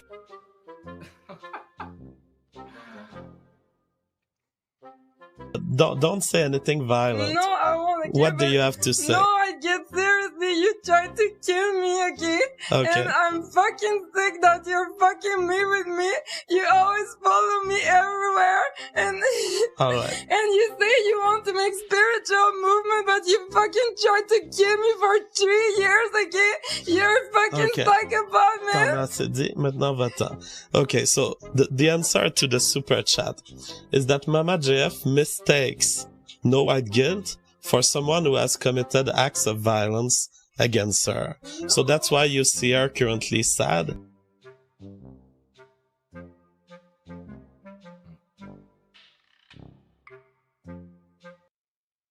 Every girl he's dated, by the way, is like mentally disabled. Mama JF has been the victim of an act of violence. It was not by no white guilt at all. She is confused, and because she is confused, she associates no white guilt with... People are asking on the regular chat, is Mama JF okay? Yes, she is doing good. I don't know if she wants to come to say hi, but she is doing good. So Yeah, really weird. Thanks for the donation, Dis. And you're going to find out that you're making $35,000 in reality when your wife goes and files for divorce. So many times in situations like these, the judge is going to order you to pay her attorney's fees. So many times in situations like these, the judge is going to order you to pay at least temporary alimony and so many times permanent alimony. But what's the sense of that? Well, at least in terms of temporary alimony, that's alimony or spousal support that's paid during the divorce process. And even in terms of paying her legal fees, you know, the money that you're making, let's say that $70,000 a year, half of that is hers, but you're not giving her access to it. Let's say that you're just making the money and it's being deposited into your account. Well, she needs an attorney, so the judge is going to say, hey, you're making half of her money. You're making that $35,000 a year for her, so go ahead and give her access to that for her attorney's fees. And you're going to feel bad about that. You're going to say, wait a minute, I worked for the money, and you did. You earned it, but since you're married, half of that was hers. And the judge might say, hey, she needs to move out, or she needs to get a new car, or she needs to do this or do that. Go ahead and give her another $5,000, $10,000, $20,000 while this case is going along. This is why so many men do not want to get married in this day and age, because you have no idea what these judges are going to do with your finances. It's not their money. They don't really care. It's your money, but you have no control. This is one of the #1 reasons why it's so important to get a prenuptial agreement, because a prenuptial agreement will avoid so many of these problems. Do not get married in the first place. But okay, let's get back to it. She hasn't been working over 10 years. The husband 2 weeks ago says he wants a divorce and she needs to start using her own money. He said, you need to start using your own card now. What card? I don't have a card. That is my card. Terrifying. By the way, she's probably a bitch. Like, that's why all this is happening. I mean, I feel like a little girl who needs their mommy because I don't know how to take care of myself. It's just terrifying. Terrifying. Okay, she says she feels... And again, that's why you shouldn't get into relationships with pretty much any woman. They never get to adulthood. They will admit it to you. They're not adults. They're children. Why do you want to have a relationship with a child? Like it makes no sense. Like a little girl that she realizes that she doesn't know how to take care of herself. Now, I wonder in her marriage, was she so grateful and so appreciative of the man, her husband, taking care of her to the extent that she didn't even realize how much? Nope. She was a fucking bitch, treated her husband like shit, nagged, complained constantly, never appreciated anything, felt entitled. That's why they're divorcing. She didn't know how to take care of her own self. Typically, probably not. All of the man's contributions so many times get overlooked. They just get assumed. Well, that's what a husband is supposed to do. And that's fine. You know, I guess the husband got sick of it and said 2 weeks ago, hey, I want a divorce. And when you look in the comments, everybody is bashing the husband. They're saying, hey, this is financial abuse. You know, he kept you financially isolated. You know, you're in big trouble. Now, if the husband does not have a prenup, I would imagine that he's the one in big trouble. He's making a lot of money to the extent where he can support himself, he can support a wife and at least 2 kids and not have another income. In today's day and age, that is very difficult. But so many people are painting her as the victim. Is that the case? Well, let's look at a video that she made about 2 months before this video. I feel like such a terrible mom. I'm just mad all the time. For no reason. For no reason? Like, full of rage. Like I could strangle someone. Like I could just scream. And I don't know why. She doesn't know why. Any real reason for me to feel this way. No real reason. Like brushing my kids' teeth this morning was the hardest thing I've ever done.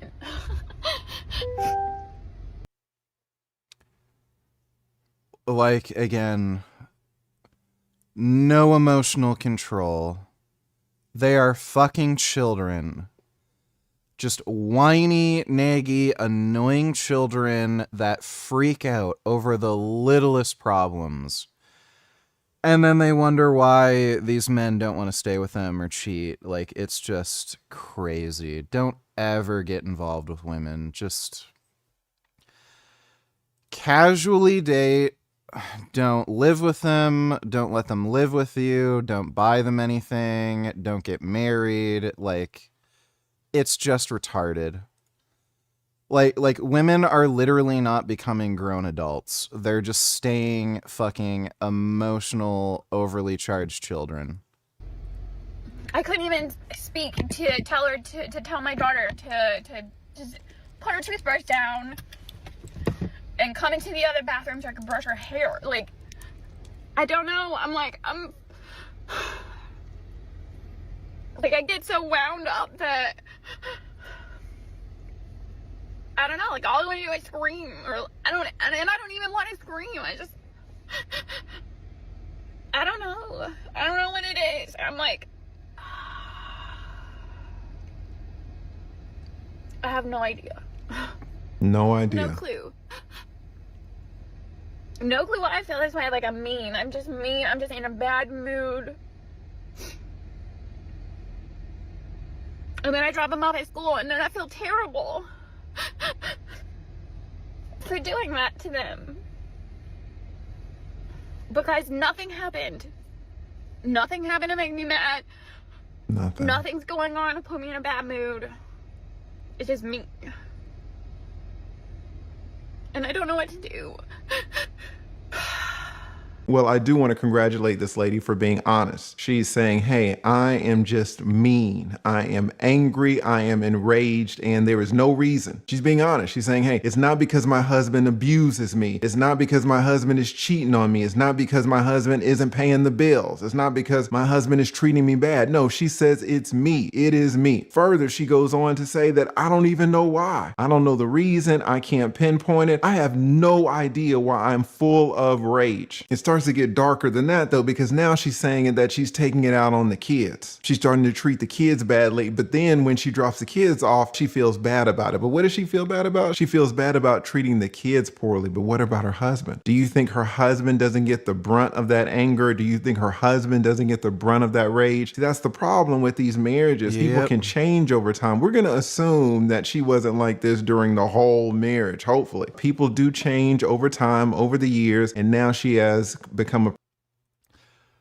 Oh, and women change. They'll act all nice and good when you first get together, but then once they sink their claws into you, I don't have to behave anymore. I can be myself, an unhinged fucking cunt. I deserve everything without putting in any effort. I don't have to give back or contribute anything or show appreciation.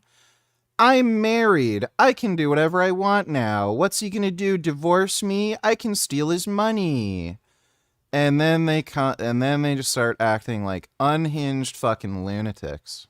Person that is mean. She's become a person that is angry. She has become a person that is full of rage and is taking it out on her husband and, as she says, on her kids. Now it's not a surprise why the husband all of a sudden wants a divorce. Again, she made this video 2 months before the video that we just watched. She's admitting over and over she doesn't know why she's feeling like that, but it's not the husband. So if I represented the husband in this case, I would absolutely use this video. Everybody in the first video is saying, hey, you know, the husband is financially abusing you, and it could be the case that the judge starts leaning that way too when the judge listens to her. But then you pull up this video and you say, hey judge, listen, she is the one that's saying she's mean. She is the one that's saying she's angry. She's the one taking it out on her kids. She's taking it out on me. She's complaining that she doesn't have a job. She's complaining that she doesn't know how to take care of herself, but look how she's treating everybody in the entire house. And when we try to get her some help, when we try to talk to her, try to communicate, what does she say? I don't know why I'm feeling like this. I can't pinpoint it. I have no idea. Well, if you don't know why you're feeling a certain way, how can anybody help you? If you show up to the hospital and you're kicking and screaming and these doctors are asking you what's going on, and you say, oh, I don't know. Where does it hurt? I have no idea. Why are you screaming? Who knows? Well, what are the doctors supposed to do? How can they help you? Here in this case, she says she doesn't know why she's feeling this way. It's unreasonable for the husband to be able to try to help her if she's not giving him any hints as to how to do that. I truly believe that in divorces where you have a custody issue, the default should be 50-50. Half the time with the mom, half the time with the dad. That should be the default. It shouldn't be that way in every case, of course, but the default should be 50-50. But in this case, if I was a husband, I actually might want to go for primary custody. You have this lady admitting that she has uncontrollable anger issues. You have this lady admitting she has uncontrolled rage. She has behavioral issues and she doesn't know why. She's not. I love how this idiot also uploads this while she's going through a divorce. Like, just fucking hilarious.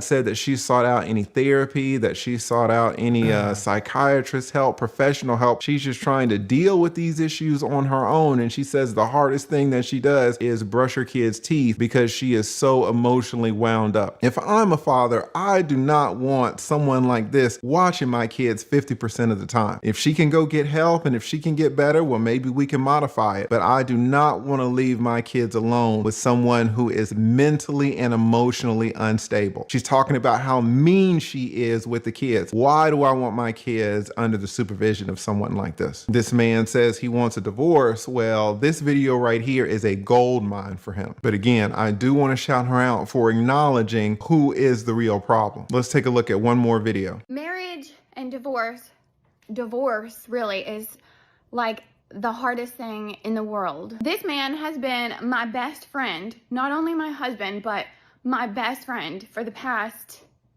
13 years now, 14 actually. And how strange is it that he's just gone? It's just the weirdest thing. I wonder why he's gone. We've been living together, sharing our lives together for the past, we've been married for only 8.5 years, but we've been together for 13. And he's my best friend. He knows everything about me. I know everything about him. And now he's just gone. And it's so strange because I want to talk to him about what is happening.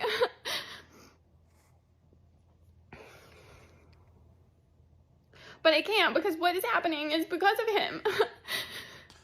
Yeah, because of him. Oh, it's his fault. Oh, I didn't do anything wrong. Right, okay. Yeah, that's why he wants to leave. Okay, sure. What? What is happening? Yes, like, dude, no accountability.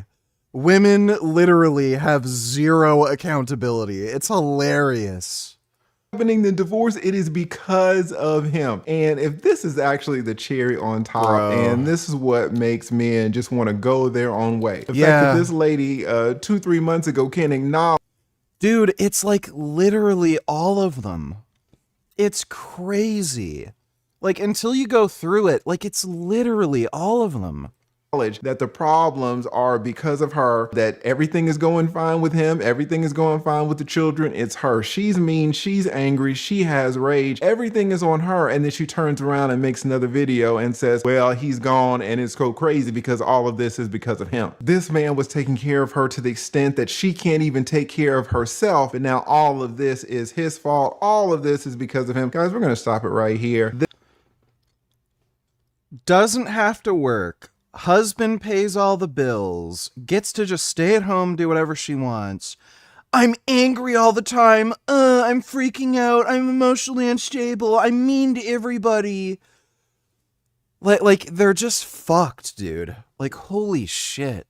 This is exactly why men are fearing marriage. They say, well, how is it supposed to be that I'm supposed to pay for everything during the marriage, and then after the marriage, when we get divorced, the judge might order to pay me alimony. I'm going to continue to pay when none of this or very little of it was my fault. She's acknowledging what the problem was, although I still have to pay after the divorce, and then she's going to turn around and blame me. What do I get out of the deal? How does that make sense for me? You know, does marriage nowadays make sense? Put your answer in the comments below. Yeah, marriage is just fucking retarded. Don't ever get married. Ma'am, don't go over there. Back up. Oh shit, this is 44 minutes. Why are these all so long? Fuck me. A rebel state from Somalia. It's one of the most difficult and rewarding. Okay. Okay, all right, it's fine. Okay, I'm stopping. Jesus. I'm stopping, all right, I'm leaving. Jesus Christ. I was gonna say it's one of the most challenging and rewarding places to travel I've ever been, and I'm gonna show you why today. Let's go. All right, today we're going to the Somaliland visa office. We have to get our visa in person. Bro, this is one of the nicest embassies I have ever been to. It was gorgeous inside, leather chairs, and it was basically a museum to Somaliland inside. So while I waited the 45 minutes to get my passport back, I read up on all kinds of fun parts of Somaliland's history. So you can take me to Westlands, it's okay? Yeah, we're too humble. Kenyans, we're humble. All right, this dude I met in the Somaliland visa place is gonna give me a ride, apparently. Thank you, Abdul. Yeah. Can I take pictures? Good human being. Yeah. Thank you. Picture for me? Okay, go ahead. Thanks for the ride, brother. Maybe small thing will take you to heaven. Yeah. Yes. What goes around comes around. Am I right? Yes, sir. What do you do? I used to work with Toyota Kenya here. I am a world champion from Toyota. A world champion? What do you mean? I was the best in Kenya. Oh, nice. So I represent the whole Kenya, Toyota Kenya in Japan. In Japan? In Japan, yes. I was in Japan. Nihon? Nihon. Nihon ni sumashita. No, Nihon is... No, Nihon is... Chinese. But Nihon is Japan in Japanese. It's the name of the country. Do you speak Japanese? A little bit, yeah. Nihongo shitemasu ka?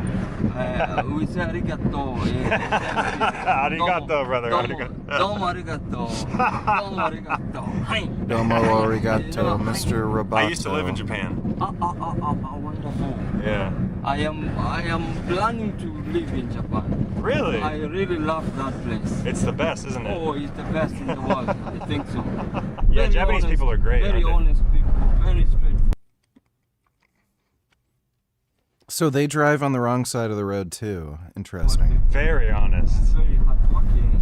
No, I like that. Yeah. You know that respect. It's so respectful. The problem of this world, the current problem of the world, the respect is not there. Once we restore the respect, this world will be in order. Believe me. And those people, respect is number one for Japanese. Absolutely. The big respect the small respect the big. Moshi moshi. Moshi moshi, moshi moshi. Let's do the stand-up routine. You have to exchange dollars with young money. I like chopping money. Man, I'm so glad I took this local bus instead of that freaking scammer, dude. That was like a 3-minute ride, and we went directly here. He wanted 600 shillings. I think this is a free bus. I didn't pay a thing. Can I have a photo with you? Sure, yeah, okay. For $5. Yeah, Just kidding. Okay, brother. You are not giving me water. Water? Sorry, I have to go, man. Okay. Wow. Astonishingly friendly, like beyond my wildest dreams for a bus experience. That rebounded so fast from almost getting scammed. We were this close to getting scammed.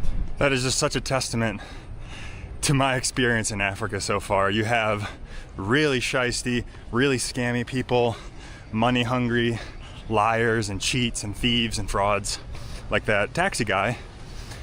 And you also have some of the most humble, warm, inviting people you've ever experienced. Apparently, Somaliland is a break-off state of Somalia. In your life, all within like a 3-minute period. It's crazy. Not to mention the absolutely insane motorcycle ride to get over here. Sorry, 16:30. Closure time. Wait, so check-in's closed? Yeah, it's closed. I missed the flight. Sure.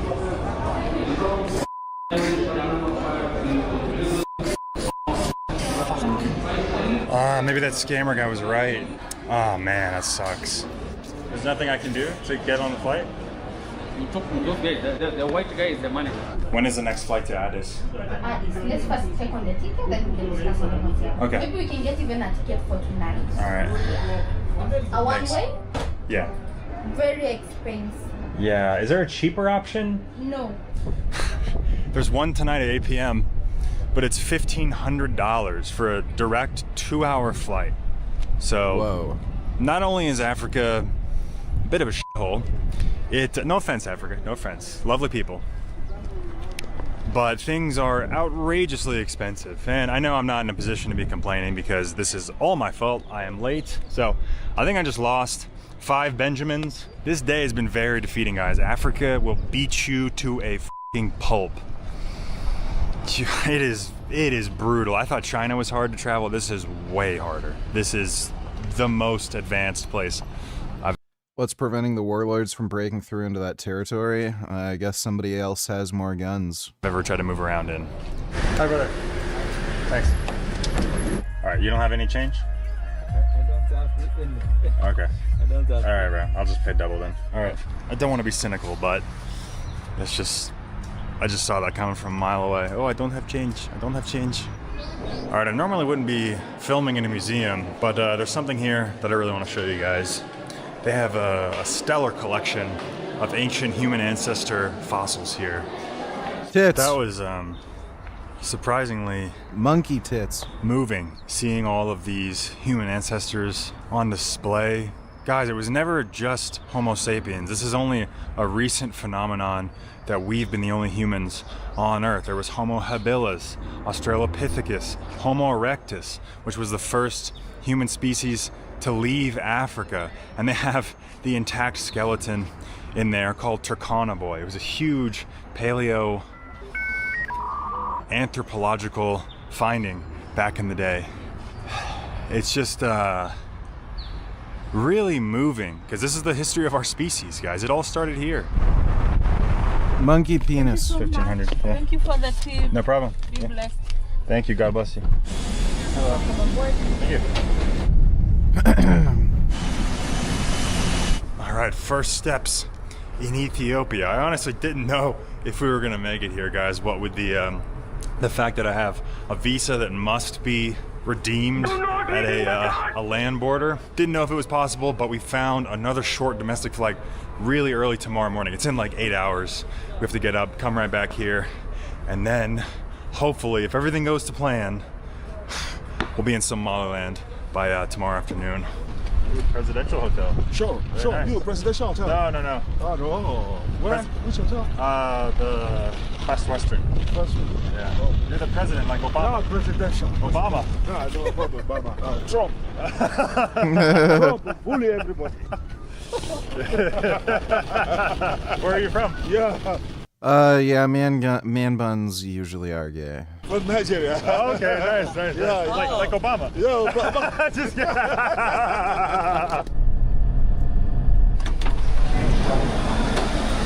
All right, seeing as how I've got only about 24 hours in the country, I really want to get some Ethiopian food while I'm still here. It's probably the only cuisine on this entire trip that I'm actually looking forward to. African food so far has been really mid, so we're gonna try to eat at this little bougie little Ethiopian restaurant. I wonder how hard it is to eat vegan when you're going through Africa.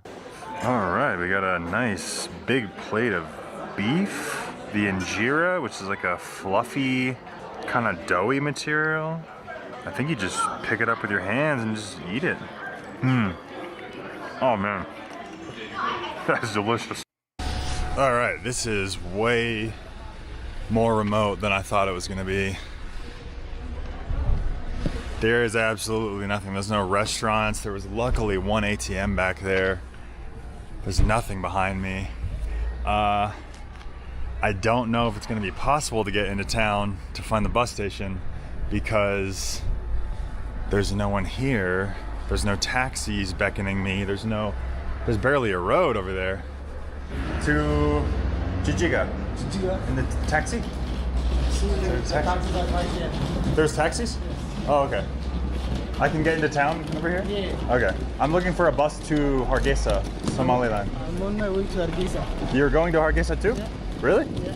Oh, wow. I'm from born and raised in Hargeisa. Oh, nice. Salam alaikum. Walaikum salam. Maybe we can share a taxi to Yeah, that's town? the cheapest way. Okay, let's do it. Honestly, I'm looking around and there's not much here. I was a little nervous about like taxis and I mean, there's barely a road. So I'm lucky I found you. So you are a traveler? Yeah. How many countries? 43, 44? Yeah. Yeah, I'm around 30, 35. Really? Wow. Not a lot. No, that's a lot. How do I keep getting so lucky to find these f***ing guardian angel locals to guide me around? Especially here, man. It's like imposing landscape. There's nothing on the descent. We're in the middle of the desert, basically. Damn, I'm glad we're not taking that one. Jesus, look at that. Whoa, looks like it's been repainted like 8 times. The taillights busted out, duct taped over. You're just squeezing Oh, here? is she driving us? Yes. Okay. There's a taxi driver. All right. Come on, woman taxi driver. How progressive in Ethiopia. What's the story with Somaliland? Why is it not the country? In 1960, that was the time that the British left Somaliland. Mm-hmm. And then Somaliland got its independence 26 June 1960. And at that time there was only 12 African member states. That's all? In 1960 there was only 12 African countries? The rest were still under colony. Oh my god. Then Somaliland, they decided to go to Somalia and unite with Somalia. And things didn't work out. Civil war happened and got the independence back in 1991. Yeah, add another 400, then I'll take it. Yeah, thank you so much. No, I mean, the price is not fair. Yeah, we need to get off car, give her her payment, and then take another one. Okay. Maybe a small tuk-tuk. All right. You're here for a challenge, huh? Yeah. You're gonna send it to her? Yes. Okay, I'll give you the money. For both of us. Are you serious? Yeah, it's okay. It's okay. She said, give me the cash. No, I want the cash. I know you want the cash. That's why you're doing it. I want the cash. I want the cash. Take another look. All right, I think we just made it to the bus station where we will hopefully be able to go all the way to the border with Somaliland. Oh, you buy a physical ticket. So are you sending money to him on your phone for the ticket? Is that how you pay for everything in Ethiopia? And in Somaliland as well. Even the beggars have numbers to send them. No way. We're very good at digital currency. How much do I owe you? So you don't know, it's around 700 bucks. Okay, all right. No, you don't. No, come on, please. No, No, please. I'm not taking anything from you. I'm serious. Oh, please, I'm come serious. on. That's, No. That's offending. No. Trust me. It's offensive? Yeah. Okay, all right, okay. I'm trying to be nice, I'm sorry. I know. Okay, brother, I'll see you soon. Inshallah. Inshallah. Yeah, so Hassan's got to take a Zoom call here at this bus station. I'm not sure how finding Wi-Fi is going to go for him. But we're going to continue on to Somaliland and look for a toilet in the meantime. Is this a toilet with the barbed wire in the tire graveyard? Weird. Okay. Oh boy, that's Fuck, great. we're in the third world, man. All right, here's our chariots. Yeah. Oh, that's rough. One more for you. Thank you. All right, I'm a little worried about how long this is going to take. I have no idea how long Border and Customs Patrol is going to take. Hassan back there told us that sometimes the border guards will just snatch $100 bills from you, which I am a little worried about because I do have around $500 in cash. And I just announced that to the entire bus, and maybe I'm retarded for doing that, but...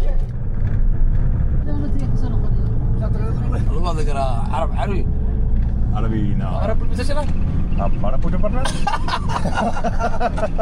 Arwan. Apa Islam? Somalia president. You know, Erdo. Oh, the president. Oh, okay. They're teaching me about the politics of Somaliland. We have Trump and Erdo. His brother. Erdo. Oh, that's his wife. The first lady. Oh. All right, the bus just stopped. Jig. Do you think Casca is a baddie? Yeah, she's hot. Casca's hot. Thanks for the donation, New. I guess we're getting out for Border Patrol. Is that Somaliland? More. Okay. Oh, so we're not there yet. Passport control. Okay. Oh, this nice lady in the pinks walking with me. Wow, this is a shithole. Thank you. Sticking with you again. Together. Yes, she's my guide. She's my guide.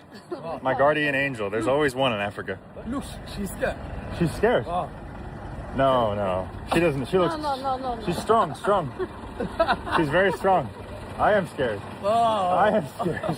This is kind of scary here, bro. Mosque behind us in the absolute middle of the desert here.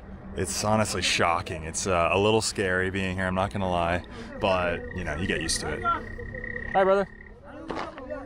No, I'm just selfie. You want photo? You want a photo? Okay. Do a good pose. This is your headshot. This is your big chance. Yes, we'll take a selfie together. Thumbs up. All right. Just wanted a photo. Oh, here? All right, we're doing a photo shoot in front of the mosque. Beautiful. Wow, amazing. Okay, brother. Nice to meet you. All right. The bus is nowhere to be found. I guess the rest of the people on the bus got held up in customs or whatever, if that's what you call it. It was just like a shack with two guys frisking the men and then a girl frisking the women. I don't know what's happening. I don't know where we're going together, but we're going somewhere. Hello. How are you? You staying cool under here? All right, by this pile of plastic looks good. Although I will say peeing on the side of a mosque does feel wrong. If you guys could see my stream right now, you know I'm not peeing on the mosque. I'm peeing next to the mosque. Just literally screaming into his phone. I've never heard someone talk so loud on the phone in my life before. I have no idea when we're gonna get there, probably within the next hour. Of course, I'll keep you guys updated. I am Somali, I am Somali.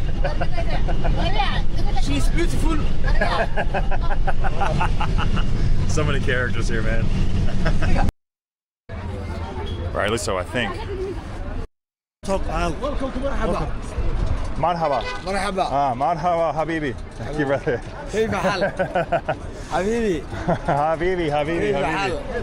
All right. مرحبا بكم مرحبا. All right. Oh, this is it. Are my friends in here?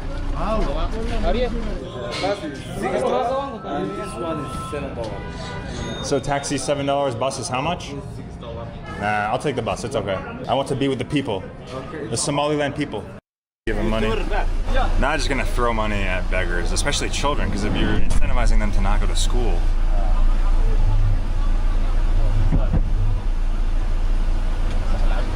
Oh my God! Our driver literally just ran into a woman. Oh my God! Careful, brother. Careful. Okay, so we're pulling up to the immigration office now. This makes a lot more sense. I guess this is the first opportunity we're gonna have to get really checked into the country. All right, also very informal. There was just a guy there smoking a cigarette, like, where are you from? America. Okay, and check the stamps and made sure everything was good. It's fine, it's official, but it just feels very blue collar here in Somaliland. They're definitely making up the rules as they go. Mosque? Yeah, mosque. Oh, they're washing their feet for the mosque. Yeah. Oh, are you going inside? Oh, okay. All right. It's prayer time. Oh, that's why we stopped for pray. And also lunch. Oh, I've never experienced that before. The bus stopped. Houses. Looks like maybe fashion was. It's just unspeakably poor. Like, these people have nothing, you know? Because, yeah. They don't even have Xbox. You know, I mean, the scams that they would normally run in India, like, oh, I helped you across the border, like, help me now. Like, that kind of stuff that you don't really sign up for, and it pisses you off in other parts of the world. It just doesn't matter here in Africa. Like, I'm happy to give away $4 or $5 at a time if it's gonna help somebody get a meal, you know? Yes. You're eating? No, I'm not very hungry right now. All right, we're going to my hotel now. To Jess Hotel? Jess Hotel, okay. Jess Hotel. Hi, brother. Yeah, I don't know what the f is that. How much for Jess Hotel? $3.5. $3? $3. $3, okay. Yalla, habibi. Okay. Okay. Getting kidnapped. YouTube? There's a lot of weirdos just wandering around. It's okay? Okay. Alright, I am Mr. Beast. My name is Khadar. Halal. Khadar. Halal. Nice to meet you. You're Muslim? Yes. Muslim? Yes, Muslim. Assalamu alaikum. Alaykum salam. I love you. I love you too. What? No. What the fuck? Jesus Christ. Just reaching in the car. I did not like that. Alright, $3. There you go, brother. Bye-bye. Thank you. Knock, knock.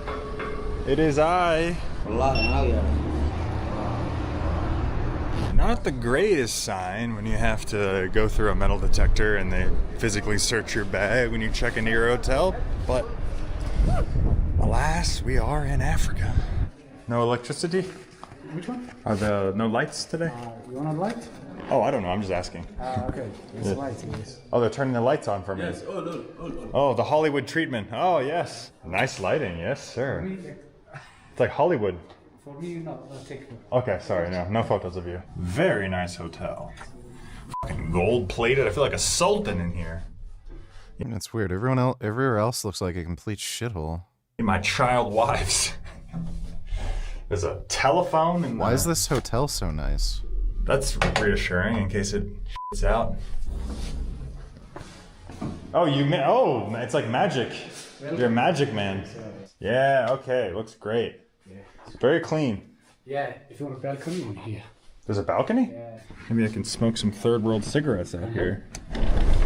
Oh, the lovely Somaliland. So outside my hotel here, we have a bunch of Somaliland flags. Not Somalia, it's a different country. We have Ethiopia, Kenya, not sure what that is. There's an African flag apparently, an EU flag, and then a Taiwan flag. Now, why would they have a Taiwan flag all the way here in East Africa? Well, that's because Taiwan is among the short list of nations that the UN also does not recognize because of China's involvement. Taiwan is technically not a country, and Somaliland is technically not a country either. They must be kindred spirits out here in East Africa and East Asia. So shout out Taiwan. Jess Hotel. That's Welcome, man. Very nice man. Yes, sir. We got 34,000 Somaliland shillings. It's like $30 US. And I'm gonna find my way. There's a museum over here where they talk about the bombing of Somaliland. Some really brutal history here in the late 80s, early 90s. Once Somaliland declared their independence, Somalia didn't like that. They're a separatist state here in Somaliland. Hey, brother, yes? Thanks. And they didn't like that, so they dropped many bombs here and killed, I think, like 200,000 people. It's brutal history, and it happened very recently. So we're gonna find our way through this market and teach you guys a little something today. Yeah. This reminds me of what it was like to drive through the Mexican border into Tijuana. I would not go to Mexico. That just seems like a bad idea. Thanks for the donation though, Ben Boy. Hi, brother. I'm doing all right. How are you? Yeah, I'm from the U.S. Where are you from? Brooklyn? No, I'm from the UK. What are you doing here? I moved back here. I've been here for 10 years now. When I left this country... Take a seat. Oh, thanks. Yeah, thanks. Yeah, no, when I left this country, it was after the Civil War, back in 1988, and then we fled to... Why would he come back? He has a British accent. This guy was living in the UK long enough where he's a fluent English speaker with a British accent. And he came back to this shithole? What? Ethiopia. Dude, when the fuck does the UK ever deport anybody? Like, what? Refugee camps there, flew out as refugees to Holland, and then moved over to London. First time I actually came was in 98. Was it safe in 98? Good question, very good question. When the locals see you from abroad, they don't actually see you as one of their own. They can tell just by looking at you? Yeah. Really? You couldn't even step outside because the locals will throw stones at you. At you? Yeah, because they don't see you as one of them. And then I said to myself, I'm never coming back here again. And then finally in 2015, I saw this country, the opportunities were very high, and they still are. So I came in 2015, June, never looked back. Okay, this guy is unhinged. This guy is fucking crazy. He came back willingly. And you're happy since? Yeah. Is this your store? Yeah, started my own shoe brand. Nice. Yeah. Better off in terms of working hours, finances, you name it. Yeah, you're. How in the fuck would you be better off? Yeah, this guy's nuts. Independent, bro. Yeah, exactly. Just like Somaliland. God, people are legendary here, dude. This reminds me of my first time in Iraq, actually. Just shockingly friendly people. Shockingly safe. Everybody wants to say hello. Besides the people that are shouting at me about the camera. But everybody else is really great. And I'm sure the people that don't want me to film have a good reason, but I just don't know what it is. Hi, brother. Oh, iPhones. iPhone 5, 6? Oh, that's a busted. Oh, it's just the... Oh, he's selling parts. Assalam. Hi, how are you? Hey, what's up? What's your name? My name is Connor. Where you come from? America. Stop camera. Okay. All right. Thank you, brother. See you. All right. Stop camera. That is the overwhelming opinion of locals here is stop camera. They want me to stop camera at one. And why the women are so particular about being filmed. Like, they're in a full fucking burqa. Like, their face is covered, their eyes are covered. Like, you're not gonna be distinguishable, my lady. my good Somaliland. Yeah, bro. I am Somali people. Nice. I am Somali people. Hargeisa? Hargeisa. Nice. I am Sak. Nice to meet you, bro. Yeah, a lot of these people are just crazy. I can see why, like, so many weird wars break out. Like, they're all nuts. Hey, brother. How are you, man? My mom is Nice to gay. meet you. Connor. Connor. Are you a Chinese? I am Chinese? Yes, I'm Chinese.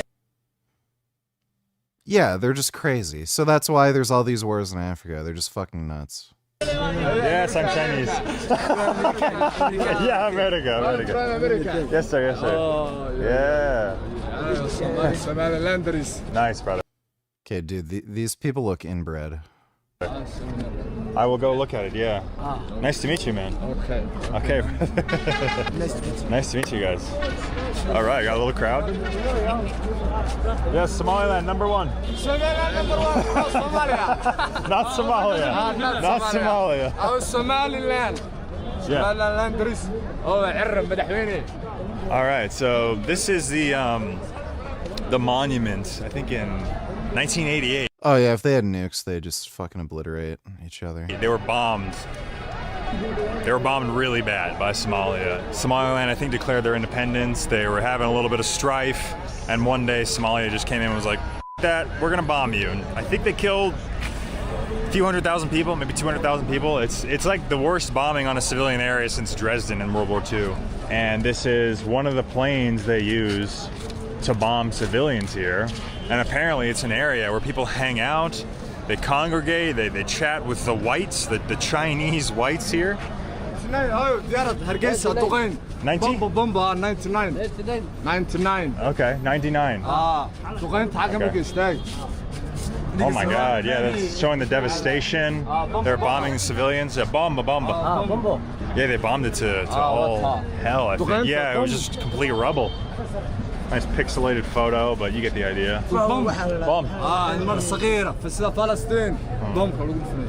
صعب 99 بهذا. غير والد أخي وين تخلصها. This is old for you. 16, 18, No way. 17. You're 18? No. You're 24, I'm about 25. You're 25? I cash money off to cash. Hi guys. You're getting cash money? Swiss small weed. I think I found a rapper of the group. Weed. Money, pussy money, weed. I was some money. Chante. Yeah. Andres.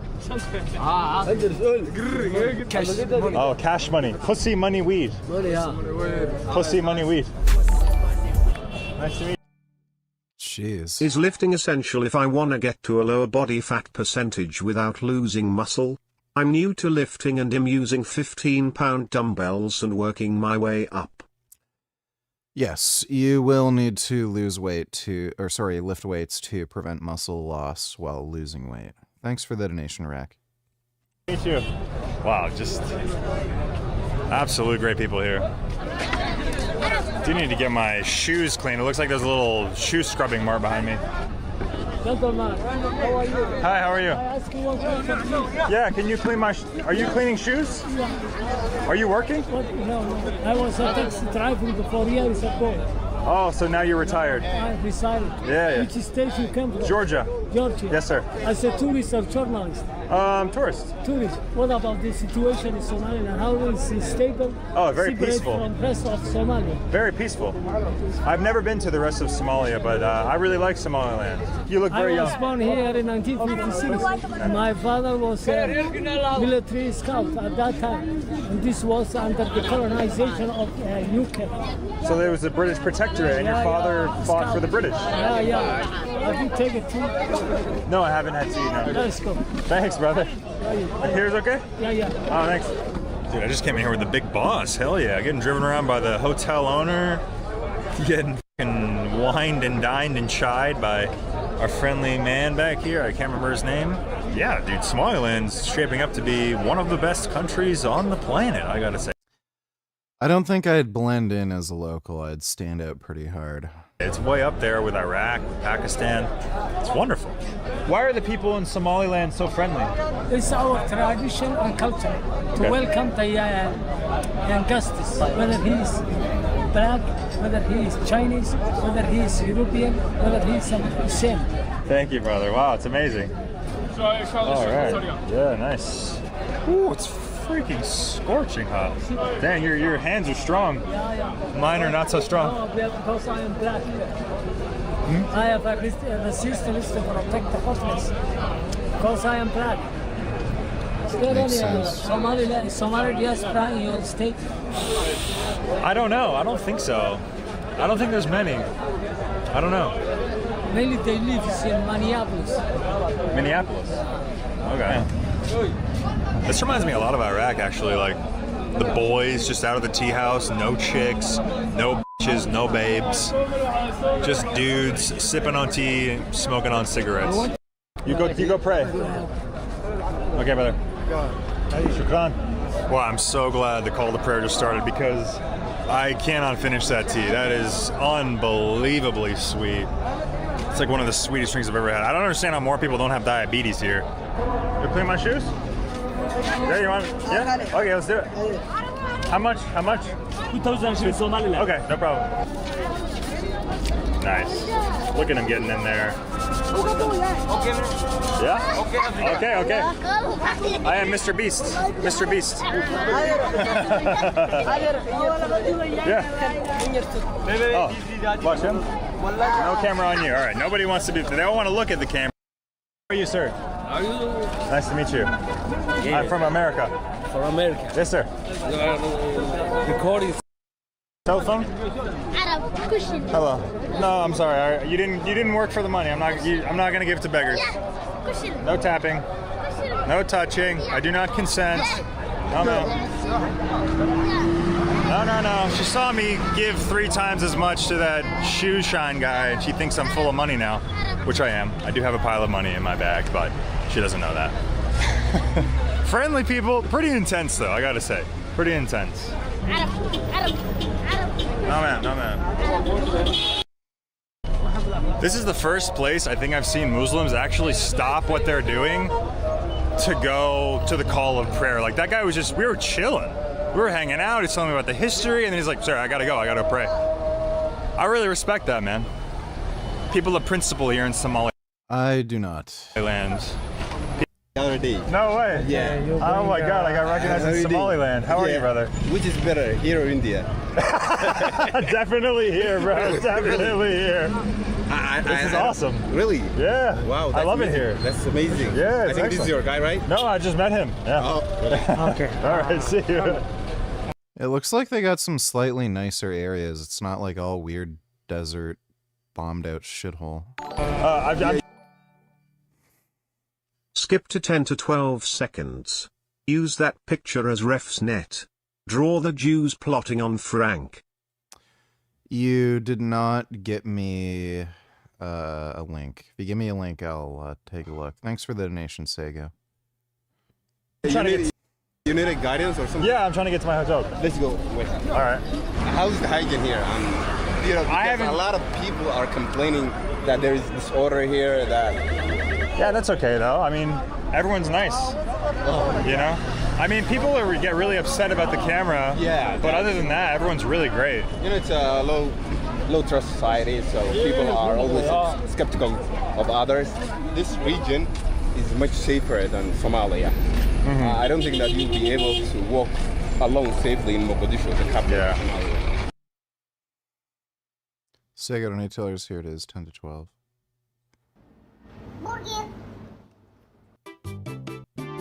How are you guys today?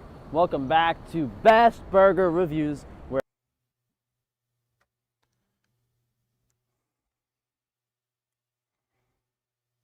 Jeez.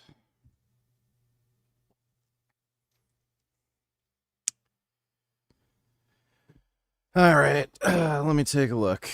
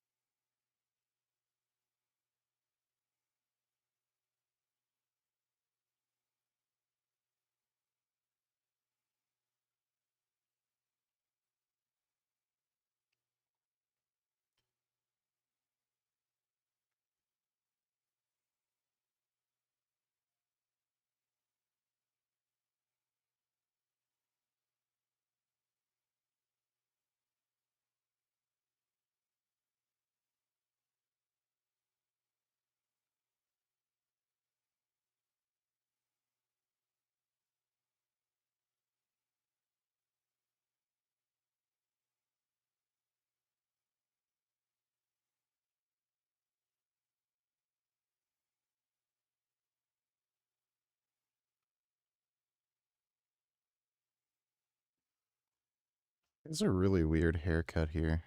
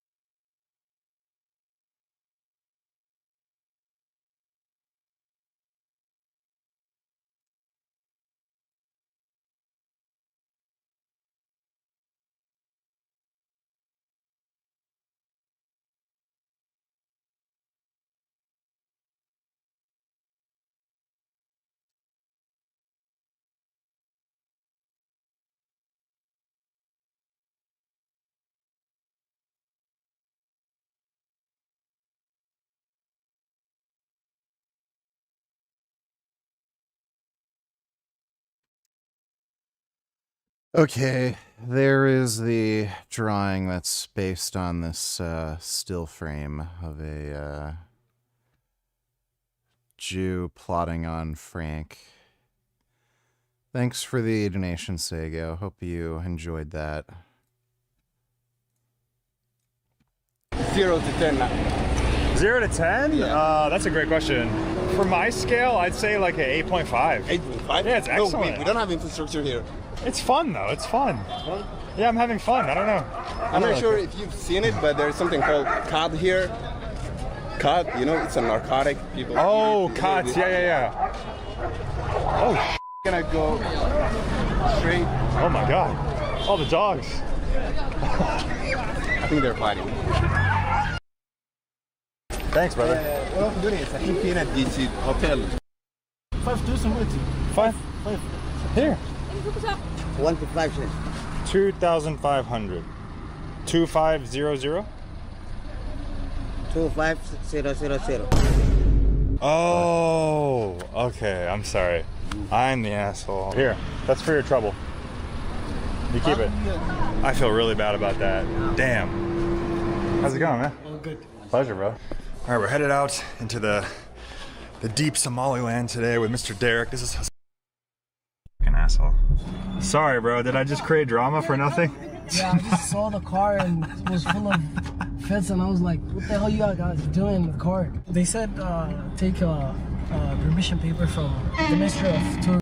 4x4 because we're gonna do a lot of off-roading today. This whole My name is Sabat. Sabat? Sabat. I'm come from America. I'm very glad to see you. Where you come from? I come from America. Wow. Can I shake your hand? Yeah. Fellow American. Yes. Yes. Write my number. Sure, okay. You have American passport? The Somalis are cutting for me, and they will kill me. They will kill me like this. Why? I'm telling you, shut up. I'm telling you, Laura.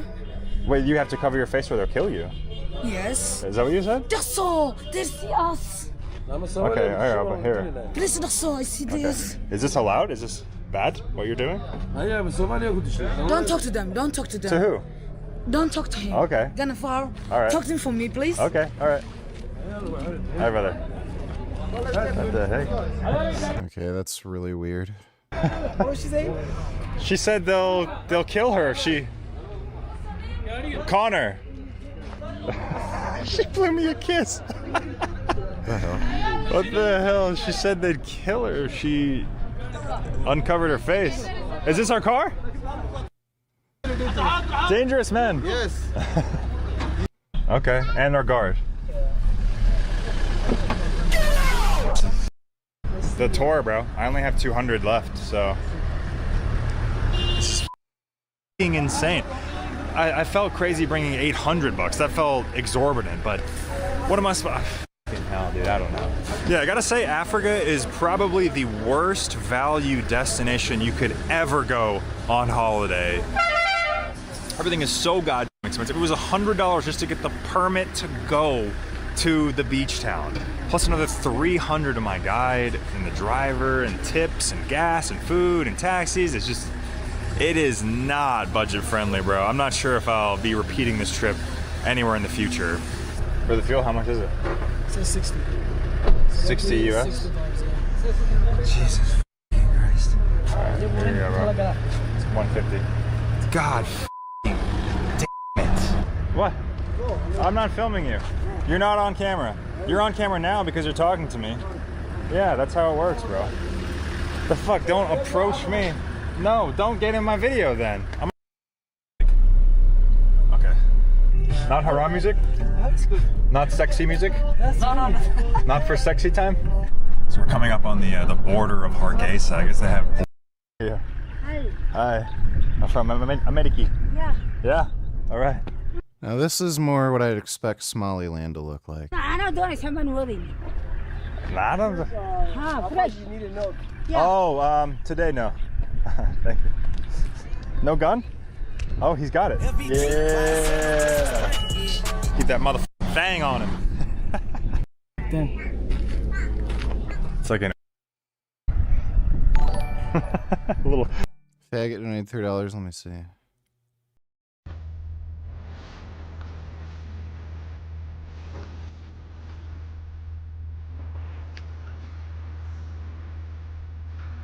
that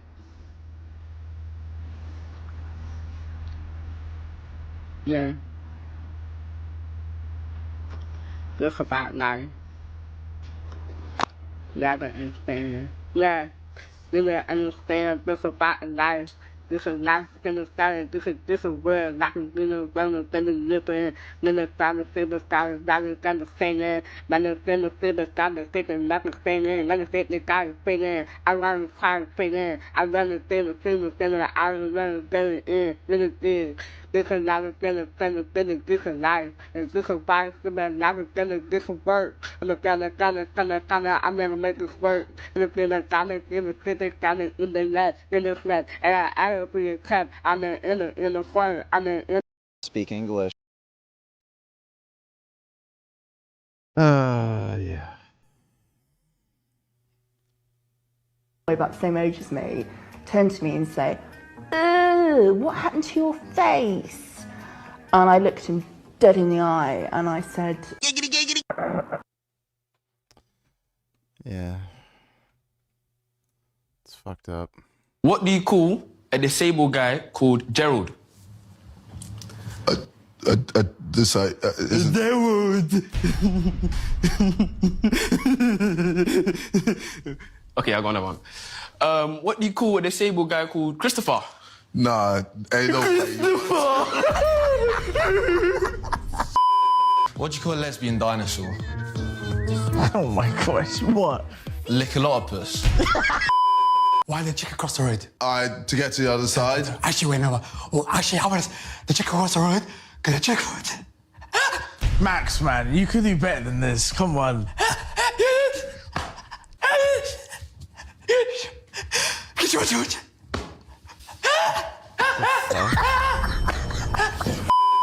What is worse than going down on your grandma?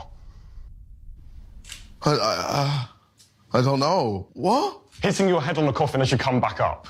Oh my gosh.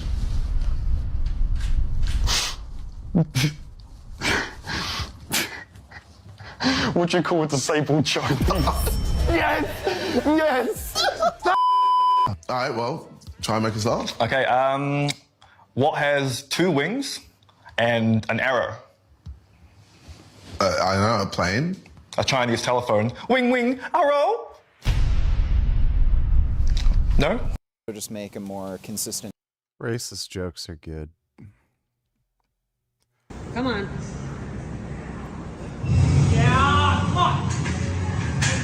Do 6 de 2023, às 4 horas da tarde, essa vai pro Caio. Roda assim, ó. Tu tchá, tchá, tu tchá, tu tchá, tchá. Like every video. Come on. Third world strength is just something else, honestly. They don't even eat well. Like, I don't know how.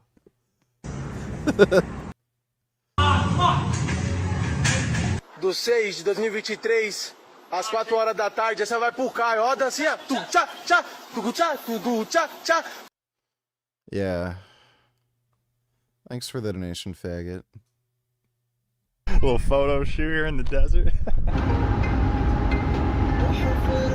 All right, well, once we left the city, it's been absolutely goddamn nothing until this little sign, Las Gil, Somaliland. So this is an archaeological site where some ancient civilization like 40,000 years ago made a lot of cave paintings.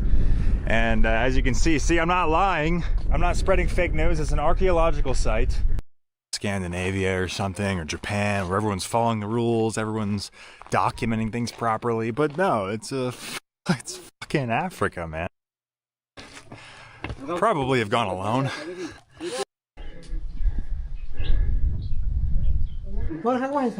So I guess this is the view we came here for, boys and girls. This is why they wrangled me. Yes, king in the castle. Give me your gun. I'm the king now. I want the gun. I think this is it for Las Gil. We're gonna go back to town and see if we can be slightly mispronouncing it. Cut. Yes, exactly. Cut. This way? Okay. Thank you, brother. Thank you. America. Allah. American. American. American. Yes, here it is. Salam. Hello, sir. Yeah, I want some cut. Yeah. Do you want some too? For you? No, you don't do it? Oh, he's got the bundles in there? Whoa, that's a lot. Yeah, just... Very nice. It's very nice? Okay. Just the one? Yes. Oh, are you chewing it now? Yeah. How does it make you feel? Very nice. Very nice. Feels very nice. All right. Yeah, let's do it. Okay. All right, sir. Yeah, no filming. No, I'm filming myself. Selfie. Camera. Where are you going from? I'm from America. America. Yes, sir. Yeah, that's exactly right, yes. Thank you. Thanks. All right. We have a huge bag of cuts. Hopefully I can make some friends out here and redeem myself. Yes, exactly. Cuts! Want some cuts? You want some? All right, let's do it together. Here, presents. Let's do it. Oh, you don't like it. Oh, you don't want cuts. Oh, is it unhealthy? Will my teeth look like yours if I do it? Yeah, bro, we're gonna get fucked up. Let's Do you swallow it? Or you spit? You spit it or you swallow it? All right. Well, Somaliland really redeemed itself. The people are lovely. I think I just overextended myself with the tour today, and I, ventured into the administrative state when I had no business doing so. I mean, this is the adventure here in the middle of town. I don't need to go off and look at some bullshit cave paintings. This is what it's all about right here. All right, guys, I'll see you in the next country. Peace. I'm not going to go to Africa ever. Ever. Several videos covering Caleb Hammer's off-screen antics, but one thing I wanted to do was actually talk to someone who has appeared on the show and tell their side of the story, and I actually got to do that in this interview with Brent Davies, who has appeared on Caleb Hammer's show 3 times, and in the recent episode that he did, he said he's going to be suing Caleb Hammer for defamation. So we talk about his impending lawsuit against Caleb Hammer. We go over all of his 3 appearances on the show and how he feels he was defamed multiple times. And what's really interesting, we actually uncovered something in this interview. If it proves to be true, it's going to put Caleb Hammer in some very hot water legally. So definitely check out this interview. All right, so I'm here with Brent. It's B-R-I-N-T, right? Correct. I noticed on your first video, I did research for this, and the first video with Caleb, he kept calling you Brent with an E. He can't do basic research on his guest. No, he's not good at a lot of research. I'm Brent Davey. I'm 41. I'm based out of Austin, and this is Financial Audit. Yeah. All right. So for someone who maybe hasn't seen your videos or maybe haven't seen you in a while, why don't you go ahead and explain who you are and how you know Caleb a little bit? Okay. Well, I'm Brent Davey. I've been a recurring guest on Financial Audit for nearly 3 years now, and it all started in early 2023. I responded to a casting call, paid sponsored post on Facebook for a paid acting gig. Okay, so did you know him before that, or was it just something you found online? No, it was just, in the feed as a sponsored post, but I went ahead and filled it out without even knowing what the show was. Did it mention, do you remember how much you were supposed to be paid for that? Yeah, I was paid $50 for that one. $50, that's it, wow. Yeah. I mean, that was really early. I think you only had like 250,000 subscribers the first time you were on the show. This was before his show blew up. It was. Nobody really knew who he was. I looked through a couple of episodes. I approached it like an acting gig. And I mean, I was kind of in financial trouble. That is the real part of it. But like all reality television, you do play up the drama for the camera. Otherwise, it would just be somebody going, "Oh, I'm poor," right? Like you can't fill an hour of compelling television otherwise. When the first episode went live, do you feel like you were portrayed fairly, or do you think it was edited in a way to make yourself look worse than you thought you were being presented? That is a great question. I was really excited as we wrapped. It was me, his videographer, and Caleb all in this apartment. And we felt the energy like we knew we had gold. And I wrapped really happy. I was like, this is cool. Yeah, keep me in touch. Let me know how it goes. They said, oh, you'll know. So the episode drops, and I see how he's built it. I see the pacifier in my mouth.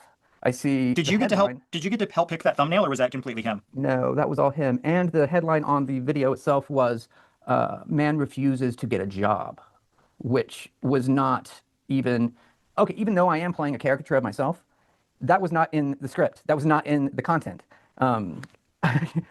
I said I would get a job beneath what I'm expecting that I'm able to do. And I even in that episode agreed to drive for Uber Eats. I said, okay, I'll try it. That might work. In the episode, he has his guest saying, yeah, I'll drive Uber Eats. Then he headlines it in title, man refuses to get job. Yeah. That's the first time he defamed me right there. So episode 1. did that piss you off when you saw that go live? Absolutely. I emailed him. I was like, this is bad. Take it down, edit it. I was like, and he wouldn't. What did he say back to you? He just said, don't worry about the content. Don't worry about the blowback. See, because nowadays he makes the claim like, oh yeah, the guests are all on board. They love the titles. They love the thumbnails. We go through it all with them. And if they don't like it, we'll take it down. So you're saying you did not like that. You wanted it down and he did not. Also, interesting point. As a condition verbally, before we set out, I asked him, oh, can I see it before you drop it? He gave me final cut in a verbal agreement before we even shot that first episode. And then he refused to edit it at my request as I was getting slammed. Because he characterized me as basically a low-life leech on society. I know we're going to get to you later. You do want to sue him, but do you have like because you said you emailed him, you wanted it taken down. Do you have like the email of that of him saying he's not going to change it? Oh, I don't believe so. He wouldn't email me back. He did call me. How did you hear back? Because you said you wanted him to call me back that day. They called you? He said, yeah, and he was just I got some scary. I remember what he said. He was like, I got some scary texts. I said, this is bullshit, really. And I said, the NDA that you had me sign is actually bullshit too. Like, there's no way that holds up. And it was just like something he downloaded from LegalZoom or something. It didn't reflect the nature of our of a production at all. Yeah. And so he called me and he said, I got some scary texts. And then he actually like kind of calmed me down. I said, well, it's just a comment. It's all going to blow over. So that calmed me down for a little while. And then after the show, I've seen a few of your posts on Reddit. You said a lot of people were very mean to you. You had difficult getting jobs, and people would say horrible things. So you can go over some of the things that happened. It has been hell. The last 3 years have been actual hell. Psychological hell. Like the damage that this scale of defamation does. People know me and I don't know them, and they have really bad ideas about me right off the bat. Can you go into some specifics about particular times where that happened? Maybe. Yeah. One time I was getting an Airbnb, and it was a room for rent in an Airbnb. A little old lady, empty nester, has a few rooms in her house. And she had seen me apparently. When I got there, she was like, oh, I'm sorry, I can't, I'm too scared. And I rather than try to argue with her, I was just like, wow. Okay. And that was from seeing your appearance on Caleb Hammer? Yes. I get, I mean, you see the comments on these videos, right? The comments, they say, oh, that guy's just waiting for his parents to die and inherit their money. Really dark stuff. This guy is a psychopath. He's a liar.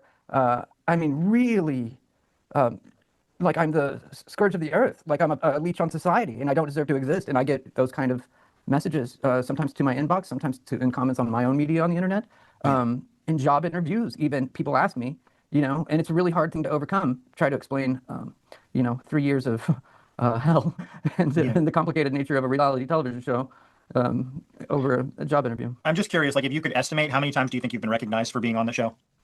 Oh, after an episode drops, every day. Every day?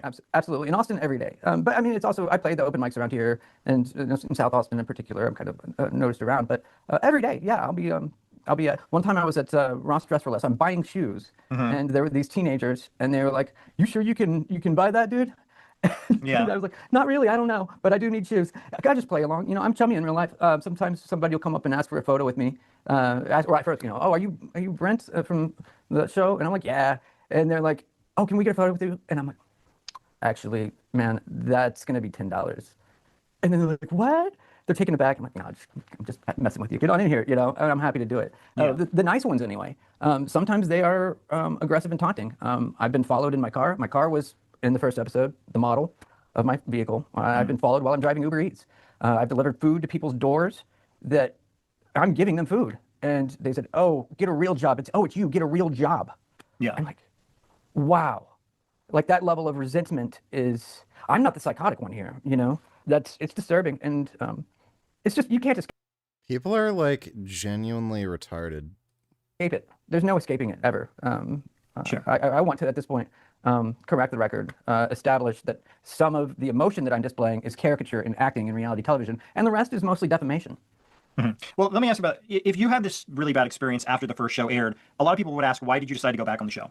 Oh, interesting. That's a great point. I at first said no. They've asked me twice to go back on before I went back onto the second episode I was in.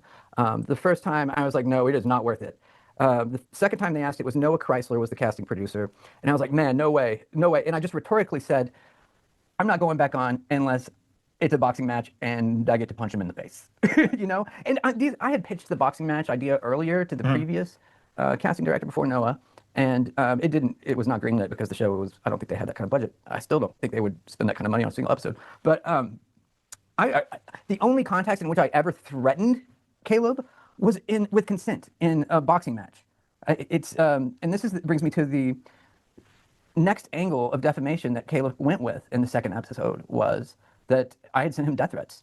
And that is absolutely not So you're true. claiming that they wanted you back for the second, and I watched the beginning of that episode, and Caleb, they had you at a secret location because they didn't trust you at their main filming location. But you say they wanted you back. Is that what happened? Yes, they did want me back, and I negotiated pay of $4,000 for the appearance fee.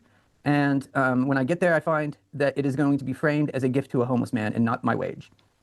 And that's how they framed that episode. Did you get the $4,000? I did at the very end of the episode, but they did not frame it like I had earned it. They framed it like it was a pity. Like I believe that the angle they were going for was. Did they tell you?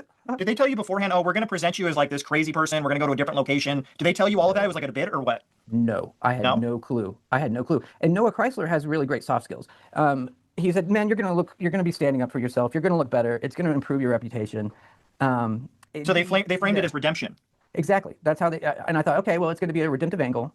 I'm going to have a redemptive angle with his audience, which is the audience I need to make redemption with to get this harassment to stop, right? And I'm going to make money. So I went ahead and did it. I get to the location, which was actually a Fortnite game studio. They make like mods in Fortnite or something like that. Interesting. And I get there, and there's cameras rolling as I get out of the car. And I had agreed to 45 minutes of, film production time, and I started my clown right then. I started my clock right then. I get patted down. We're going in cold, open-minded. We have no idea what is going to come of this. Got it, right? The man just arrived. Don't have any weapons anywhere. And I get sat down, and Noah gives me paperwork about this thick, with cameras around me, cameramen around me, filming me going through. I was like, this is duress. I actually addressed the cameras that are filming. This is not in the episode. I addressed the cameras. This is duress, and I don't have any time to read this, so none of this is binding. as I sign it and hand it to them, and because there's a whole production crew waiting in there, right? And then we hit the podcast room, and Caleb's like, "Mr. Britt, you know why we're at a secret location?" I'm like, "No, I can't believe it." He said, "Because we received many death threats from you." No, I relayed that I was receiving death threats from your fans. That is actually what I was relaying. So if you never threaten him, and he's saying on camera too, I think that video got over 1 million views, that you threatened to kill him, or you threatened death threats, that's slander. It's libel, yeah. I mean, libel is any fixed medium. This seems to be a area of misunderstanding among Caleb's audience. Libel in the modern new media age is any fixed medium, such as podcasts, such as, Do you still have the emails or text or whatever of them saying, "Hey, we want you back for the second episode"? I don't believe so, but I wonder if Noah does. I went through a bit of a mental breakdown and just deleted everything that I have. I'll reach out to him. I don't have that. Yeah. So I'm curious. I watched part of the second episode, and partway through, Caleb gives you a shirt with your face on it. It's a character that he started selling. So you're aware that he's still selling a shirt and a mug with your character on it. You're aware of that? I am aware of that, and I'm also aware that my likeness is being used singing the theme song to his live stream. There ain't no hiding, and I'm dancing on the horizon. I can't wait no more. Wow. Are you aware that he claims if you go to the website, he claims that 25% of all the profit from those sales go to you? Wow. That's incredible, because I told him I don't like the design. It says right in the description that 25% of all profit from the t-shirt and the sales goes to Brent. You haven't received any of that? No, not any accounting. Apparently, he doesn't do his own accounting. Wow, that's a big, like, if you have evidence that you haven't received that money, like that right there, I'm not a lawyer, but I feel like that's a pretty open and shut case. He's claiming to his entire. Yeah, that sounds like he would owe him money for that. Audience, hey, we're giving 25% of all the profit to Brent, and you get nothing. Wow. No, I had not received that. You weren't aware of that. You go to the website, it says it right in the description of both items. I told him I don't like the design and don't use it. I didn't approve the design. Wow, that's a really big deal. I'm surprised that if that's true that he's not giving you any money when he claims that is. That's a big. It's not something he should be doing. It doesn't surprise me, having worked with him for 3 years. All right. Well, let's go ahead to the third time you decided to go on the show. This time, did they ask you back again, or did you want to get on? And one thing they said in the video is that you had been stalking their new producer, Lindsay, trying to get on the show. Is that true? That is absolutely not true. This is interesting. I had been, I checked myself into a mental health care and rehab, a partial hospitalization rehab in July. And when I got out, I got an email from Lindsay, the new casting director, and she said, "Hey, I was wondering if you'd be interested in coming back on." So over the next 2 weeks, I was just fresh out of rehab, and I'm feeling great, and my OCD is perfectly treated, and meds are titrated, and I'm like, okay, this is cool, maybe I can do it. And she's actually a delight. Like, I was hesitant at first, but she is very good to talk with in pre-production. We're working out bits to play, right? The fart machine bit, the fine asshole audit bit, Like I've got some good material here that I'm bringing to the table, and I'm trying to work with a new casting director who's ensuring me that the show has changed. She chose me this episode of Ivory, who is another improv comic. He's another actor and another paid performer on the show. And she said, your episode will be like this. It's very lighthearted. And I was like, okay, this is great. The show has changed. Now I finally get my redemptive arc, right? I thought that they'd matured. She's an old pro. She's worked in LA. I thought, okay, they've elevated the show a little bit. And I agreed to it. And I was a little bit nervous going in because, you know, I never know what Caleb's going to do. And I'm always afraid that they're going to spring something just from that reality television angle. And this time, what they did once more was frame me as a violent criminal and stalker. He framed me as wanting to kill the governor. When I have already won this case, by the way. This case I've won civilly and in criminal court. That was a metaphor. And so Wow. he's coming back to me saying, you wanted to kill the governor. I said, it's a metaphor. It's like arguing with a brick wall, and he keeps repeating it. And I tell him, that's libel. And he says, sue me. And I said, I might. And so now I am. Yeah. Okay. And when that episode dropped, they libeled me once more, saying that I'm stalking Lindsay, the casting director. Yeah, they said that in the description. In the description. And on the very same day they dropped that onto YouTube, Lindsay sent me. This guy Caleb is actually an unhinged wacko. Like, fucking crazy. Generous, professional, thank you email praising me, how good it was to work with me, said I'm lightning in a bottle. Were you paid for that episode as well? I was paid for that episode as well, $5,000 for that one. 5,000. And did you go to their actual filming studio, or is that someplace else? No, that was another filming studio. And Caleb had security. Magnetic wanted me. They kept making jokes like, oh, are you going to pull a Joker situation? And I was like, man, I'd really appreciate it if you stopped going with that angle, because I didn't agree to it. I don't like that characterization. I didn't agree to that. I told them this pre-production, just right before we shot that day. Of course, they didn't do anything about it because that was their angle the whole time. Okay. And one thing I want to ask, Caleb claims like they provide a lot of help post-show to help people get out of debt. What kind of help did they provide for you? None. None. Not even correcting the record that I am a working man. I may have several jobs as a freelancer. I'm a freelance writer. I'm a musician. I may be playing the old folks' homes, but I am a working musician. And yeah, I've got a lot of work going. I'm always busy. So they didn't check up to see how much debt you paid off? They didn't provide you with any free courses or anything like that? No, absolutely not. Absolutely not. All they did was use the taquito line from the first episode as their slogan and named their studio after it. All right. Well, let's go over the lawsuit. You did mention that in the third episode that you wanted to sue him. Is that Correct. Still something you're going forward? Is it already starting? Have you found a lawyer? What's going on there? Absolutely. I've been working with a contract lawyer. He's not really a litigator, but we've been building the case. The case is mostly built. The complaint is mostly written, but of course, I'll probably have to work with it when we find a litigator to take the case. I need a licensed attorney in Texas looking to take on a high-profile defamation case against the number 7 YouTube star in the United States of America for 4 counts of defamation with malice and civil conspiracy.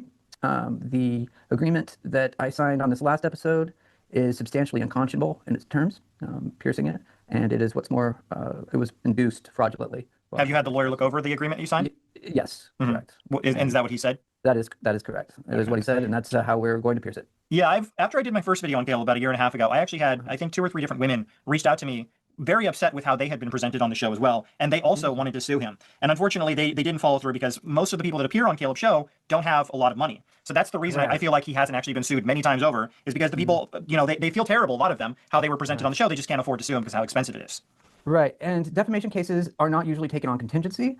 I am trying to find that one lawyer who has that righteous cause kind of attitude, willing to make a splash with a high-profile case to take it on contingency. You know, it's not as cut and dry, and it's not as sure bet as your typical personal injury case. It's a little bit more complicated. It might be a little bit more lengthy, but I'm also guessing that he's going to settle because it's so damning. When he gets that complaint in front of him, I bet you his lawyers will tell him.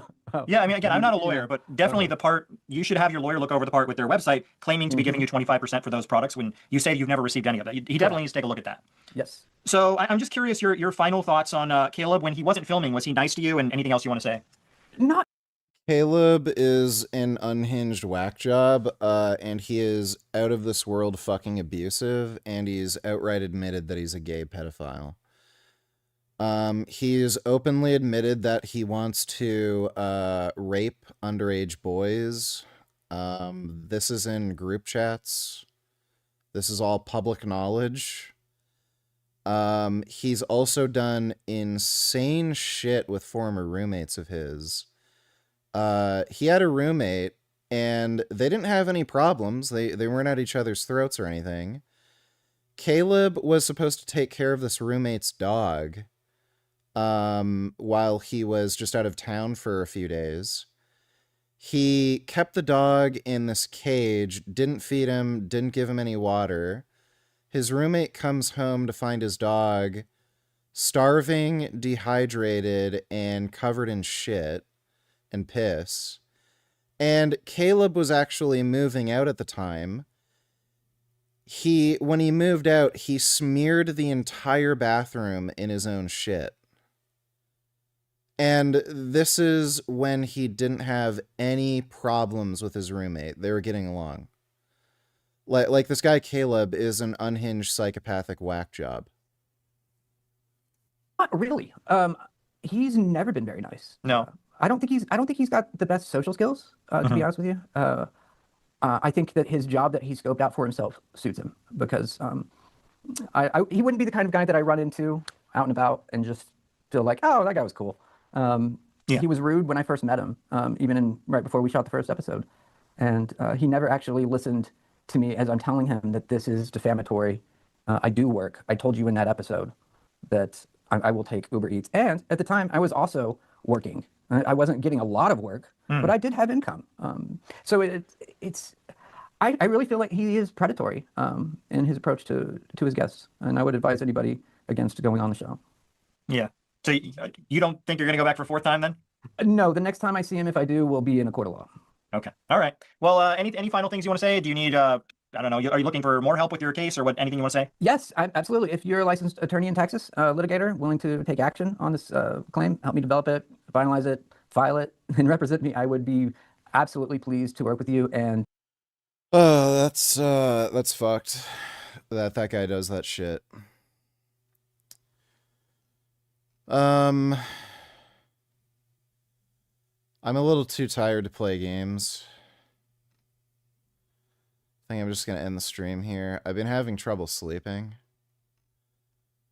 So I think I'm just going to, like, chill. Do a relax.